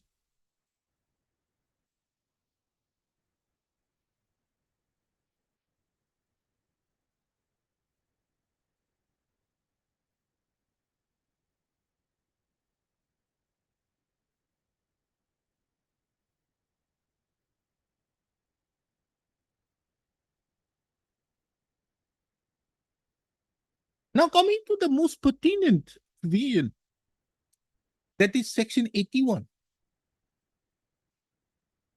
The same is reproduced herein under.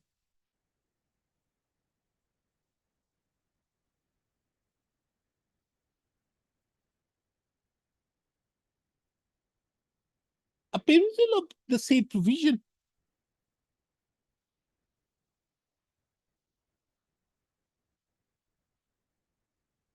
stipulates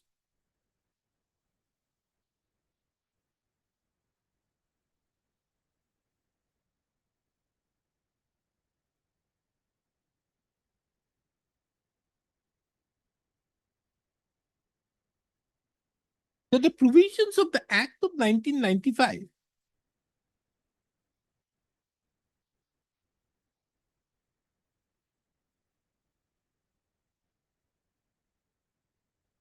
shall not affect the application of any laws, whether made before or after the Act of 1995 had come into force.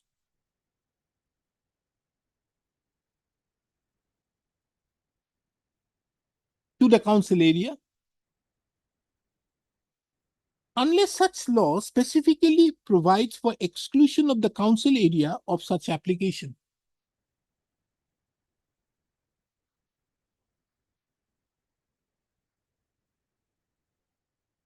The explanation also is equally important.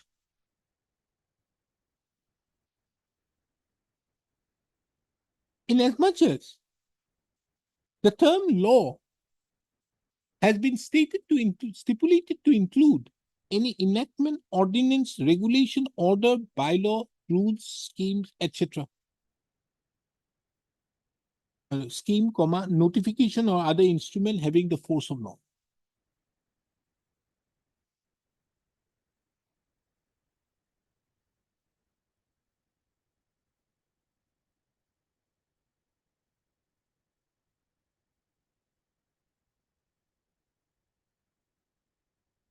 Therefore, by virtue of Section 81 of the Act of 1995,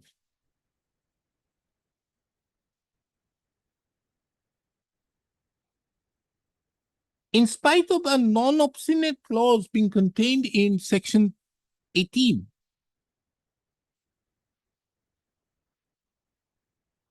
the Act of Section 16 of the regulation, the fishery rules, as well as the notification dated 7/3/2017,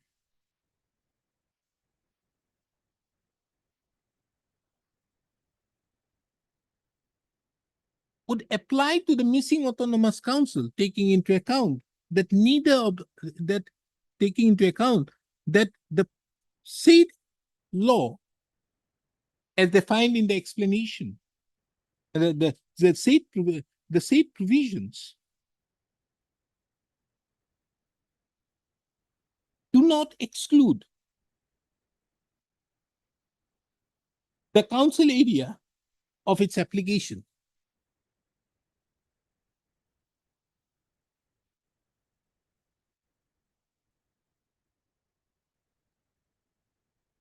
The natural corollary of the said above deduction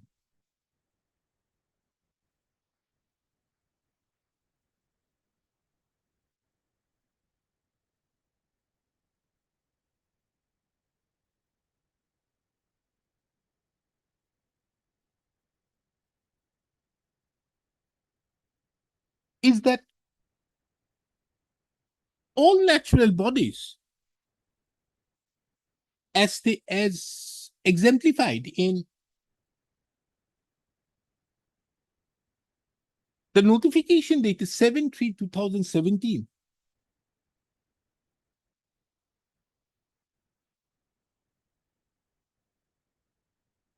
would vest solely upon the fishery department of the government of Assam.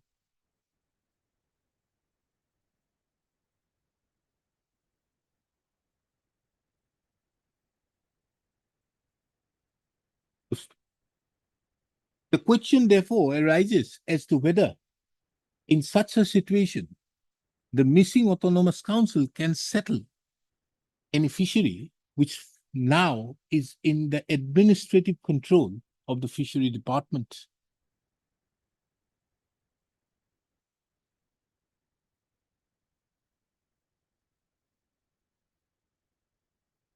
The answer to the same has to be in the negative.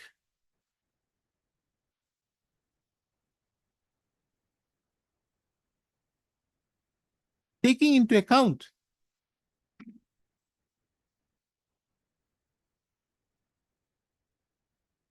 that's the notification dated 7/3/2017 would have an overriding effect in view of Section 81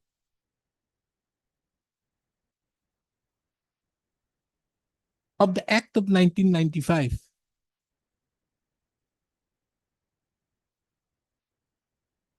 And consequently, if the missing autonomous council does not have the administrative control over the natural bodies,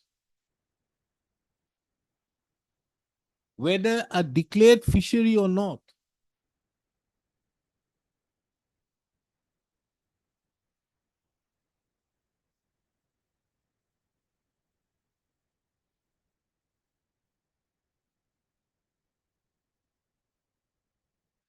it would have no right to grant settlement.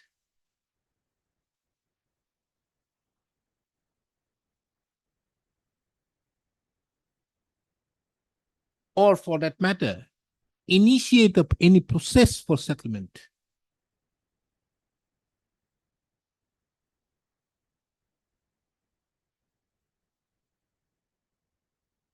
This court further finds it relevant to take the said aspect of the matter from another angle.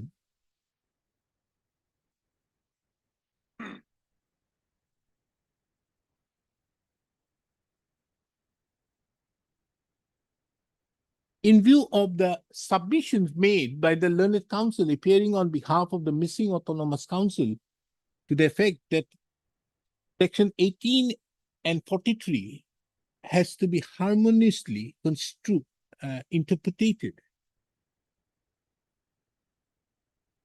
with Section 81 of the Act of 1995 in view of the preamble or in view of the object for enactment of the Act of 1995.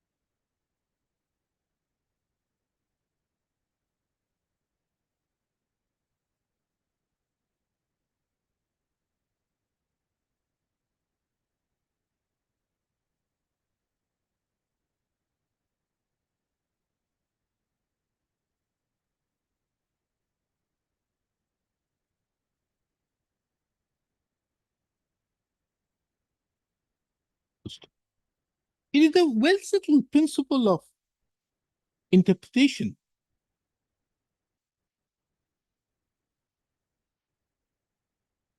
that a statutory provision should be construed according to the intent of they that made it.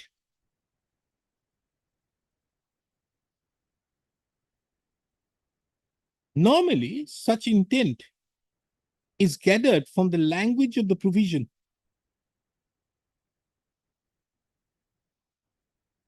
If the language or the phraseology employed by the legislation is precise and plain, and thus by itself proclaims the legislative intent in unequivocal terms, the same must be given effect to, regardless of the consequences that may follow.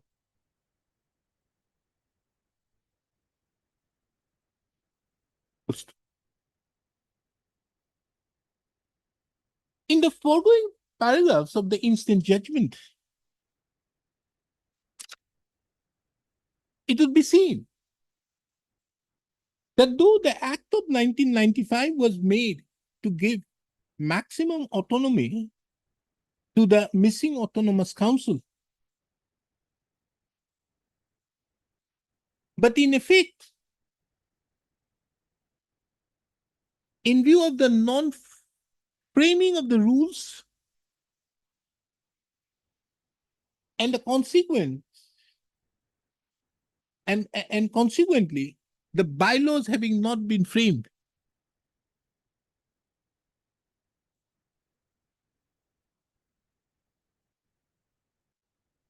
in view of the non-framing of the rules, as well as, and consequently, the bylaws having not been framed, the powers so conferred under Section 18 and 43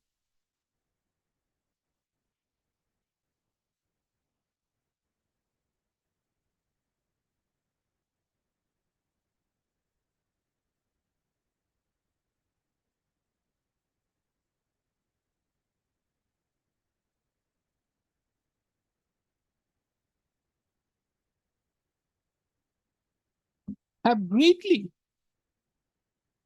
dwindled the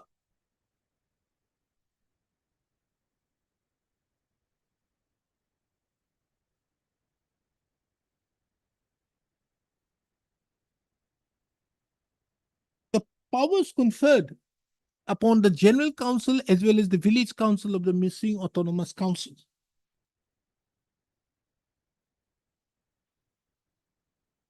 The language of the Act of 1995 is clear and unambiguous.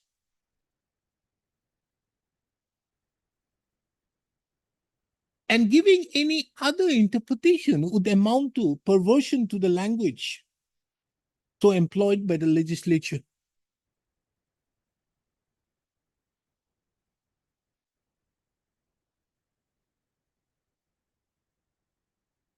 Under such circumstances, this court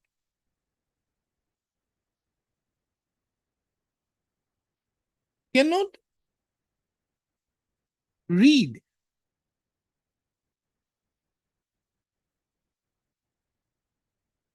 that the the executive council, general council, or the village council have the authority to settle the fisheries by way of invitation of tender.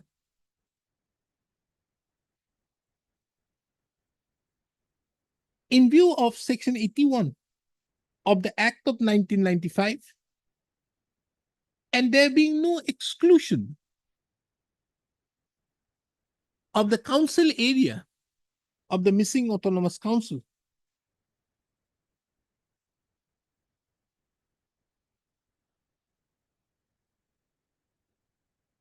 in the notification dated 7/3/2017,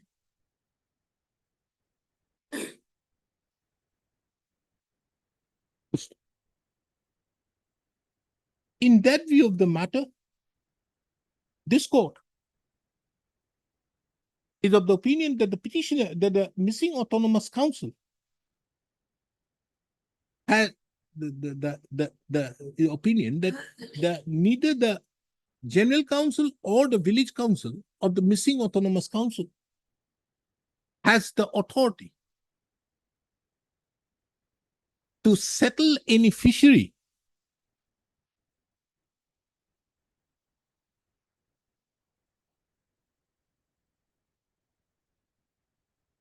or even natural water bodies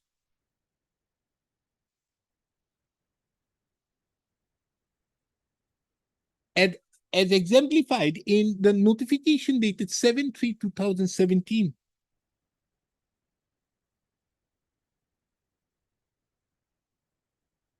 And consequently cannot also initiate process for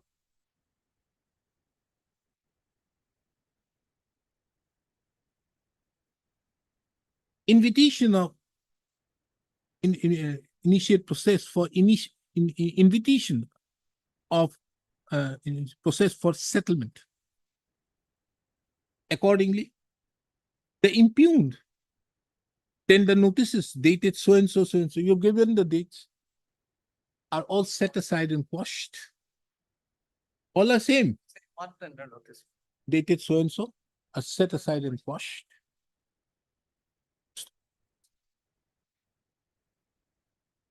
Before parting with the record, this court, however, observes that the observation so made shall not preclude the missing autonomous council to challenge the notification dated 7/3/2017.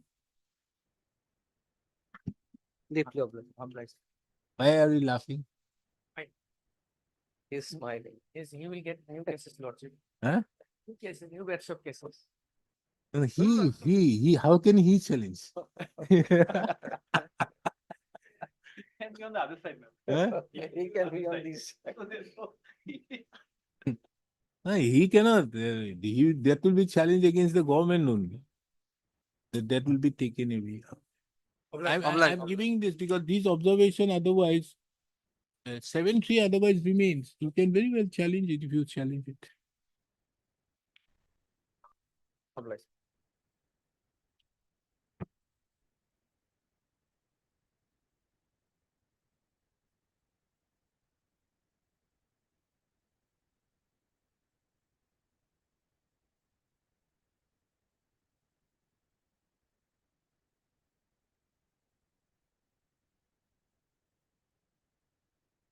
That is finished.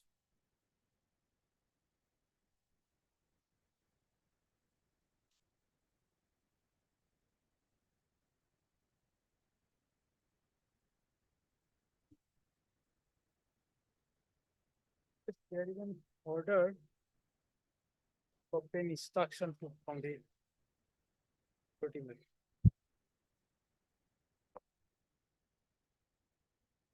On 8/20. Yes, where's the forest?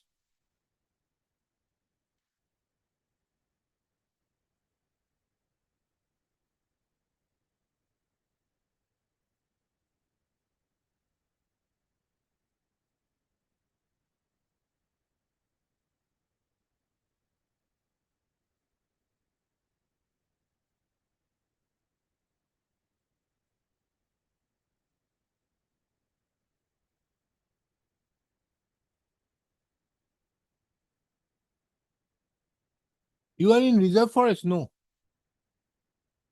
As per you, what is it? So they're originally not forest, but subsequently they are made. But How they can be made forest? there's as per their version. Huh? As per their version. No, if it was not a forest, how could it have been made a forest?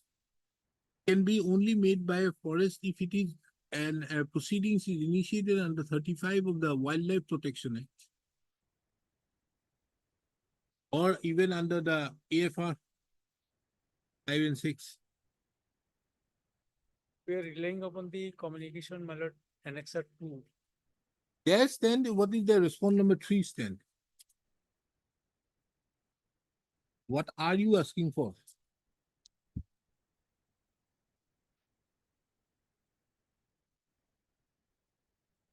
Mallet,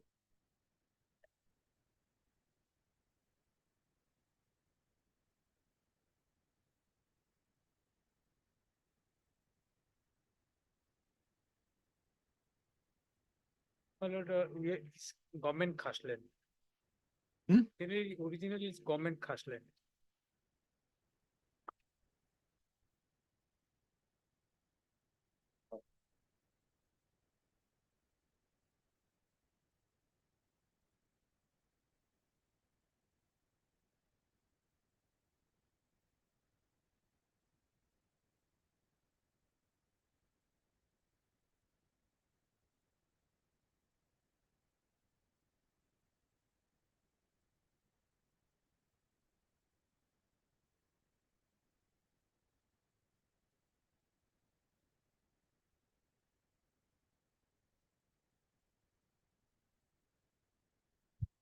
So what is the forest doing? You are asking for settlement. We are staying there since. Where is your settlement? Application?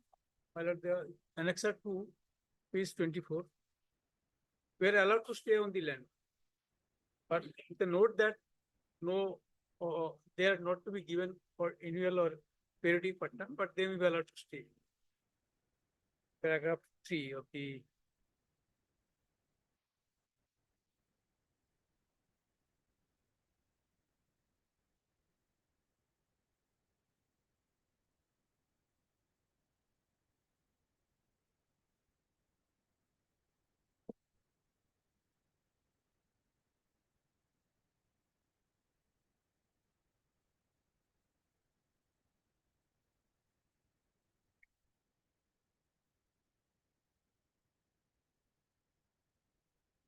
And then Very recently, my lord, there has been a notification in the area that there may be the eviction and the notification was made, general notice. periodic patta, but I am also to say that making allotment of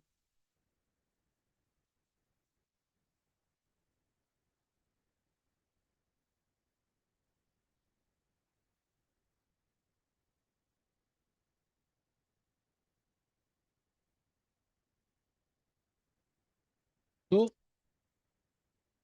Because of this general notice annexer 1, you are we are only given apprehending. there to stay. We are apprehending. Then what happened? Now, as on today, my lord, no eviction is carried out against us. my lord. They We are are staying happy. here. Nobody is doing anything. Is anybody doing anything? Where is your application for settlement? My lord, we have made the representation, my lord, annexer 14, page 106. 6.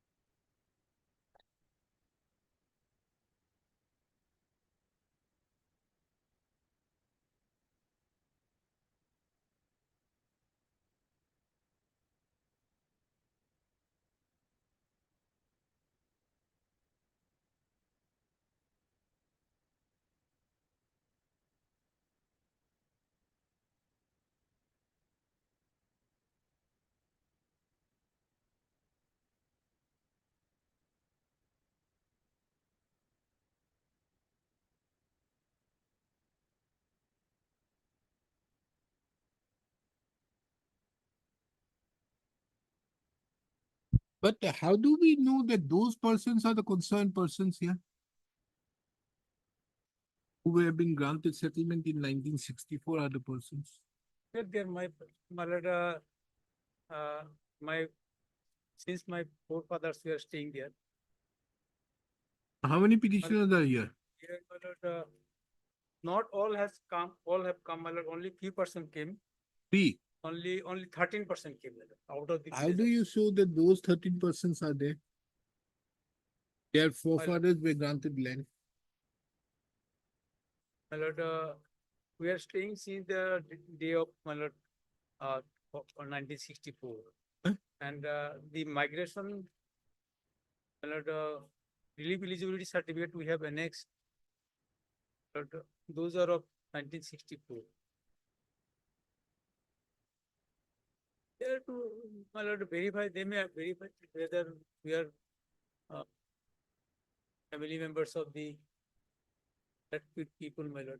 They have annexed the my lord, relief eligibility. So this, migration this, certificate. yeah, please to pass an order to settle on the respective lands. How will they consider this type of document? 2022, you are asking for settlement. Can you ask for settlement in this manner, not in the particular?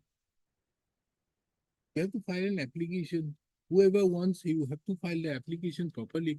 You can't go every thing out there, have 100 or 1,300 people out there and file together.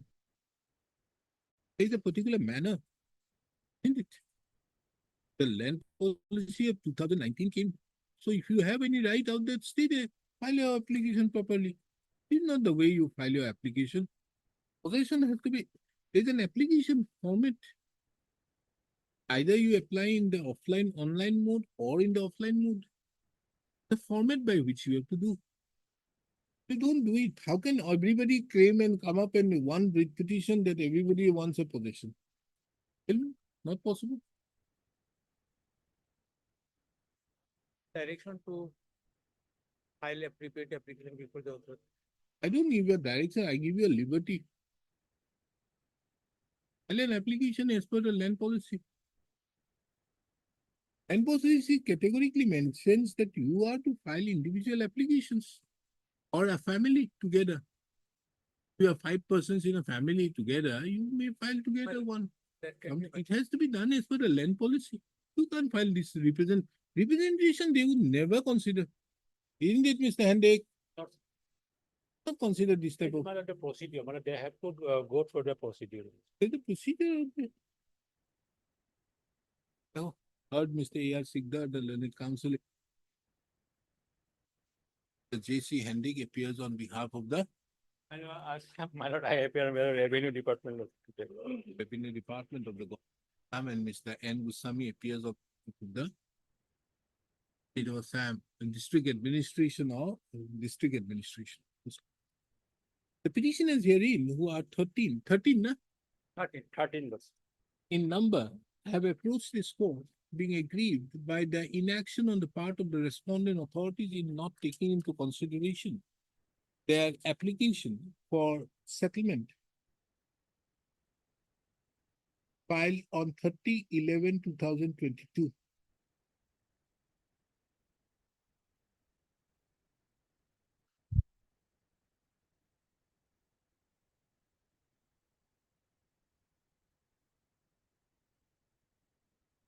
This court have duly taken note of the land policy of 2019 as well as the settlement rules,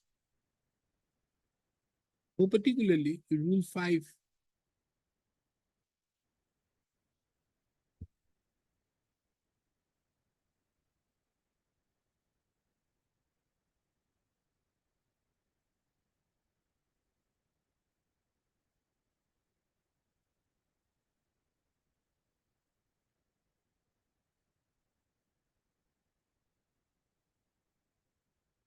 Rule 5.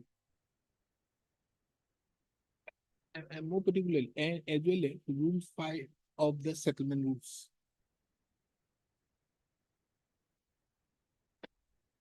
In terms with the said Rule 5, application for lease of wasteland has to be presented to the Deputy Commissioner or to other officer as may be empowered by the Deputy Commissioner under Rule 3. The said application has to be in Form 125 and 126.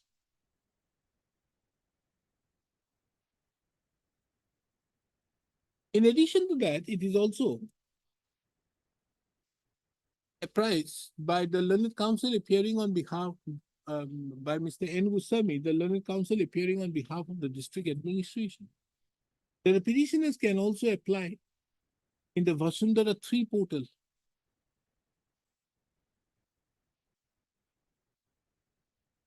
This court also have taken note of the land policy of 2019, wherein the manner and the procedure has been laid out as to how the settlement can be, how the application for allotment and settlement can be processed. In the instant case, however, it is seen that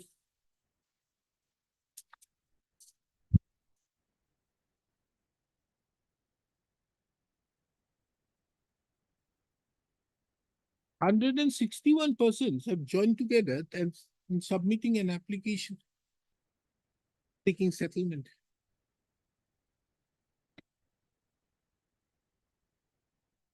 Such an application, in the opinion of this court, have been rightly not taken into consideration, as the same is not as per the mandate of law. Accordingly, this court is not inclined to issue any directions on the relief so sought for. However, this court observes that the petitioners herein would be at liberty to file application taking settlement in terms with Rule 5 of the settlement rules and or in the Vasundhara 3 portal.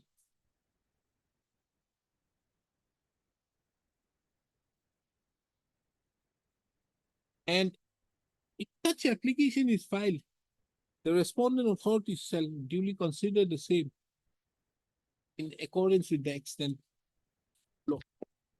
With the above the petitions thus disposed. Same orders to pass no longer. Hence, same orders, if any. So,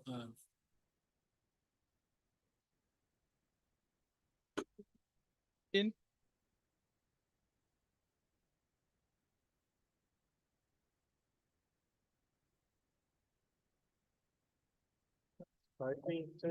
petition challenging a motor registration under the Specified Lands Act. Huh? Under the Specified Lands Act. And with the act.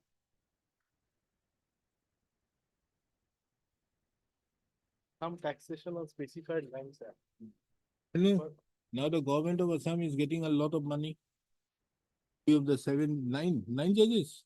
And the 9 judges will be reached. Have a lot of infrastructure. But otherwise also happening. Eh? Lot of infrastructure otherwise also happening in Guwahati. I mean, it's very amazing to see.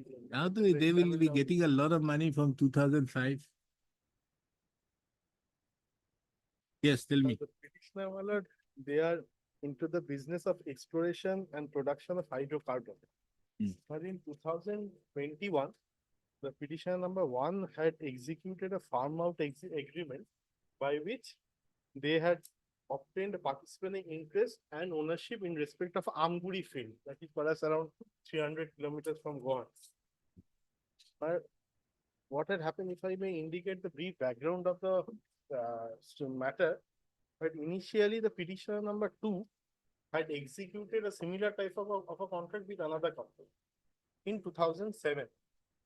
Thereafter, there were a lot of proceedings that had taken place. Ultimately, in 2017, insolvency proceedings were initiated against the defendant number petitioner number 2 before the National Company Law Tribunal Guwahati branch. But in that proceeding, the state government had filed an application seeking their respective demands of the due taxes. But since the department did not file their demand within application within time in terms of the rules and before the CIRP, so their demands will be negative. And there is a judgment which was been passed by the NCLT that no further claims will be entertained in view of this judgment. But that order, subject to my correction of my learned friend, has never been assailed before the National Company Law Tribunal. But after the petitioner my lord came into picture, the state respondents issued a notice upon us saying that I have to pay the back liability which are due and outstanding of the earlier contractor who had executed an agreement with the petitioner number. Now we immediately write a letter to them that we are not liable to pay such sum, and we are not governed under the act as well, by which they, according to them, we are liable to get registered. Now there were a series of correspondences that took place. We had indicated as regards to the pendency of the matter before the Honorable Supreme Court, and also identical matters which have. Which matter? That 9 judges bench matter, my lord, it was pending, and Oil India had also challenged on the similar pretext, which was although tagged with that 99 matter, my lord, this has not been decided as of now. Identical issue that had traveled down to the Honorable Apex Court. But the orders are all on record. I'm just giving a brief background, so I take your lordship. What happened to the Oil India means? Oil India had also challenged the registration under the specified land. But writ was been filed before this honorable court, my lord.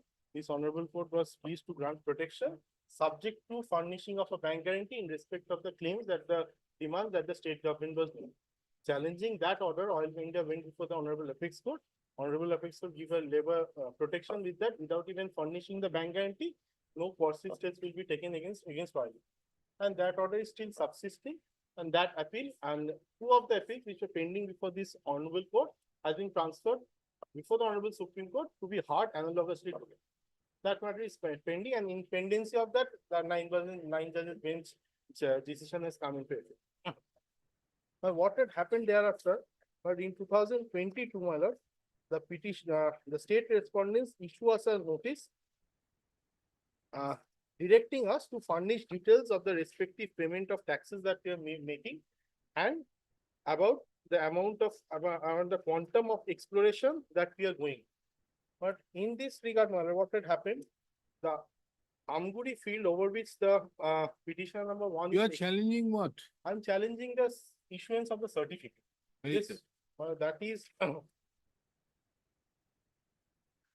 the impugned certificate, my lord, is at page 76. Read it. On annexure 15, my lord. Certified as so and so.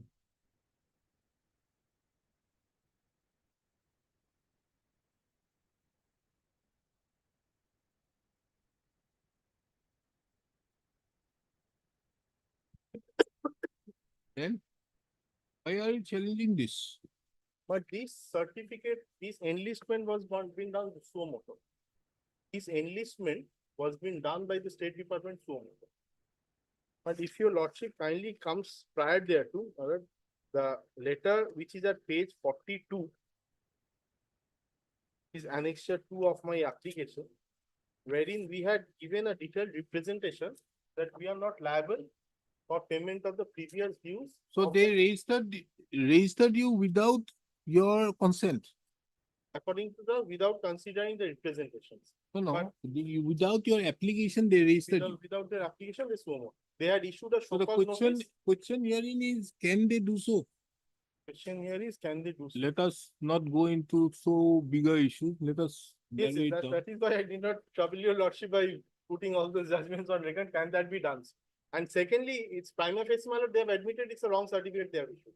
But they are the certificate that they issued is in respect of another company which we are not, my lord. But Selenga Tea Estate, my lord, is it's been issued in the name of Selenga Tea Estate. But the petitioner number 1 is Oilmax Energy Private Limited. In any event, at the face of it, my lord, the certificate has to go, my lord, and they have to, if I fail, my lord, they have to issue a fresh certificate in the correct name of the petition. If your lordship now takes up. No, understood, but you are challenging this certificate. I'm challenging the issuance. Page 76. My specific contention is Page 76 or 77 also. Page 76 is the certificate. Page 77 is the attachment to the certificate that was being forwarded to us by way of email. He said, 77 is a certificate for registration under the Assam VAT Act. Assam VAT Act. Why you are challenging that? Well, I'm not challenging that, my lord. You are challenging 76. 76, my lord. If your lordship sees page Then 74. what is 77 then? The 77 is a certificate in regard to Assam VAT Act that we are already registered. But So you since have this- nothing to do. So 76. On 74, if your lordship peruses, we have been communicated with it by way of an email and the email content to attachment, that is why we have annexed that. With your registration for expense, so.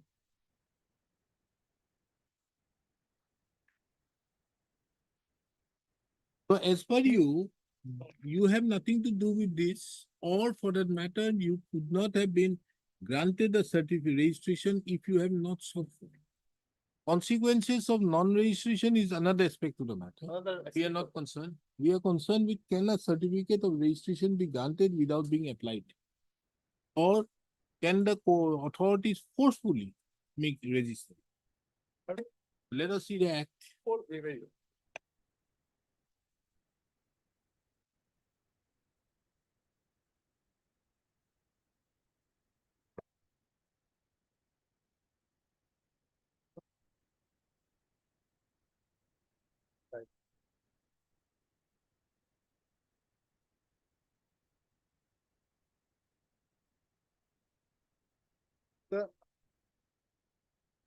Section 2A, 2BB and 2CC indicates. And if your lordship now comes to the provision under which the registration was being carried out. Every owner shall get himself registered with such authority and in such manner as may be prescribed. Now see, let's see rule 7, where is that?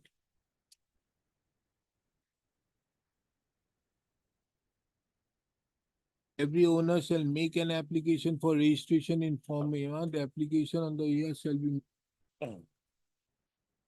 thereafter within the registration shall be accompanied by an application.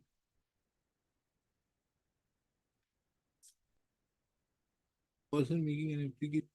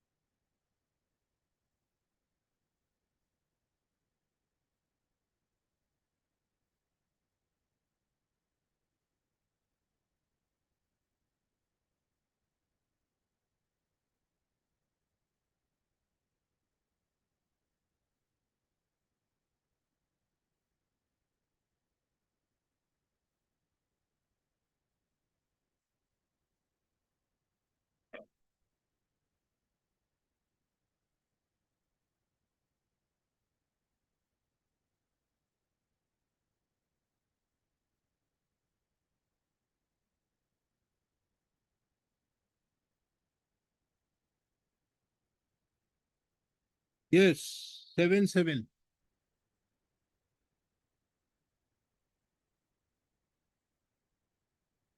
But provided I come under the purview of that. My specific contention all along that I'm not under the purview of this act.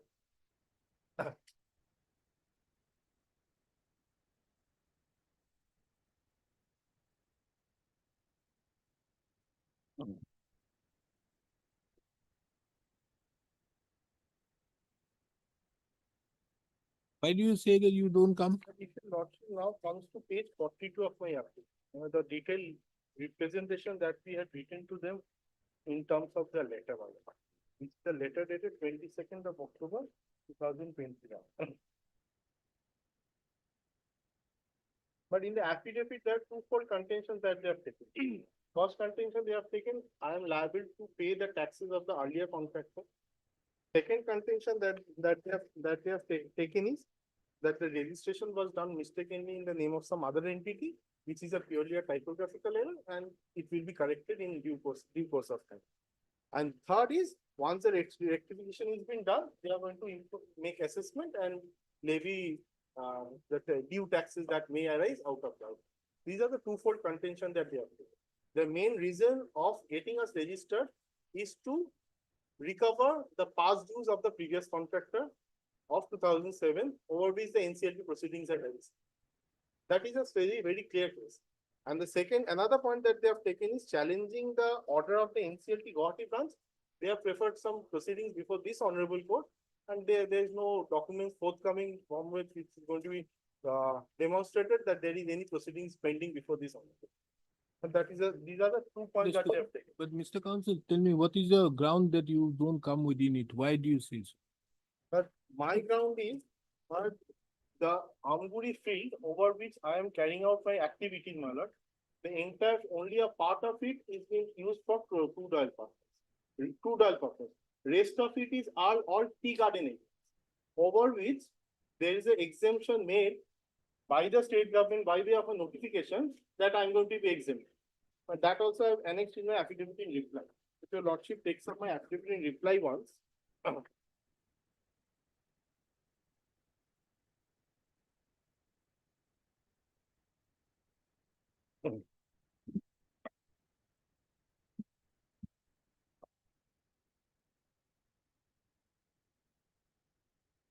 page 104 in continuing pagination, page 104 of No, the. no, understood, but why you are saying that you are not liable?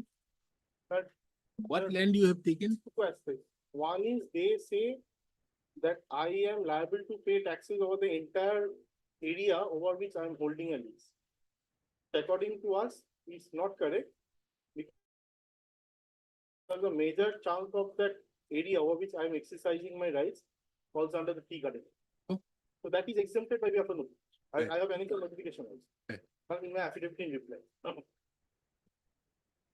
That page 104, if I can place the relevant paragraph, and then I take your lordship directly to the notice. No, take me to the notification. Okay. My notification, my lord, is that it starts initially at page 119.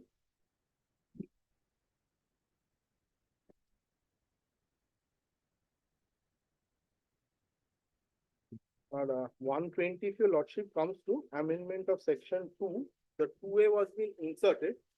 Notwithstanding anything contained in subsection 1, no tax shall be levied under subsection 1 in respect of green tea leaves grown brought by the tea estate for a period of 3 years on and from 1st January 2019. So how does this have any relevance? These, if your lordship now comes to the next page 120. The subsequent amendment that was in carried, that was the earlier amendment. If your lordship comes to page 122, but 2C, if your lordship kindly pay you, the state government may, in public interest, by notification official gazette exempt any specified land or the owner thereof from the payment of whole or any part of the tax payable under this act, subject to such terms and conditions as may be specified in such notification. Such exemptions shall take place from the date of publication of such notification in the official gazette or such other date as may be mentioned in such notification, but such date shall not be before the date of commencement of this. But I take shelter under this. My specific contention is I do not fall under the purview of to be registered under the act. Why? Upon whom does the levy is made under whom? Levy, if we go by the levy principle of levy, my lord, I am already paying royalty over that. No. Levy. Let's see the levy clause. Section 3. Notwithstanding anything contained in any other law for the time being force and subject to the provisions of this act, a tax shall be levied and collected annually on from the commencement of this act in respect of all specified lands in the state on annual productivity of such land. Okay? Specified land has been defined in section 2H. Any land or intends to be held for growing tea and for ancillary purpose. She is referring to the act. Act? I'm sorry. So whether you have crude oil or tea, that is, you have to pay. Now, if you take your lordship to the representation that. No, don't come up with this representation business But out that there. was never been done. I'm not on that, but the question out here is you may go ahead but the registration can be done under 7.7. That has been done. Now the question which you are saying out here, you cannot, the levy is permissible against levy categorically, provision categorically says it will be done as regards the specified lands. on the annual productivity. Now, specified lands have been defined as all tea garden as well as there. However, the exemption is only for the green leaves, which is different. We are not concerned with the green leaves. Now, question is whether the registration, whether the assessment has been made properly. That will be a subject matter of challenge in appropriate proceedings. But how do you challenge this? If I take your lordship, to the, second notification which I just placed, again, for sake of repetition. Yes, you say that it can be exempted. The state government may exempt. Has the state government exempted? My contention is I come under that power. How?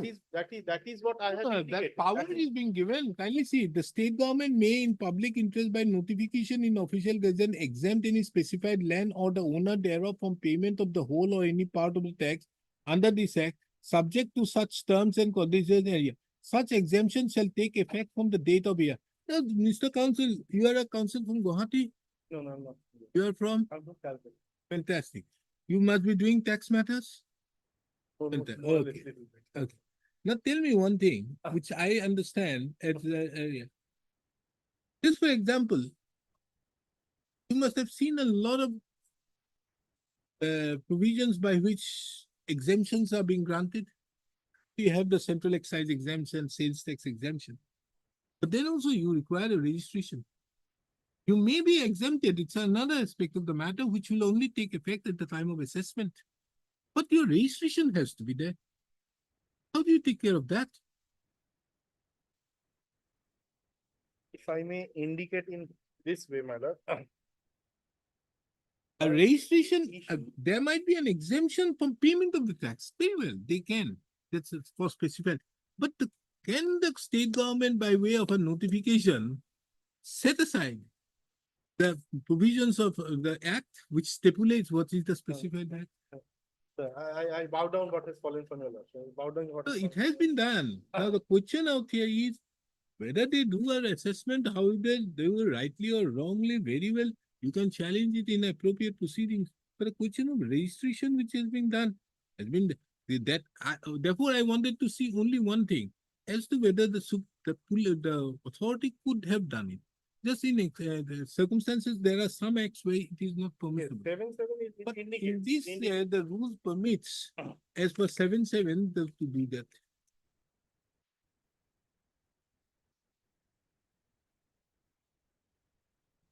One of this issue, similar facts had arisen in respect of the registration that was being done of oil engine. And if I take your lordship to the order that was being passed in that event, my lord. But before that, my lord, one document I wish to place reliance on, which is at page 59 of my rate petition.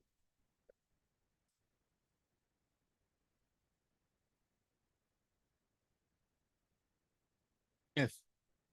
This is a letter of 16th of August 2022. In the first paragraph, I'm not troubling your lordship with placing the first one, second paragraph. In furtherance thereto, without prejudice to our rights and contention, please note that while earlier letter dated such and such we have furnished all necessary and detailed information as sought by you by your earlier letter dated 4/1/22, and therefore you presently hold and is aware of all the information and facts. So, Mr. Counsel, let me tell you, give you the history of this litigation. These things started with the judgment of Justice S.B. Sinha in State of West Bengal versus Kesoram Industries.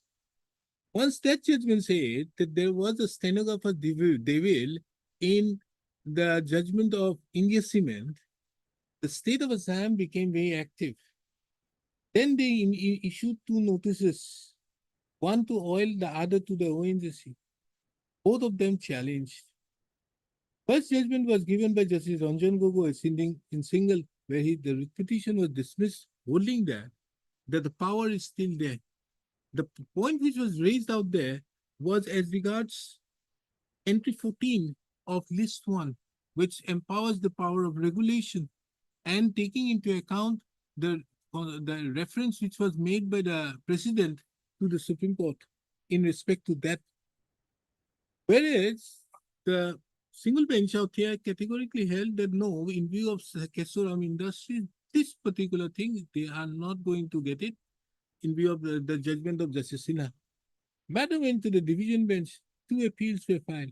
Both these appeals were transferred to the Supreme Court, and there the matters were lying. In the meantime, all other matters got there in the 9 judges, where 7 judges overruled India Cement, although, with due respect, it was earlier overruled, said by Justice Sinha as a stenographer's duty.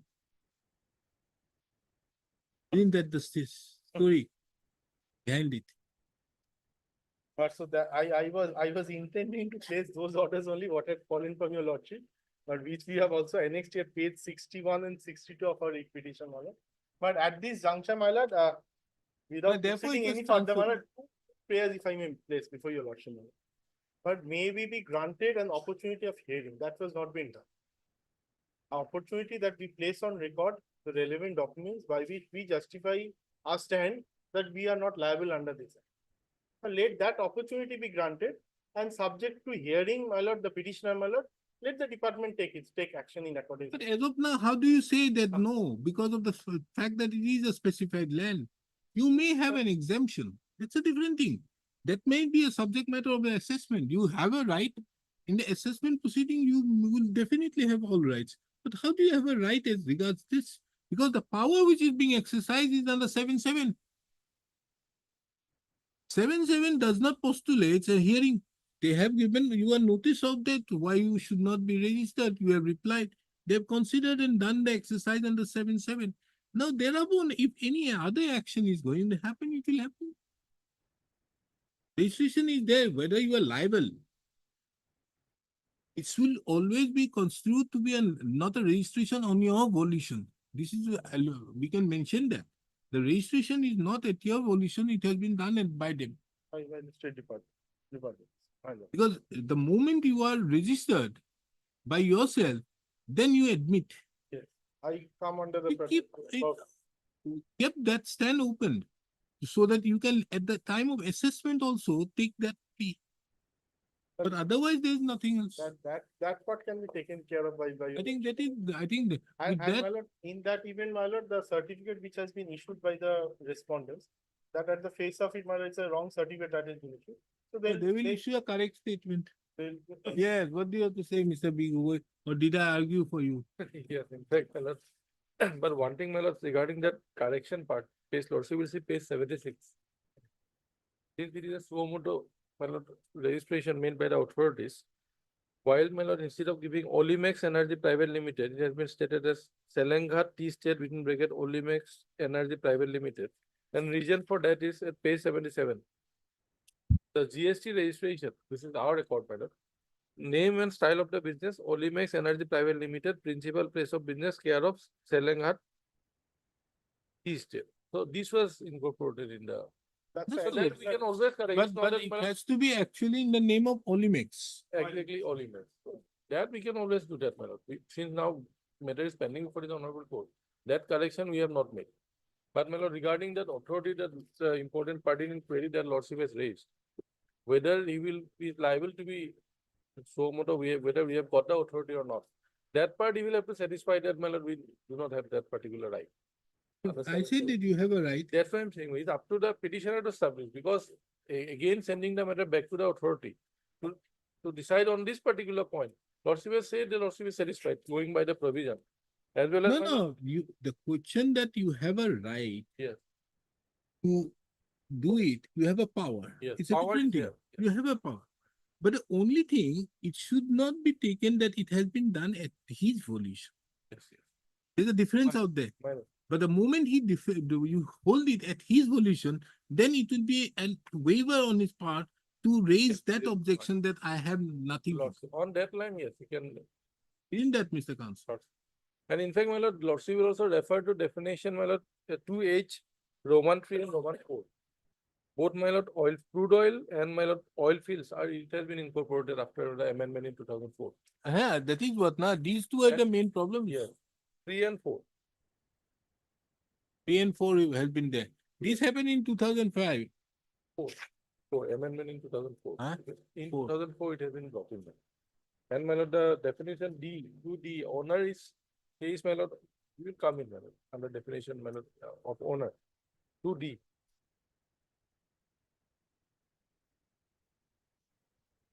But Mr. Counsel, if I decide that, what he is saying, and say that this is false within it, then your matter is finished. You raise or don't raise, matter becomes infructuous. After all, it's an opinion of the court. Sorry, I could not find it. See, it is the one thing that's the superintendent had exercised the power under 7(7). You have come and challenged that. Then I have asked you why you should not be registered. Whatever may be, the answer has to be taken in the context of the definition of specified lands read with section 3. Anybody who is liable has to be registered. That is section 5 or 6. So therefore, don't you think that I have to give an opinion on that? The moment I give an opinion, whether you have done on volition or not becomes useless. But that is what I was trying to impress upon your lordship. But two things I was trying to cut short the entire issue, madam. A right of hearing of the petitioner so that they produce documents before the department. What appropriate documents you are going to produce? Show it to me. What is that document? All documents are on record in this writ petition. These So, can be what document taken you into want to show? consideration by the department. No, and what they is can what is pass the on, pass on. document you are saying? Additional, there's no other documents that I want to produce. No. All The fact that you are the owner of specified lands, there's no doubt. I am 50% owner. 50% of There are two that, petitioners. no. The Does it petitioner- say that it has to be 100% owner? No, that is not indicative. Then That is not indicative the in owner that. definition must be here. Owner. Crude oil, green leaves, amendment. Owner in relation to any tea state means any person who is the immediate proprietor thereof or any part thereof and includes with reference to a tea state the possession on which a part or area has been transferred, mortgaged or sold.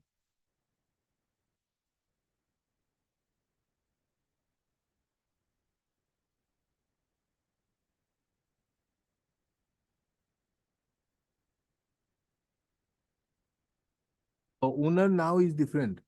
Yes, madam. Yeah, specified lands. Yes. So you are or you see proprietor thereof or any part thereof. Yes, I come under the lease. Yes. That's admitted. And you are there. Two ways. What else do you have to say? That part lordship takes care. No, how do I take care? That is why I put the question to you. How do I take care? The moment you put this question to me,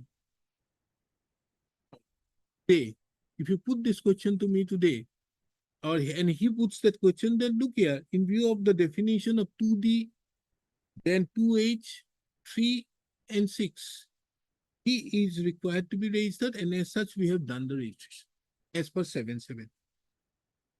He says so. Don't you think that I have to say that rightly or wrongly the moment you are challenging the registration? If I say so, can you then take a plea that I have rightly or not wrongly, it is not at my volition or not? That my judgment wouldn't that affect you? That even may I consider and come back. Consider. Well, No. In view of that, they will be raising out there without your prejudice, withdraw. Yes, I was supposed to. Because I can pass it on. Because you can't raise that issue that you have not done it at your volition once I decide that. Don't you think that? once the certificate mother goes, then a fresh certificate will automatically be issued. Actually, that is okay. But the question is, the moment I hold it, you can't raise that point, you can't raise at the assessment that it is not at my volition. Without prejudice. Your lordship, since it has fallen from your lordship, mother, one opportunity, maybe if I come back. Huh? Any day, my lordship keeps it, maybe this means I will not take more than maybe 10 minutes of your lordship time. My lord. Okay, Thursday. Yeah. You are here tomorrow. Yes, We can have it through video conferencing. Just 10 minutes. Matter finishes off.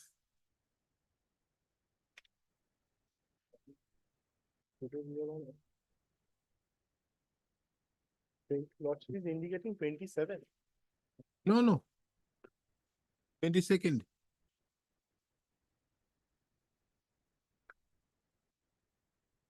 Or if you want, we can have it tomorrow morning. Finish it off. It won't take them much. I'll dictate it.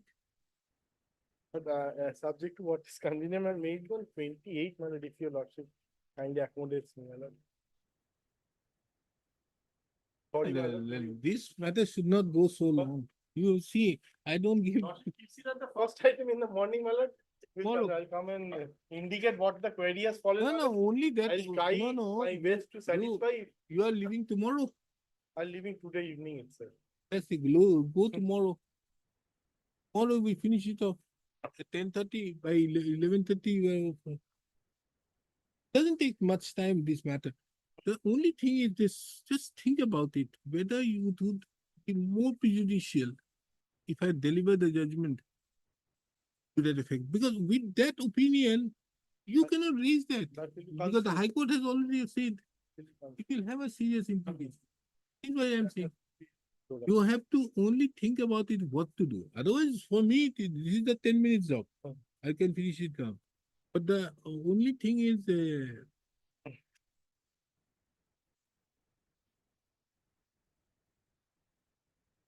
tomorrow, 10:30, we finish it. First matter. So, there's some difficulty. Otherwise, I would not have. You do it through video conferencing. You need to come. The lordship so grants say. Or have it on the 22nd at video conferencing, 10:30. The lordship grants me leave, I'll do that. No problem. I'm always open out here. I'll definitely try and come down and address in Okay. physical form before your lordship. No, if you have any Pleasure. problem out there, you can very well say from the video. Very good. 22nd lordship is fixed. Matter again on 22nd.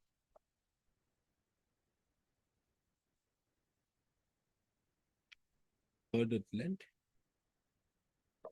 There is an interim order since lordship is keeping after 2 days, so I'm not indicating anything with that. Oh, heavens will fall. Government is otherwise very slow out here. Oblige my lord. And after perhaps 2 years, at the occasion of appearing before your lordship 2 years back, I was in led by Justice Nair that time. Justice? Justice Nair. Ah. He was my leader in one of the matters that had appeared before your lordship. Maybe 2022 had appeared. It's always been a pleasure. Oblige one.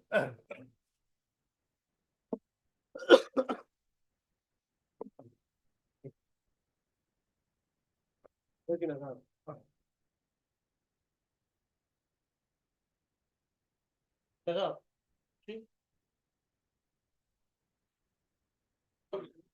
Interim order to continue.